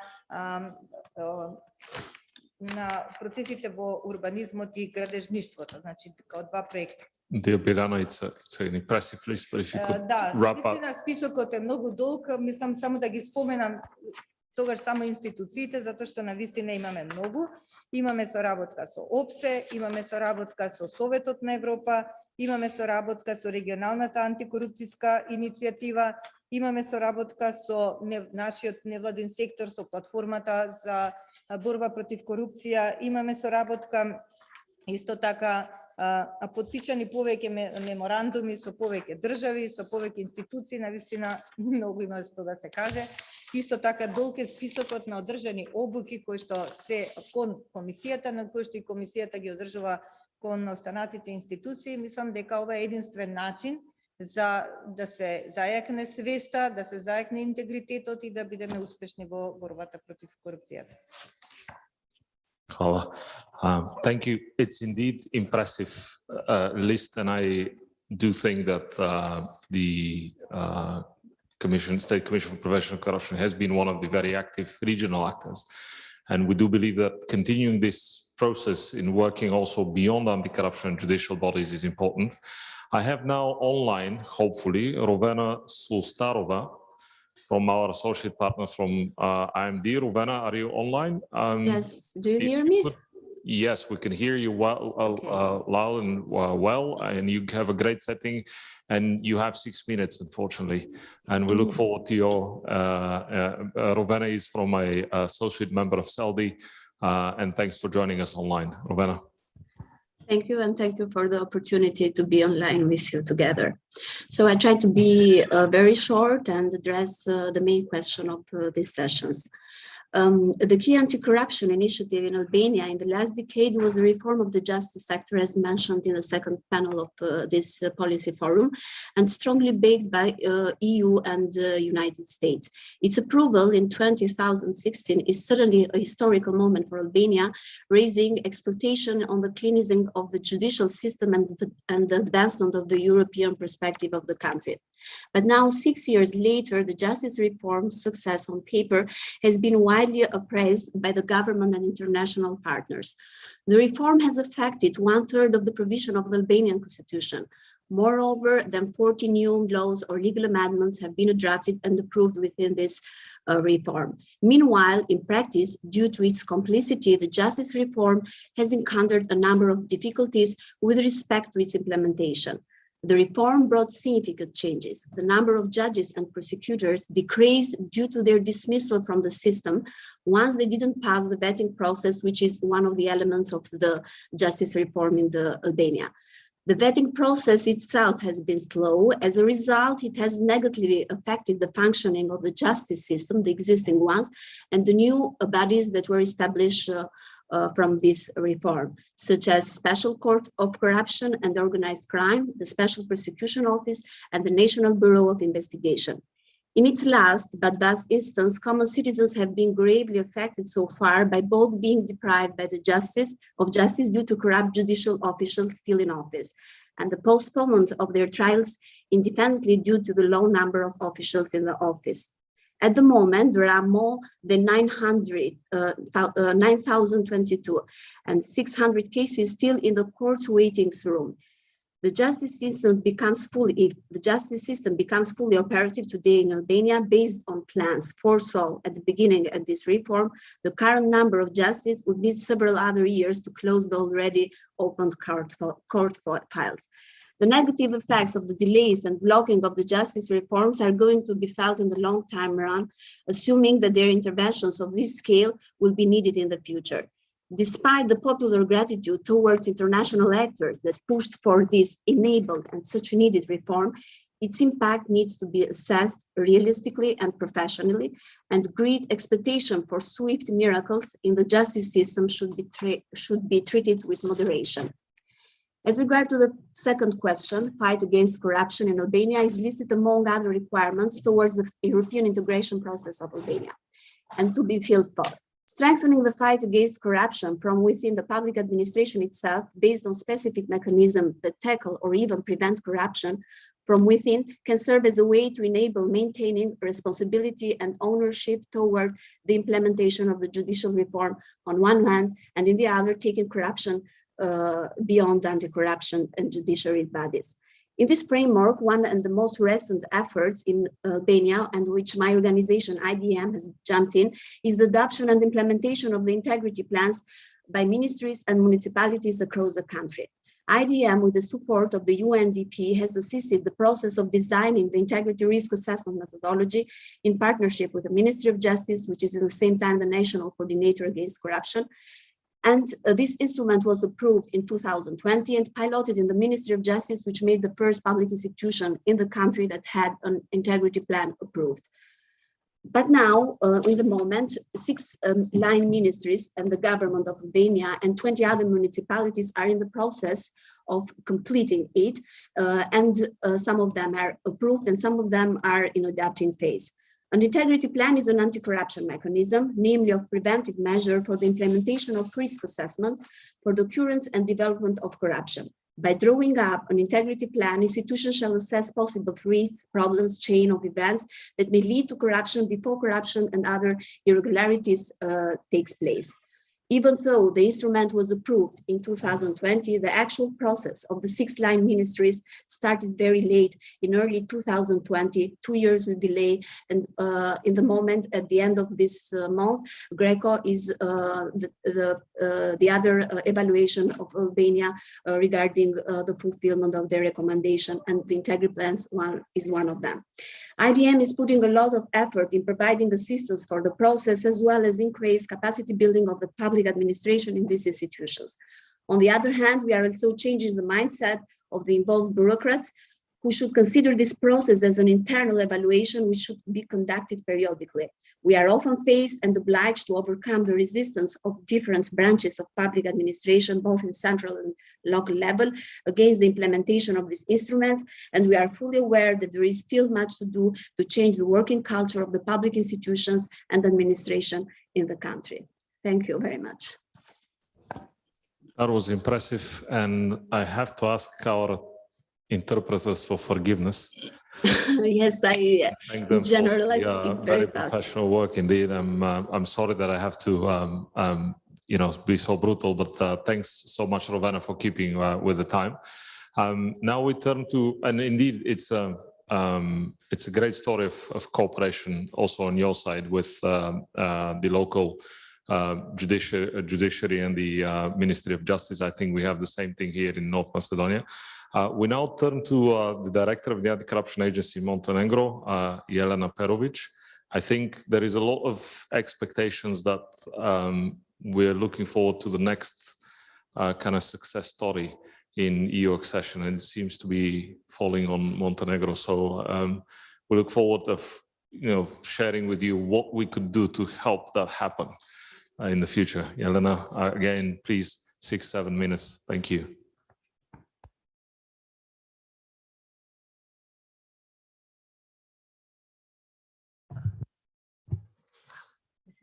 Dobar dan svima. Veliko mi je zadovoljstvo što danas prisustvujem ovom forumu koji ima regionalni karakter i smatram da samo zajedničkom borbom svih nas koji smo uključeni u proces borbe protiv korupcije možemo zapravo i pokušati da stanemo na put ovoj najgoroj slabosti svakog društva. Moram da istaknem prije svega da u Crnoj Gori, ukoliko bi se sad desio referendum, preko 80% građana bi glasalo da uđemo u Evropsku uniju. To je taj pokazatelj koji zapravo govori da u Crnoj Gori stanovništvo, a i naravno predstavnici određenih i institucija i organizacija zapravo prihvataju sistem vrijednosti Evropske unije i to je ono čemu svi težimo. Taj sistem vrijednosti negdje zapravo počiva na sistemu vladavine prava, jer ako imamo sistem vladavine prava, svakako ćemo imati i ekonomski razvoj i prosperitet. Ono što je jako važno da smo svi trenutno u vrlo teškoj društveno-političkoj situaciji, da kažem da kriza u Ukrajini je izazvala veliku brigu svih nas i zapravo to što sukobi koji su sada u Ukrajini u ovom obliku mogu se prenijeti zapravo na cijelu Evropu, a posebno na Balkan, stvara naravno posebnu bojazan i za naš region i za Crnu Goru. U uslovima u kojima trenutno živimo, moramo da kažemo da su antikorupcijske agencije i pravosudni organi zapravo od posebnog značaja i koji kontinuirano treba da predstavljaju opomenu i stup garancije primjene vladavine prava i poštovanja standarda integriteta. Mi smo kao institucije uspjeli da opstanemo i da očuvamo ovu ulogu u vrlo turbulentnim političkim dešavanjima u Crnoj Gori u posljednje 2 godine. Uprkos raznim pokušajima diskreditacije i umanjivanja i dovođenja u pitanje rezultata agencije, mi ostvarujemo najbolje rezultate od osnivanja agencije 2016. godine i taj uspjeh je, kao što je veoma važno, i prepoznat od strane Evropske komisije o napretku Crne Gore u 2021. godini, u kome je agencija najbolje ocjenjena institucija u ovom izvještaju. Pored navedenog priznanja našeg rada evidentirano je i u OECD-ovom izvještaju za 2021. godinu, koji je tada i publikovan, o konkurentnosti jugoistočne Evrope, u kojoj Crna Gora, zahvaljujući radu agencije, dobila najveću ocjenu od 4,5 od 5 za najrazvijeniji sistem podrške i monitoringa sprovođenja planova integriteta, kao i ocjenu 4 od 5 kojom je ocjenjena da jedino Crna Gora kroz aktivnosti agencije mjeri efekat svojih aktivnosti na podizanju nivoa svijesti o korupciji kroz godišnje istraživanje javnog mijenja. Samo ću kratko pomenuti da smo u 2021. godini pokrenuli 345 upravnih postupaka protiv javnih funkcionera, što je 71,6% više nego u prethodnoj 2020. godini, a da je kršenje utvrđeno u 89,3% predmeta. Također, u istoj godini pokrenuli smo 1164 prekršajnih postupaka, što je za 111% više nego u prethodnoj godini, i kao rezultat ovih postupaka izrečene su novčane kazne u iznosu od 149,242 eura. Imajući u vidu pomenuti broj postupaka protiv javnih funkcionera, uvidjeli smo potrebu da pojačamo edukativne aktivnosti za ovu ciljnu grupu, razvili smo posebne smjernice za etiku i integritet za najviše nivoe izvršne vlasti, održali smo niz obuka za poslanike kao i za predstavnike organa vlasti u toku izbornih kampanja. Posebno želim da naglasim koliko je naš mehanizam analize propisa u odnosu na rizike od korupcije bio značajan u periodu promjene vlasti i pokušaja da se određena zakonska rješenja donesu u hitnoj proceduri bez organizovanja javne rasprave. Također, imali smo i povećan broj prijava zviždača za skoro 90%, imali smo 142 prijave u odnosu na prethodnu godinu sa tendencijom smanjenja broja anonimnih prijava. Sve ovo ne bi bilo moguće da nijesmo imali kontinuiranu podršku međunarodnih partnera, prije svega Evropske komisije kroz delegaciju Evropske unije u Podgorici, Američke ambasade u Crnoj Gori, Svjetske banke, Savjeta Evrope i Kancelarije Ujedinjenih nacija za razvoj. Posebno značajan doprinos međunarodnih partnera agencija je dobila u oblasti kontrole finansiranja političkih partija tokom izbornih procesa. Zahvaljujući podršci Evropske unije i Savjetu Evrope razvili smo brojne metodologije i analizirali zakon u ovoj oblasti sa detaljnim preporukama za unapređenje zakonskog teksta. U ovoj oblasti je potrebna kontinuirana podrška, imajući u vidu da je najveći uticaj trećih strana upravo primijećen tokom izbornih procesa i u ovom dijelu posebna podrška je potrebna daljem razvoju kapaciteta za otkrivanje porijekla novca, unapređenje forenzičkih vještina i uopšte za praćenje tokova novca tokom izbornih kampanja. Također, zahvaljujući međunarodnoj podršci počeli smo sa politikom razvoja otvorenih podataka u agenciji, pripremili i usvojili strateški plan agencije za naredne 3 godine, razvili metodologiju za procjenu antikorupcijskih instrumenata u organima vlasti, to su planovi integriteta, kao i za procjenu rizika od korupcije u propisima, a radimo i na novom zakonu o lobiranju, kao i na uvođenju ISO 9001 standarde u agenciji. Naravno, koliko je nekom od partnera potrebno i drugih regionalnih agencija potrebno bilo šta od ovih dokumenata, slobodno nam se obratite, jer zaista smo se potrudili da oni budu donijeti svi uz poštovanje najvećih međunarodnih standarda. Ono što želim da istaknem je da međunarodni partneri nama pomažu da zapravo ostvarimo san svakog građanina i svakog crnogorskog građanina. Mislim da je to zapravo san svih nas, da živimo u jednom sređenom društvu gdje je vladavina prava neupitna i da građanin zna da će uvijek biti zaštićen. Agencija je prije 2 godine i promijenila pristup i odnos sa civilnim sektorom i sa medijima. Mogu da kažem da imamo izvanrednu saradnju sa civilnim sektorom. Naravno, dobijamo i kritike od njih koje su najčešće i usmjerene na poboljšanje našeg rada i ja im se zahvaljujem na tome jer mislim da su oni zapravo i, da kažem, produžena ruka agencije, da oni sa svoje strane mogu doći do mnogih podataka koje mi možemo procesuirati i dovesti zapravo do objavljivanja i do procesuiranja određenih slučajeva. Također što se medija tiče, postigli smo takav nivo saradnje da na svako pitanje koje smo dobili od medija odgovorimo u roku od 24 časa, što su i mediji prepoznali i naravno saradnja nam je svakim danom sve bolja i bolja. Toliko za sad od mene, svakako raspoložena sam za sva vaša pitanja, mislim da imamo dosta toga da kažemo i da pokažemo, ali vrijeme 6 minuta.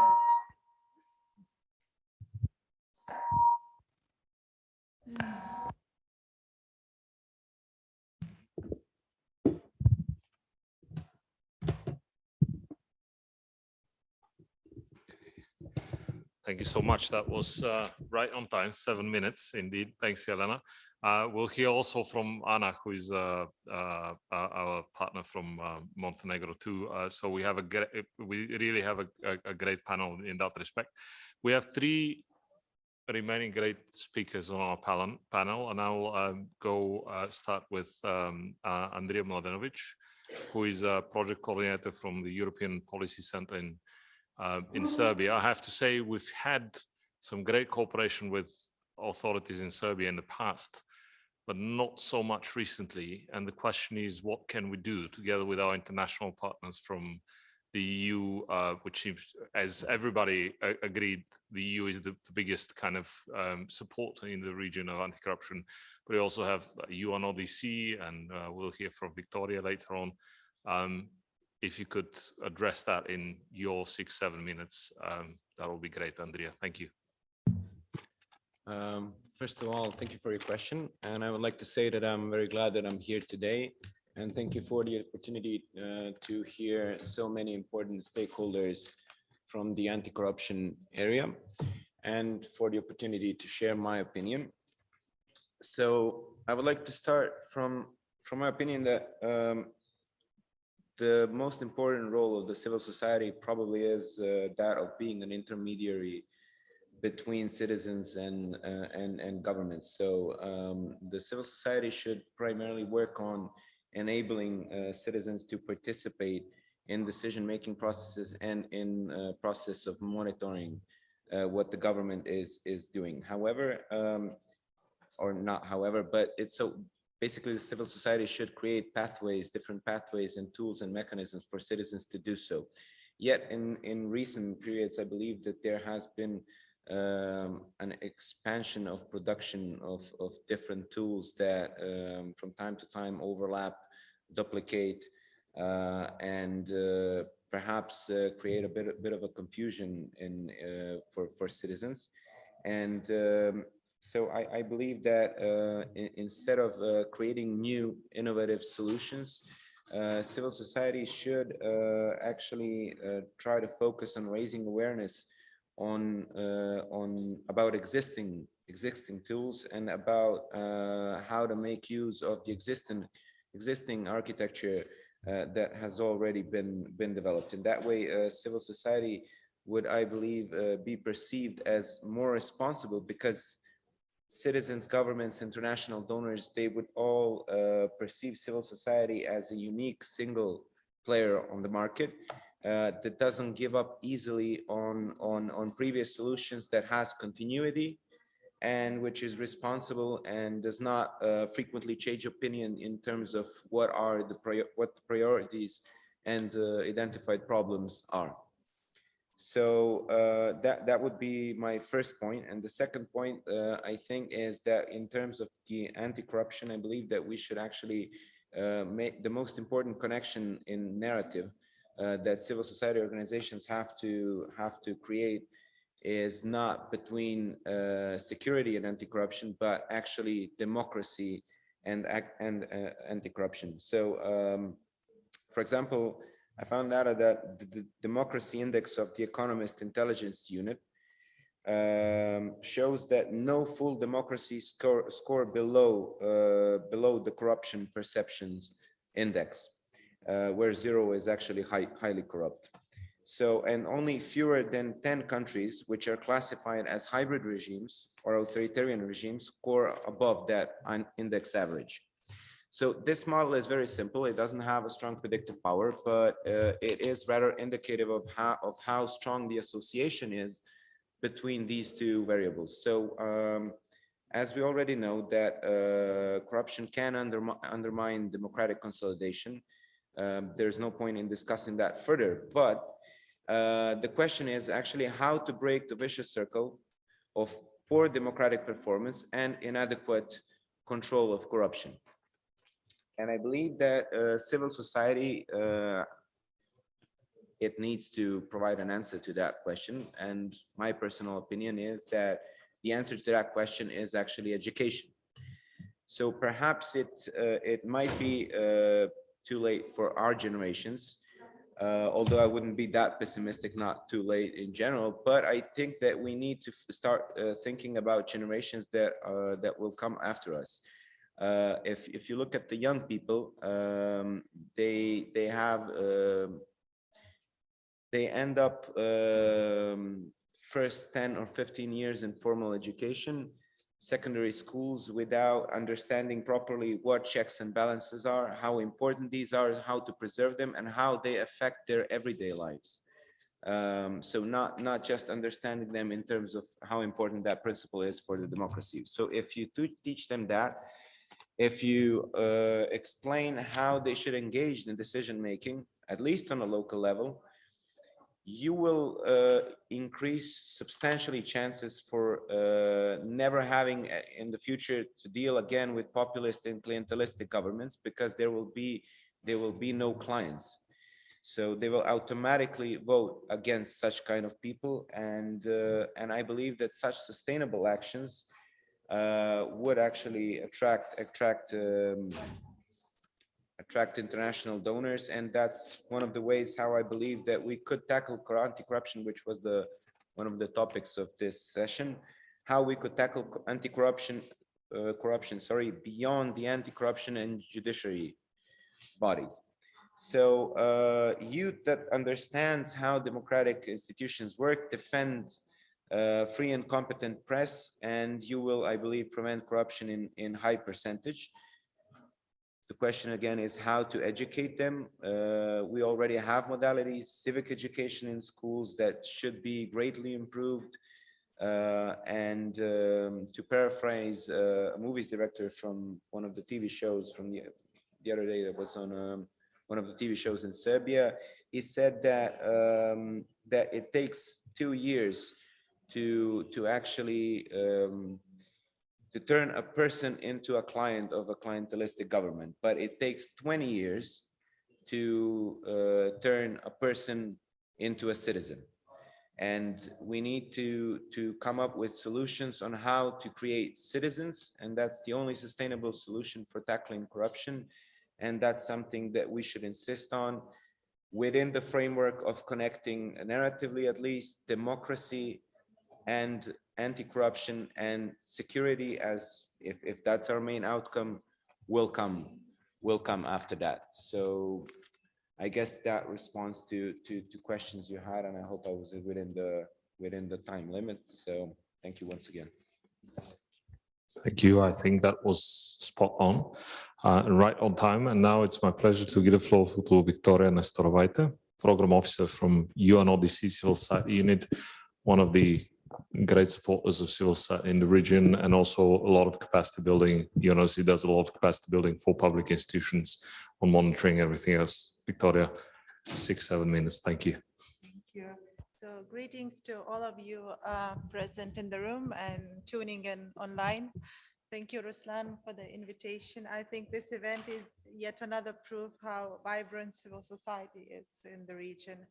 And as you had pointed, our office, UNODC, supports governments and other stakeholders in addressing issues related to crime and drugs. And we operate globally through our regional and country offices. We have an office here in North Macedonia, but also a regional hub in Belgrade. And I'm here joined by my colleague Konstantin Polikarski, who as of the end of this month will be heading the anti-corruption portfolio for the region. And I myself, I work for the civil society unit, which acts as an entry point for civil society organizations into the work of UNODC and with its member states. And indeed, for the past, let's say, 5 years, we've been working very actively in Southeast Europe with governments, civil society, and the private sector on anti-corruption, and especially as concerning the implementation of the UN Convention Against Corruption. Today, you heard a lot of references to the convention. Our office is the guardian of this convention, which was adopted in 2005. 2015, 2005. I've been talking a lot about the convention, and it is the only global legally binding anti-corruption instrument ratified by 189 parties, including all governments in Southeast Europe. And notably, Article 13 of the convention calls on governments to work with individuals and groups outside the public sector, such as civil society, and involve them in anti-corruption efforts. In this regard, our unit has been working and building up the capacities of civil society organizations to support their governments in this effort, whilst countries like Bosnia and Herzegovina and North Macedonia have already completed the 2 cycles of the reviews and are in the follow-up stage. Others are still undergoing the reviews, hence this opportunity for civil society to get involved. In fact, you heard this morning from Alexander, we have just concluded a 2-day event in North Macedonia, a local event where we brought different stakeholders, including colleagues from public institutions like the State Commission, the Ministry of Justice, the private sector.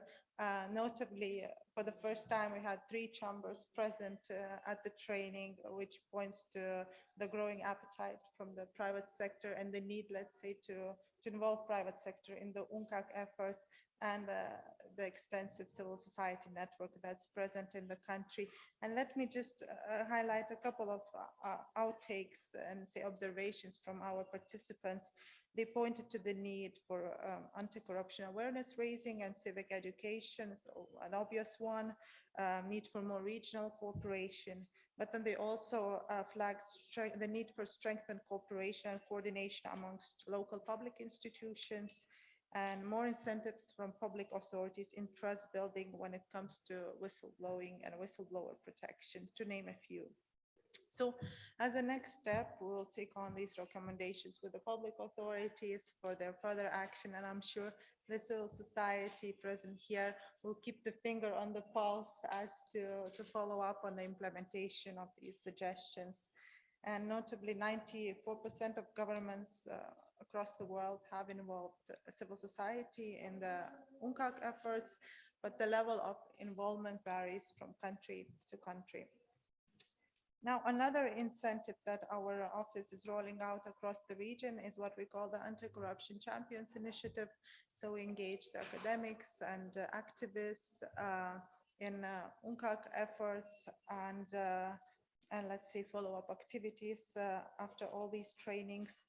At a regional level, we create platforms for dialogue through UNCAC trainings, let's say multi-stakeholder workshops. Our next training as such will be held in Montenegro in September 2022. So I invite you to keep an eye for that, and those who are present in the room tuning in online that haven't attended our trainings to use this opportunity to tune in. And then there are international meetings that UNODC holds, such as the Conference of the State Parties, that provide the opportunity for civil society organizations to bring their voice to the, let's say, international level and raise their recommendations to their respective governments. The conference meets biannually.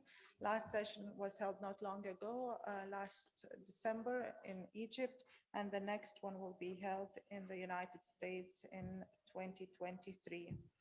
And last point to mention, there are ample tools and publications that UNODC provides for civil society that can be used to further your work in the region, and they're all available on our website. So I think I'll stop here. Congratulations again on this event. Thank you. That's fantastic. Thank you.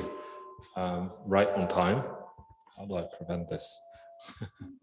So now it's my pleasure to give the floor to Anna. Anna Jurnic, the public policy researcher from Institute Alternativa in Montenegro and one of the most active CELDI participants. Anna, we should probably also address the, there was a question also online, but also a debate, and also Wojtek raised this and a couple of other people, how can civil society become more representative, although we need to become more representative, or is there an answer to, the next level of engagement in a way? And I'm happy that CELDI member finishes off the panel, and then we'll have 5 minutes for discussion. Anna, 6 to 7 minutes. Thank you. Okay, thank you, Ruslan. So I don't get extra minutes for being a CELDI member. Okay. Thank you all. Thank you for the opportunity to talk. I took the questions from the agenda very seriously, so I will try to offer my not 2 but 3 cents on how to leverage international assistance in advancing anti-corruption while still maintaining responsibility and local ownership. Cent number 1, I think there is a need for more coordination and cooperation among international assistance. This conference is a great example of the cooperation of several different actors working together for anti-corruption, but it's a lonely example, especially recently, having in mind the COVID and the situation caused by COVID. But I don't think we have enough of such events which provide a synergy and joint venture of people fighting corruption, of institutions fighting corruption, and especially of donors helping to fight corruption. I think there is a great gap in synchronizing processes like EU negotiation process, but also UNCAC implementation process and evaluation of implementation of UNCAC. In Montenegro, for example, we hadn't had a chance to have a conference like the one you had in the previous 2 days here in Skopje on UNCAC, for example, although it covers more or less the same important issues as the EU negotiations do.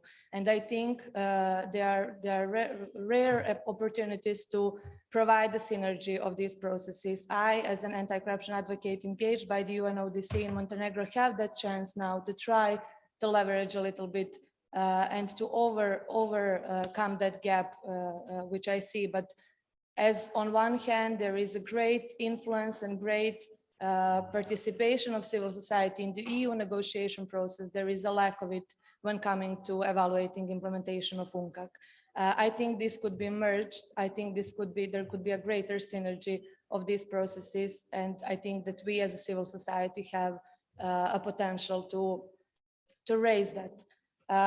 Another important issue, I think, especially when it comes to supporting actions and supporting ideas, is how donors behave and what donors do in the Western Balkans, especially when it comes to anti-corruption. My colleague Misha and I had an opportunity to discuss it at the Civil Society Forum last year, and to say that there is a great need for the donors to support more of the ideas and more of the continuous work of civil society organizations rather than projects, rather than short-term ideas which lack sustainability and which often lack also impact and influence. I think the donors have been present here in the Western Balkans for so long to be able to understand what's worth supporting, what's worth investing sort of in, and who is also worth working with. And I think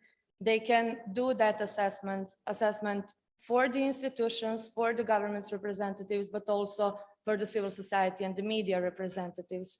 I have heard so many times public procurement here today, as I haven't heard in a while, but also because there was a significant lack of support to public procurement actions and public procurement projects, at least in Montenegro in last several years. I think that the fact that European Commission placed public procurement within Cluster 1 fundamentals of the new methodology was a clear signal that public procurement are merely anti-corruption issue rather than a market issue. I think that there's been a lack of support for dealing with public procurement only for the fact, at least I say in Montenegro, only for the fact that the law has been amended, that it has been greatly aligned with EU directives, that the e-procurement system is in place, but the anti-corruption mechanisms are still lacking, and the corruption takes great place in public procurement in Montenegro still. So I think there is a need to keep a close eyes on those who are continuously working in specific sectors, to recognize their potential and to support their potential in civil society, in the media, but also on the government side. And I think that donors should pay more attention to that. And final one, I think we all need to produce more human interest stories, more human-centered stories, which would show more often a face of those who suffered corruption and not only of those who committed corruption. I think that could also help achieve greater engagement of citizens, a greater engagement of population in Western Balkan countries, and to cause a sense, their sense of participating in something bigger than themselves, and also participating in all of these processes, of which citizens mostly hear from TV, from media, from civil society organizations, and from government statements, but often don't understand their real importance. So I think we all together have to produce more such stories to show the face of corruption and of those who suffered corruption. And I think that would greatly help to achieving local ownership in fight against corruption. Thank you. Was I up to the time? That would be the first time. Absolutely. You all were wonderful, both our online and offline participants. Thank you so much. Indeed, for keeping with the time. That was fantastic. I don't have any access to the online panel of questions. So if any of my colleagues knows if there is any question, please do read it out loud or send it over in our internal chat. Now I'll allow 5 minutes of questions. If there are any questions or statements from the room that you would like to make. I would also like to kind of give a final round of opportunity to see if there is a, okay, I can see there is one question.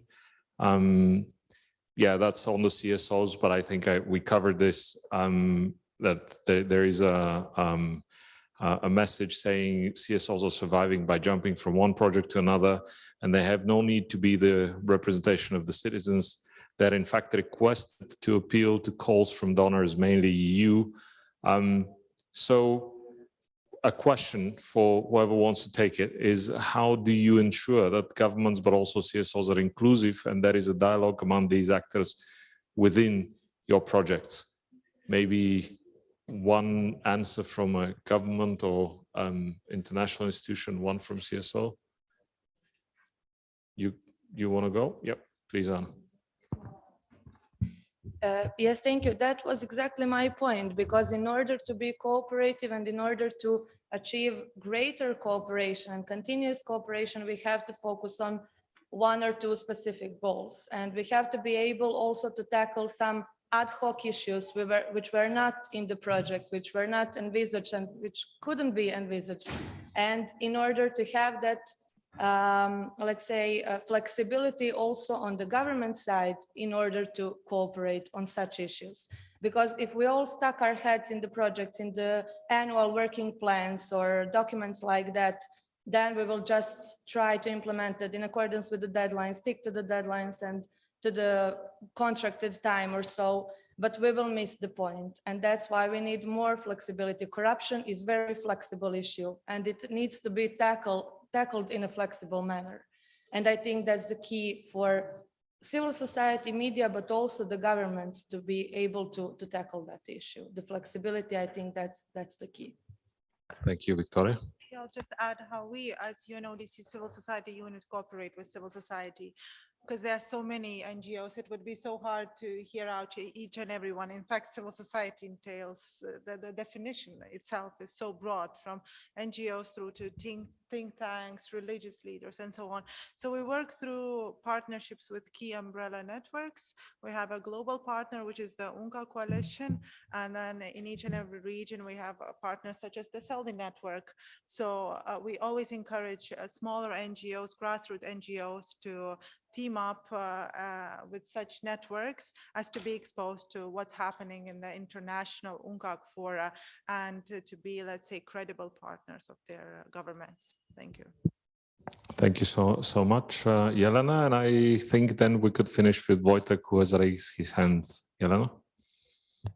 Ja ću samo kratko reći, ja mislim da civilni sektor u Agenciji za sprečavanje korupcije može da ima stabilnog partnera i da možemo zajedno podsticati sve projekte i ciljeve projekta. Mi smo sad uradili, baš kad su u pitanju planovi integriteta, jer integritet je u suštini najvažniji. Ako osnažimo sve institucije i svakog pojedinca u institucijama, mi ćemo imati mnogo manje korupcije, imat ćemo mnogo manje i priče o korupciji, imat ćemo mnogo bolje i zdravije društvo, da kažem.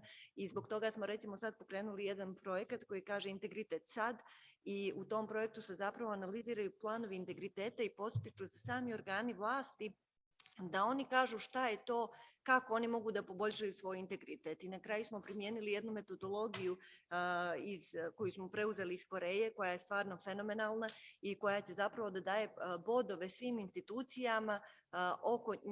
Oni će sami sebe, tako reći, ocjenjivati prvo kako oni vide integritet u svojim ustanovama, i na taj način ćemo jačati i njih i podsticati njih same da zapravo poboljšavaju sve mehanizme od etičkih kodeksa do primjene prava i tako dalje. Mislim da je strašno važno da svi pratimo sa svoje strane, ali da smo udruženi u nekim zajedničkim ciljevima, a cilj je, kao što rekao smo svi i svi se, ja mislim, sa tim slažemo, to je integritet i pojedinca i ustanove, a mi sa strane samo da pratimo.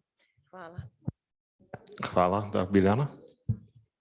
Да, и Државната комисија за спречување на корупција спроведува повеќе проекти, меѓу кои се како најважен е оној за интегритетот, кој што го спроведува со поддршка на мисијата ОПСЕ на ниво на локалните самоуправи, на ниво на општините, меѓутоа и во проширена форма и на ниво на министерствата. Исто така во рамки на друг проект, друг ИПА проект, одржавме округла маса во владата на Република Северна Македонија и разговаравме со сите, требаше да бидат присутни сите министри на таа округла маса, да разговараме за прашањето за интегритет, какви политики на интегритет да спроведат во своите институции, понатамо како да управуваат со судирот на интереси и како да овозможат заштита на укажувачите.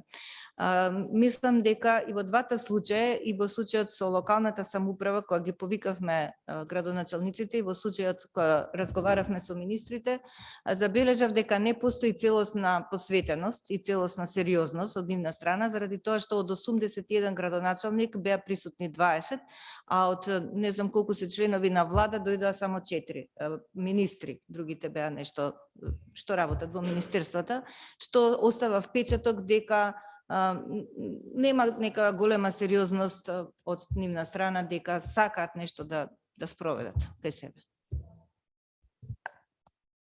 Thank you so much, Milana, indeed. Но тоа нас не демотивира, напротив, уште повеќе не мотивира. That's our job, indeed. Actually, one of the indicators we've seen across the world of governments taking anti-corruption seriously is that when they stop relying on external donors alone and start themselves thinking of mechanisms of engaging civil society, the private sector, as Victoria mentioned. Now I'd like to finish this panel as we started with Wojtek. I think we will continue for the foreseeable future to depend a lot on what the EU does. I think the good thing is there are always renewed impetus, and we have always new kind of policy cycles that we could involve in this journey on anti-corruption. But we also kind of need as Anna mentioned, the human stories, the success stories, And I hope that we could soon come up with, so Wojtek, for final words, and the floor is yours. Thank you so much. I mean, I understood the question when I saw it a little bit, let's say, personally, as on behalf of the EU, because of course we are, as you mentioned, the biggest donor, and therefore this critique of the approach, as I understand it, is rightly kind of directed towards us, or at least that can be understood this way. Now it is a very good question, and one point to make would be that we emphasize sustainability of the projects we finance, and which includes focus on securing alternative sources of funding after the project is concluded. But more importantly, really, it's that the CSO representation of citizens and the connection with citizens is precisely the guarantee for sustainability. And funding calls should not be seen as surviving CSOs, but rather the other way around. The EU's role is valid. EU is there to facilitate, as I summarized before, to implement the conducive environment, to encourage cooperation between CSOs and also with institutions, and to reinforce the capacities. But what the EU cannot do is telling CSOs what they should do, what they should talk about, what they should explore, and how they should do their work. Now this is where this was a little bit my message also towards the CSOs, to continue challenging themselves and finding ways of sitting together through occasions such as the very successful brainstorming webinar that I mentioned that took place in January, organized by CELDI, and to find the dialogue between themselves and between authorities and with the citizens, and thus ensure that the citizens realize it is in their own interest to help the CSOs do their work. Thank you so much, Ruslan, and everyone else on the panel as well. Thank you so much, Wojtek.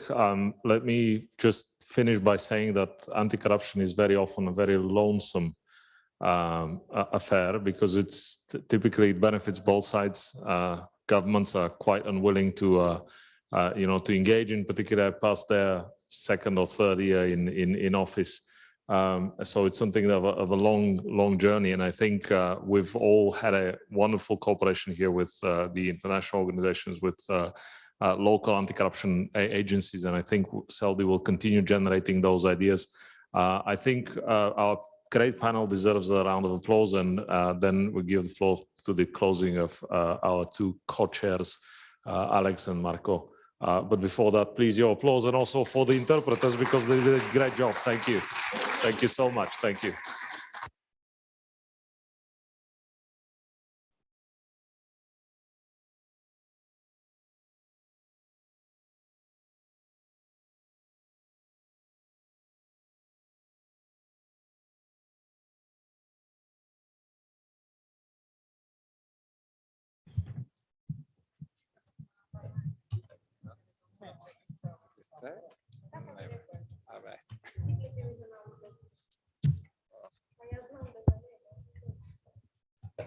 Okay. As we are already behind the schedule, and I know some people have planes to catch, we'll try to wrap this up relatively quickly. Although Marco is inspired and wrote at least 10 pages of recommendations and conclusions from this event. I think we got quite a lot interesting comments and ideas from all of the panels, and that we will produce a full report and full list of those recommendations and conclusions. But I left the hard work to Marco, and I'll ask him just to tell us some highlights of the day and what we can build upon on what we heard today. So Marco, the floor is yours. Thank you, Alexander.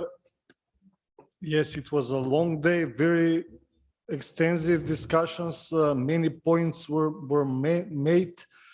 I already wrote a policy brief in my notebook, but yes, I know many of you should go soon because you have flights, and I will, as Alexander said, try to to mention the highlights, and the rest will be shared with you in the report that will follow after the conference.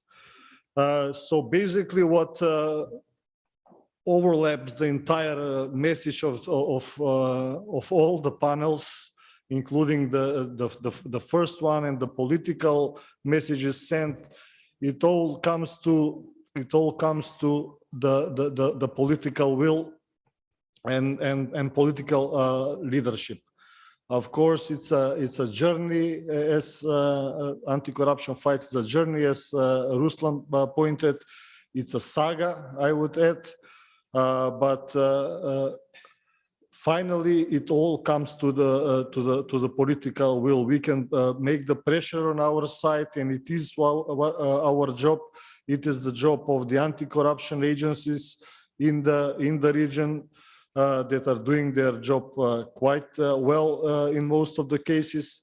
But then the pressure comes to the ministries of interior, the judiciary, the prosecution, and here somehow the energy is lost in most of the cases. So from the first panel, what it was said, the panel on anti-corruption diplomacy, that political engagement is an imperative. Anti-corruption policies of EU should have stronger conditionality, particularly in terms of financial conditionality. CSO as agency in this fight role of CSO as agency in this fight should be restored. What to do? Focus on open markets to constructive capital that is based on competitive procedures. EU anti-money laundering authorities should consider Western Balkans significantly. With this media capture was mentioned, as it is the main segment that creates the narrative, maybe kills the belief of people in the prospects of anti-corruption fight, but it also creates cynicism, as we could see from the last questions among some of the citizens in the civil society organizations.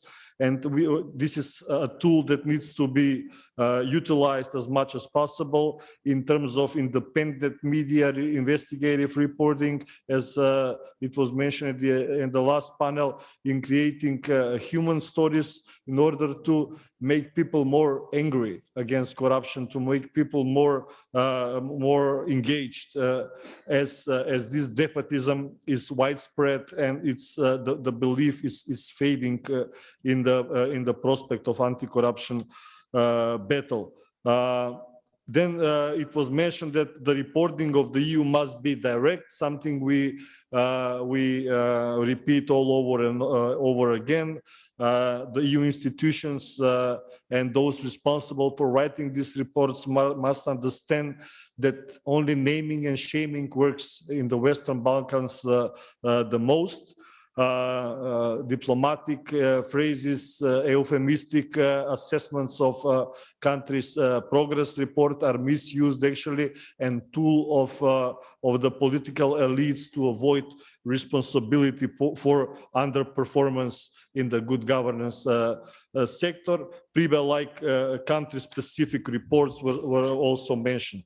In terms of the second panel, intergovernmental cooperation and the summit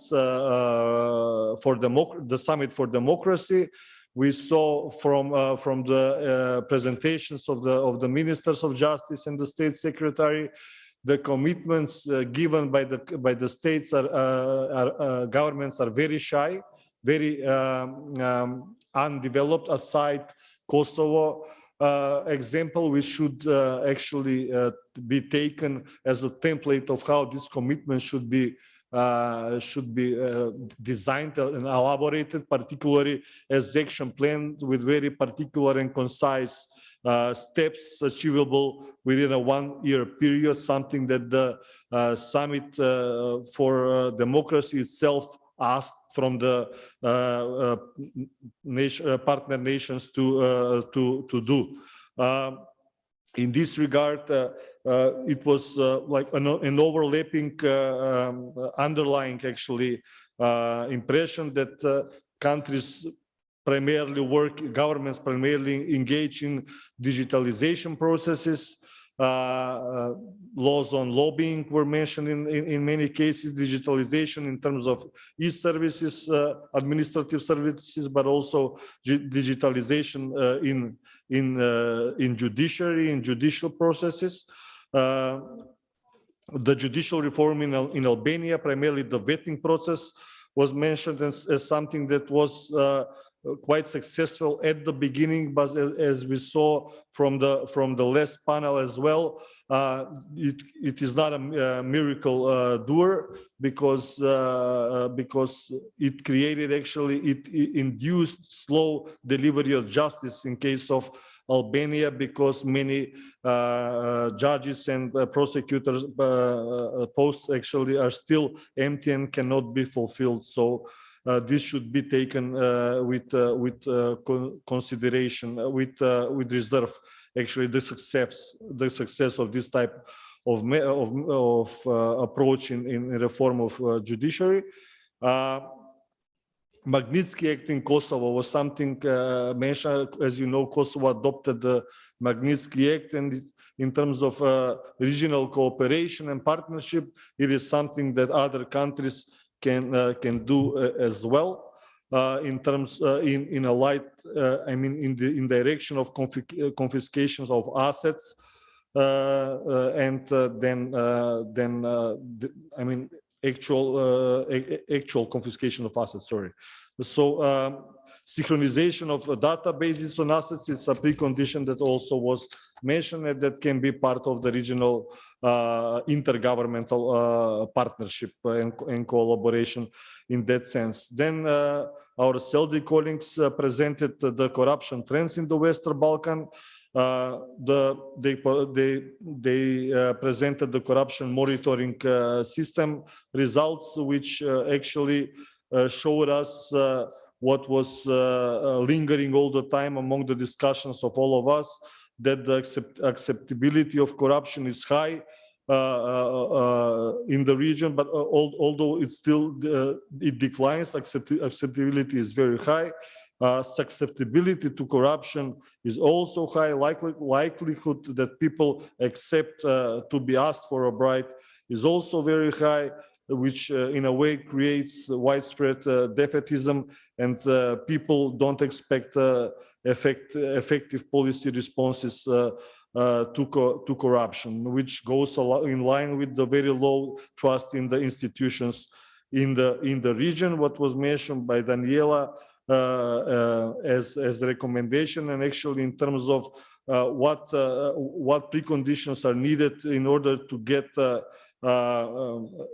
useful big data and make sense of all of them in order to freeze assets and to make fight against corruption more effective, is that we need cross-border synchronization of data, open databases on assets declaration, digitalization of e-commerce, e-government services, and everyday financial transactions should be linked with the state revenue offices. Finally, the last panel, the role of the CSOs was restated as a guarantees of sustainable progress that should prevent backsliding. The linkage between the CSO and the constituencies, the citizens, is an imperative, and it should not be neglected in this sense, because it is one of the main roles that one of the main roles of the CSOs is intermediaries between the citizens and the institutions. We saw from the presentations of both agencies, anti-corruption agencies, that they are working quite a lot. This, on one side, creates a very big attention by the donor community, the international partners, in terms of their capacity building. And of course, it boosts their performance in this way, but we should also always keep in mind and optimize the capacities this agency are having on one side and the development or capacity building assistance they are getting, because it can negatively affect also their ability to perform, especially when sufficient resources in terms of human capital are not allocated timely by the governments. Of course, in the case of Albania, I mentioned the vetting process was commented with reserve, because at the end it yielded slow justice delivery. And what else do I have? Achieve greater engagement of citizens. So yes, and finally, what was mentioned, that we have to keep the various citizens motivated, and through media content and projects based on not only on doers of corruption, but also on victims of corruption. We need to portray the face of corruption in order to for the people to correlate or to relate their personal experience and the motives to engage and get out of the comfort zone and engage in the anti-corruption fight. So in a nutshell, on my side, that would be it. I mean, I have many other, as I said, recommendations and points in this notebook, but you will all get the final report in that sense. So on my behalf, I would like to thank all of you for being present here. It's been an exhausting but also very inspiring day for me personally. I've heard many useful and many promising discussions. Thank you to the translators. You had also very challenging day to catch up with all the speakers, and we've concentrated and focused all the time. Thank you for on behalf of the support staff from the Institute for Democracy and the MCIC for organizing all this, and the fight continues. And Marco deserves applause for all of this. He basically didn't left me anything to say at the end. Even my lines he took at the for the thanks. Thanks to all of you, around 20 Mohicans that survived the day and stayed all the day here. Thanks to the panelists for joining, and also the people online. Also some 20 Mohicans there. Around 100 were present online. This is why I am thankful that Marco agreed to do the closure, as he's much more enthusiastic. I probably fall in the defeatist side of the survey poll in the CSD research, as I lost my faith that we can turn the tide, but Marco is still optimistic. So hopefully with your help, we'll do that. So with closing of this and last session, and thanking you all, I apologize that in this last closing thing, we are two guys, while mostly girls did all the work for preparation of the conference. So I invite my colleagues from both Institutes for Democracy and MCIC, as Martina, Simona, Yasmina, Natasha, but also Fanny, Bobby, Christina, Sarah, who is here to join us, Misha too, for a team photo to close the event. Thank you.